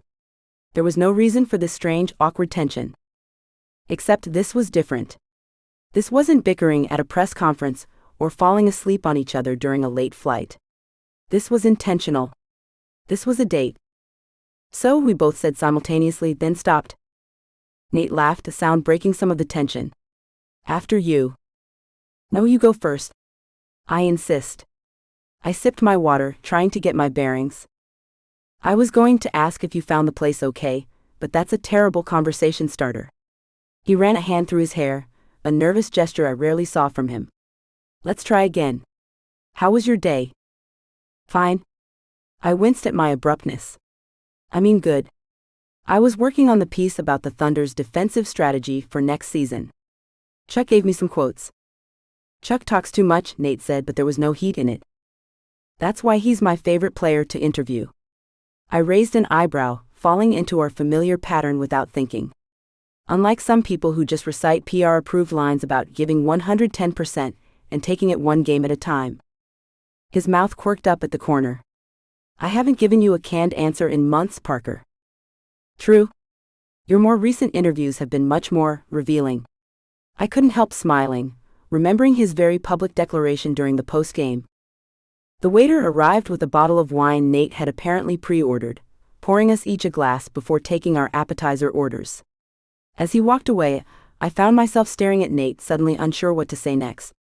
What were we supposed to talk about when we weren't arguing or working? What if we had nothing in common outside of hockey and antagonizing each other?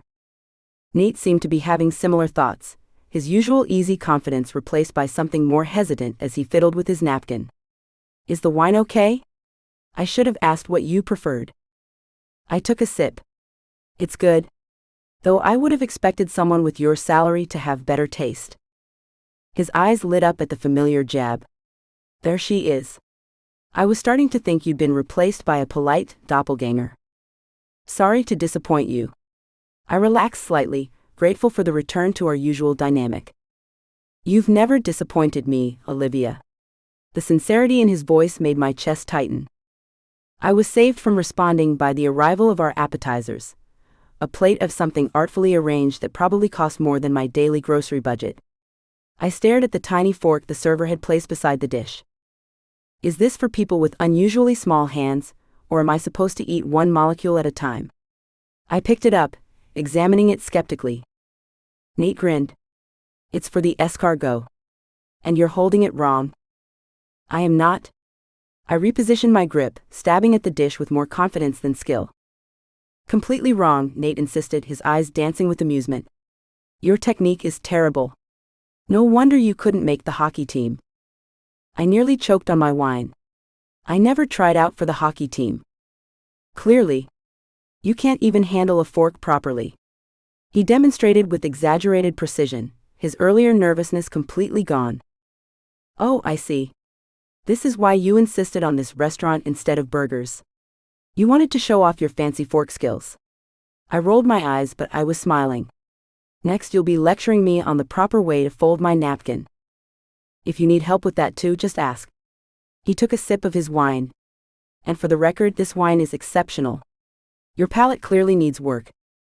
Your wine selection is like your left side defense, flashy but ultimately ineffective. I swirled my glass importantly, making up wine terminology on the spot. Too tannic. Not enough grape expression. Nate's laugh, genuine and unguarded, sent warmth through me. The awkward formality that had marked the beginning of our dinner was melting away, replaced by the comfortable rhythm we developed over months of verbal sparring. This was us. The banter, the teasing, the underneath-it-all warmth that had been there long before either of us admitted it. By the time our entrees arrived, conversation was flowing as naturally as it did during our late-night talks on team flights. Nate told me about his mother's reaction to our very public moment. She called me at 6 a.m. to ask if she should start planning the wedding, and I shared Maya's running commentary on my outfit choices. I'm flattered you put so much thought into it, he said, his eyes warm. Though you could have shown up in one of those hideous press pass lanyards and still been the most beautiful woman in the room. I felt my cheeks flush. Careful, Carter. People might think you're actually nice. Only to you. And only sometimes. He reached across the table, taking my hand in his. The gesture was so natural, so easy, that I didn't even think to pull away. His thumb traced slow circles on my palm, sending little electric currents up my arm as he asked, "How's the first official Thunder article coming since you decided to stay?" The question was casual, but the look in his eyes wasn't. We both knew what he was really asking. Are you okay with your choice? Any regrets? It's good, I said, turning my hand to lace our fingers together. I've got an angle no one else has. I gave him a pointed look. Insider access? His mouth quirked up at the corner, cocky and endearing all at once. Something like that. Though don't get too comfortable. I'm still going to call you out when you coast on defense. I would expect nothing less. His thumb continued its maddening circles against my skin. Your honesty is one of the things he caught himself, clearing his throat. One of the things I appreciate about you. The almost confession hung between us, and I found myself wondering what he'd been about to say. One of the things I like about you. One of the things I admire? Or something else entirely? Our conversation drifted naturally between hockey analysis, childhood stories. Nate's first pair of skates had been handed down from his cousin and were 2 sizes too big. I'd once written a scathing review of my middle school principal's tie collection for the school paper, and playful arguments about everything from pizza toppings to movie preferences. Pineapple has no place on pizza, I insisted. It's a culinary crime. Your pizza opinions are criminally wrong. Nate shook his head in mock disappointment. Almost as bad as your belief that action movies require actual plots. They do? Explosions aren't a substitute for character development. I pointed my fork at him. Your movie taste is objectively terrible. Says the woman who thinks romantic comedies constitute quality cinema. At least the characters talk to each other instead of just grunting and shooting things. Nate's laugh wrapped around me like a familiar blanket. The bickering that had once been genuinely antagonistic was now underlined with unmistakable affection. Our disagreements transformed into a different kind of connection. I realized with the start that I was having more fun arguing with him about pizza toppings than I'd had on any date in recent memory. I was in the middle of explaining exactly why his favorite childhood cartoon was deeply problematic when I noticed him glancing over my shoulder, his expression shifting slightly. Before I could ask what was wrong, I heard someone approach our table. Excuse me? I'm so sorry to interrupt. I turned to see a young woman clutching her phone, practically vibrating with excitement. I recognized the gleam in her eye immediately, the look of someone who stumbled across a scoop. You're Olivia Parker and Nate Carter, right? I'm Becca Liu, I run Hockey Buzz Daily. Her statement turned up at the end, making it a question. Sorry to interrupt your dinner, but are you two actually together? Like for real? The internet has theories but no confirmation. I felt my body automatically shift into professional mode, my back straightening as I prepared to deliver the carefully crafted non-answer I'd been mentally rehearsing since we walked in. Something about colleagues enjoying dinner and appreciate the interest but we value our privacy. But before I could speak, Nate's voice cut through, clear and unhesitating. Yes, we are. I'm the luckiest guy in the league. His hand squeezed mine gently, a silent question beneath the confident statement. Is this okay? Becca's eyes widened, her gaze dropping to our intertwined fingers. Oh my God, that's wow. Can I just say, the way you interrupted his interview after the final game was literally the most romantic thing I've ever seen in sports? And now you're actually dating? I found myself momentarily speechless, something that rarely happened to me in professional situations. I looked at Nate, whose expression was a perfect blend of certainty and gentle question. Becca seemed to sense my hesitation. I totally get if you want to keep things private. I can just say I saw you having dinner if you prefer. No pressure. That broke me out of my paralysis. No, it's fine, I heard myself saying. What he said is accurate. Her delighted smile was almost comical. That's amazing. Thank you so much. I won't take up any more of your time. She backed away, clearly restraining herself from skipping. Enjoy your dinner. As she hastily retreated, I turned back to Nate. That was subtle, Carter. Why not just take out a billboard while you're at it? But I didn't pull my hand away from his across the table. Instead of his usual quick comeback, Nate's expression turned unexpectedly serious. I'm not hiding this, Olivia. Not unless you want me to. The question beneath his words was clear. He was giving me space to set boundaries, to decide how public or private this thing between us would be. It was thoughtful in a way that still sometimes caught me off guard, coming from the man I'd once dismissed as all charm and no substance. For a moment, I considered the professional implications. Dating the athlete I covered would raise eyebrows in journalism circles. There would be accusations of bias, questions about my objectivity. But I'd already made my choice when I turned down the fellowship. I'd chosen Brooklyn. I'd chosen the Thunder. I'd chosen him not instead of my career but alongside it. And I was tired of pretending otherwise. I leaned forward across the table and kissed him briefly but deliberately, right there in the middle of the crowded restaurant. I heard several nearby diners whisper excitedly, but I didn't care. His lips were warm and surprised against mine, and when I pulled back, the look on his face was worth whatever Twitter meltdown was about to happen. I settled back in my chair with a challenging smile. Your defensive positioning might need work, Carter, but your taste in women is exceptional.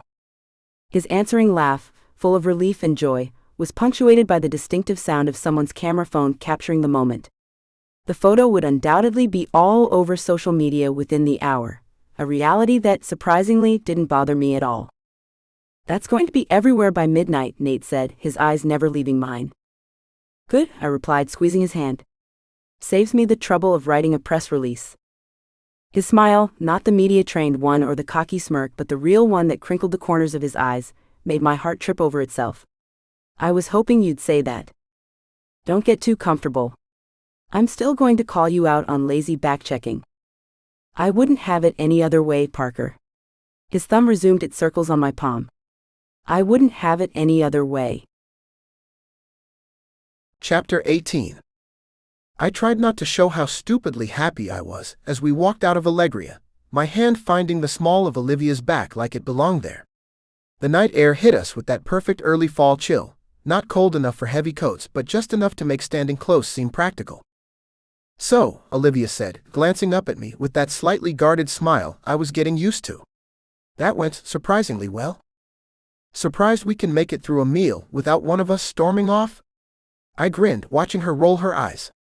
Actually, I'm pretty sure that fan interruption counts as our first official argument as a couple, and we crushed it. Is that what we are? A couple, she asked, her tone light but with that journalist precision underneath, always looking for the exact definition. I stopped walking, turning to face her under the glow of a streetlight. Parker, you publicly kissed me in front of a restaurant full of people with phones. I think we've moved past the situationship stage. Her cheeks flushed slightly, but she didn't look away. Progress. Come on, I said, fishing my keys from my pocket. Night's not over. It's not? I've got plans. Her eyebrow arched, that look that used to drive me crazy during press conferences. Now it just made me want to kiss her again. What kind of plans? She asked, suspicious. The surprise kind. I unlocked my car with a click, opening the passenger door with a flourish. After you. I hate surprises. No, you don't. You hate not being in control. Different thing. She narrowed her eyes but slid into the seat anyway. Small victories. I kept one hand on the wheel and let the other find hers across the center console. Her fingers were cold, they always were, but they intertwined with mine like we'd been doing this for years instead of minutes. If you're taking me to some hockey player party where I have to make small talk with your teammates' girlfriends, I'm calling an Uber. I laughed. Your faith in my dating abilities is overwhelming. Just setting boundaries. No parties, I promised, taking a turn toward the east side of Brooklyn. Though for the record, the guys' girlfriends would love you. The guys already think I'm the ice queen who tortures you at press conferences. Correction.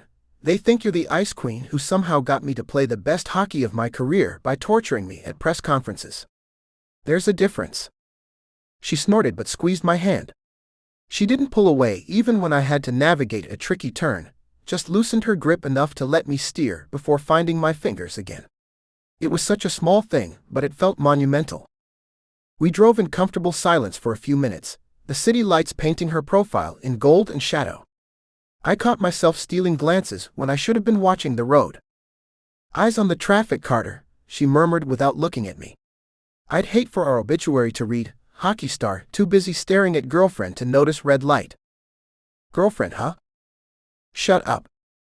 I grinned and focused on driving. As we pulled up to the Thunder's practice facility, I watched her expression shift from curiosity to disbelief.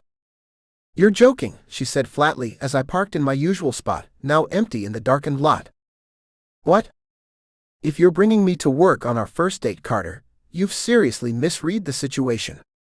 The look she gave me was pure exasperation, but I caught the hint of a smile she was fighting. You don't even know what we're doing here, I protested, shutting off the engine. Please tell me there's not some team meeting you forgot about. Give me some credit. I hopped out and came around to her door, opening it with a bow that made her roll her eyes again. I'm not that terrible at this.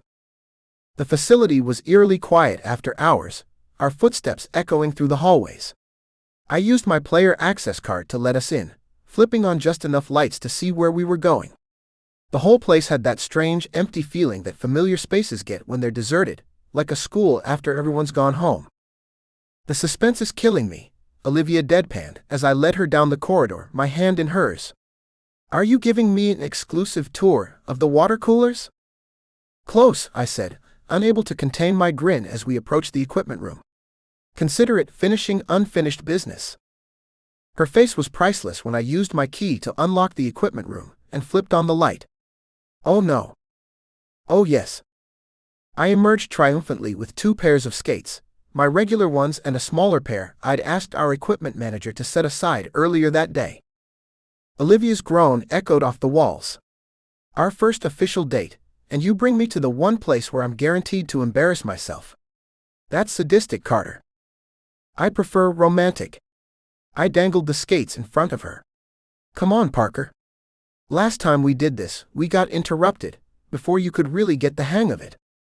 I think your definition of getting the hang of it is wildly optimistic. We've got the whole rink to ourselves. I stepped closer, lowering my voice. No teammates barging in. No coaches. No press. Just us. She looked at the skates, then at me, her expression softening just slightly. You're really proud of this idea, aren't you? Extremely. Fine, she sighed, taking the skates from my hand with exaggerated reluctance. But when I fall on my ass and bruise my tailbone, you're writing my articles for me until I recover. Deal. I hit the switches to bring up minimal lighting in the rink, just enough to see without it feeling like a game day. The ice gleamed like glass under the dim lights, untouched and perfect. I'd never tell Olivia, but I'd called in a favor to have it freshly resurfaced before we arrived. We sat side by side on the bench as I helped her lace up her skates, her running commentary making it hard not to laugh. This is cruel and unusual punishment, she insisted as I tightened the laces. Pretty sure this violates the Geneva Convention. Skating is a fundamental life skill, I countered. Not in my life. You cover hockey for a living. From the press box, she reminded me. Safely above the ice, behind plexiglass, with absolutely zero chance of face-planting in front of professional athletes. I finished lacing her skates and looked up at her. She was trying to look annoyed, but her eyes were bright with the kind of nervous excitement you get when you're doing something slightly terrifying but secretly fun.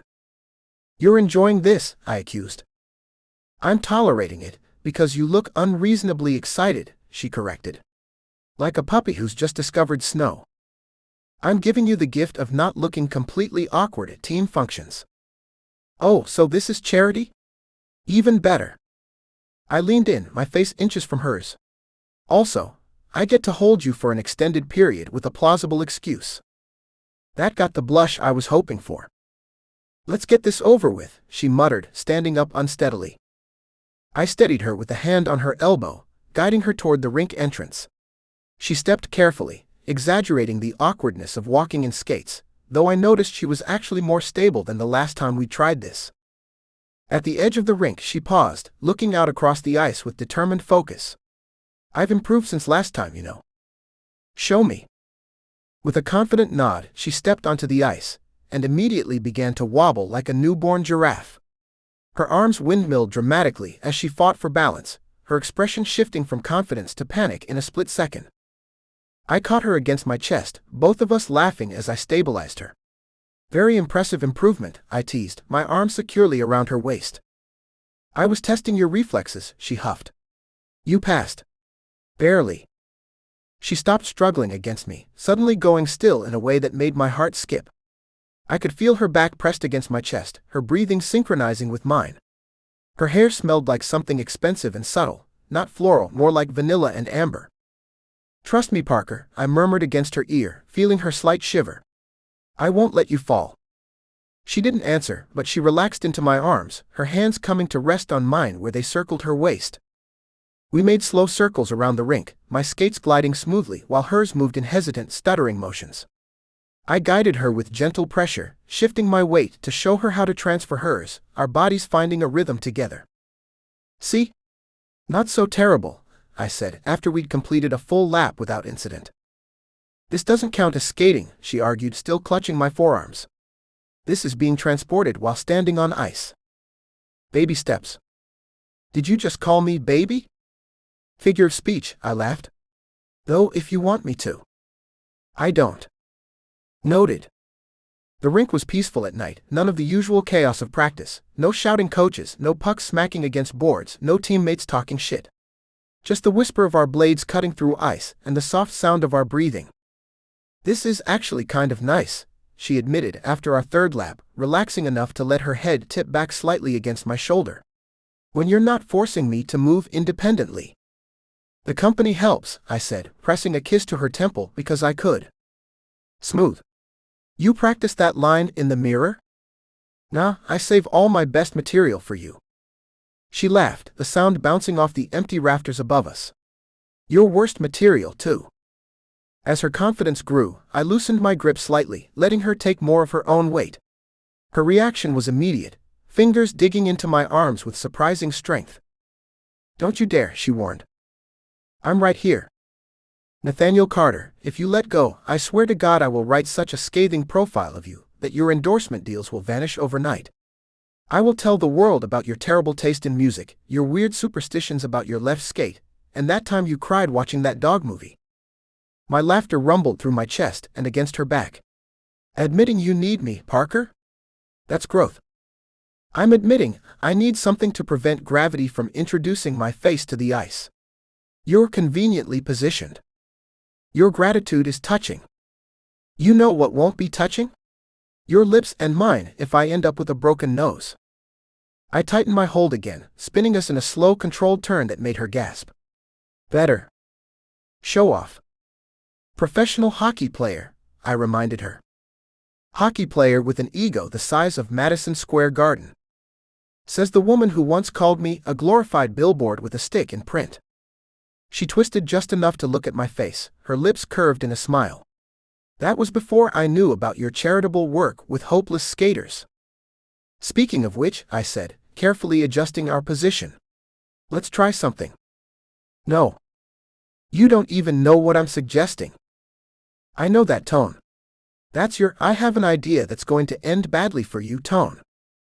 I maneuvered us toward the center of the ice, keeping my movements smooth. Just a small turn. Nothing fancy. Carter. You can do this. Before she could protest further, I guided us into a gentle curve, keeping one arm securely around her waist while using the other to demonstrate the proper arm position. For a moment it was perfect, our bodies moving in sync, her skates actually following the correct edge pattern. Then her ankle wobbled. She overcorrected, throwing her weight backward. I tried to compensate, but physics had other ideas. We tumbled onto the ice in a tangle of limbs, her shriek of surprise cut short as we landed with a thud, me taking the brunt of the fall. You were saying, she gasped, sprawled across my chest.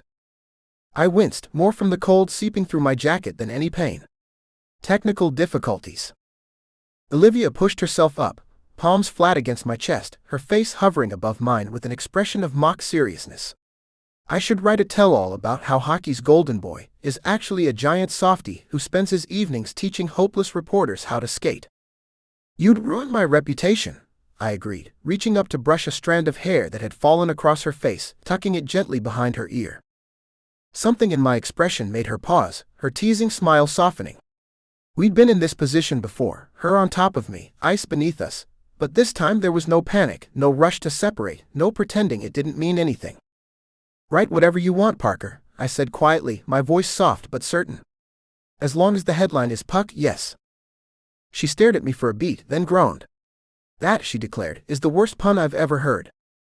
But she was smiling as she rolled her eyes dramatically, and before I could defend my comedic genius, she leaned down and pressed her lips to mine. The kiss was different from our others, slower, sweeter, with none of the urgent heat or public performance. Just Olivia and me, cold ice beneath us, but everything else wonderfully, perfectly warm. Her lips were soft, her weight against my chest a reminder that this was real, not just a PR stunt or a momentary lapse in judgment, but something we'd both chosen. When she pulled back, her eyes were bright, cheeks flushed with more than just the chill of the rink. That headline needs work, she murmured. But the content's not bad. I grinned up at her. High praise from Olivia Parker. Don't get used to it. Too late. She pushed herself up, extending a hand to help me, a laughably ineffective gesture given that she could barely stand on the ice herself. Maybe we should head back to solid ground, she suggested. Before I do actual damage to Brooklyn Star Center. Good call. I've got a game tomorrow. And I've got to write about your performance, she reminded me. Which, by the way, better be exceptional. I've got a reputation for objectivity to maintain. I accepted her help up, though I was doing most of the work, wrapping an arm around her waist as we started our careful journey back to the rink exit. So you're saying I should expect brutal honesty in tomorrow's column? I asked. She leaned into me, her arm sliding around my back. Always. But maybe with slightly better photo selection. The power of the press is terrifying. You have no idea. As we reached the bench and sat to remove our skates, I watched her work the laces with determined focus, her hair falling forward to hide her expression. I'd seen her like this countless times during the season, intense, dedicated, unwilling to admit defeat. But now I was allowed to reach over and tuck that hair behind her ear, to let my fingers linger against her cheek. What? She asked, catching me staring. Nothing, I said, unlacing my own skates. Just thinking this might be the best first date I've ever had. Even with the falling? Especially with the falling. She shook her head, but I caught her smile. You're ridiculous. You like it. She didn't deny it, which felt like another small victory.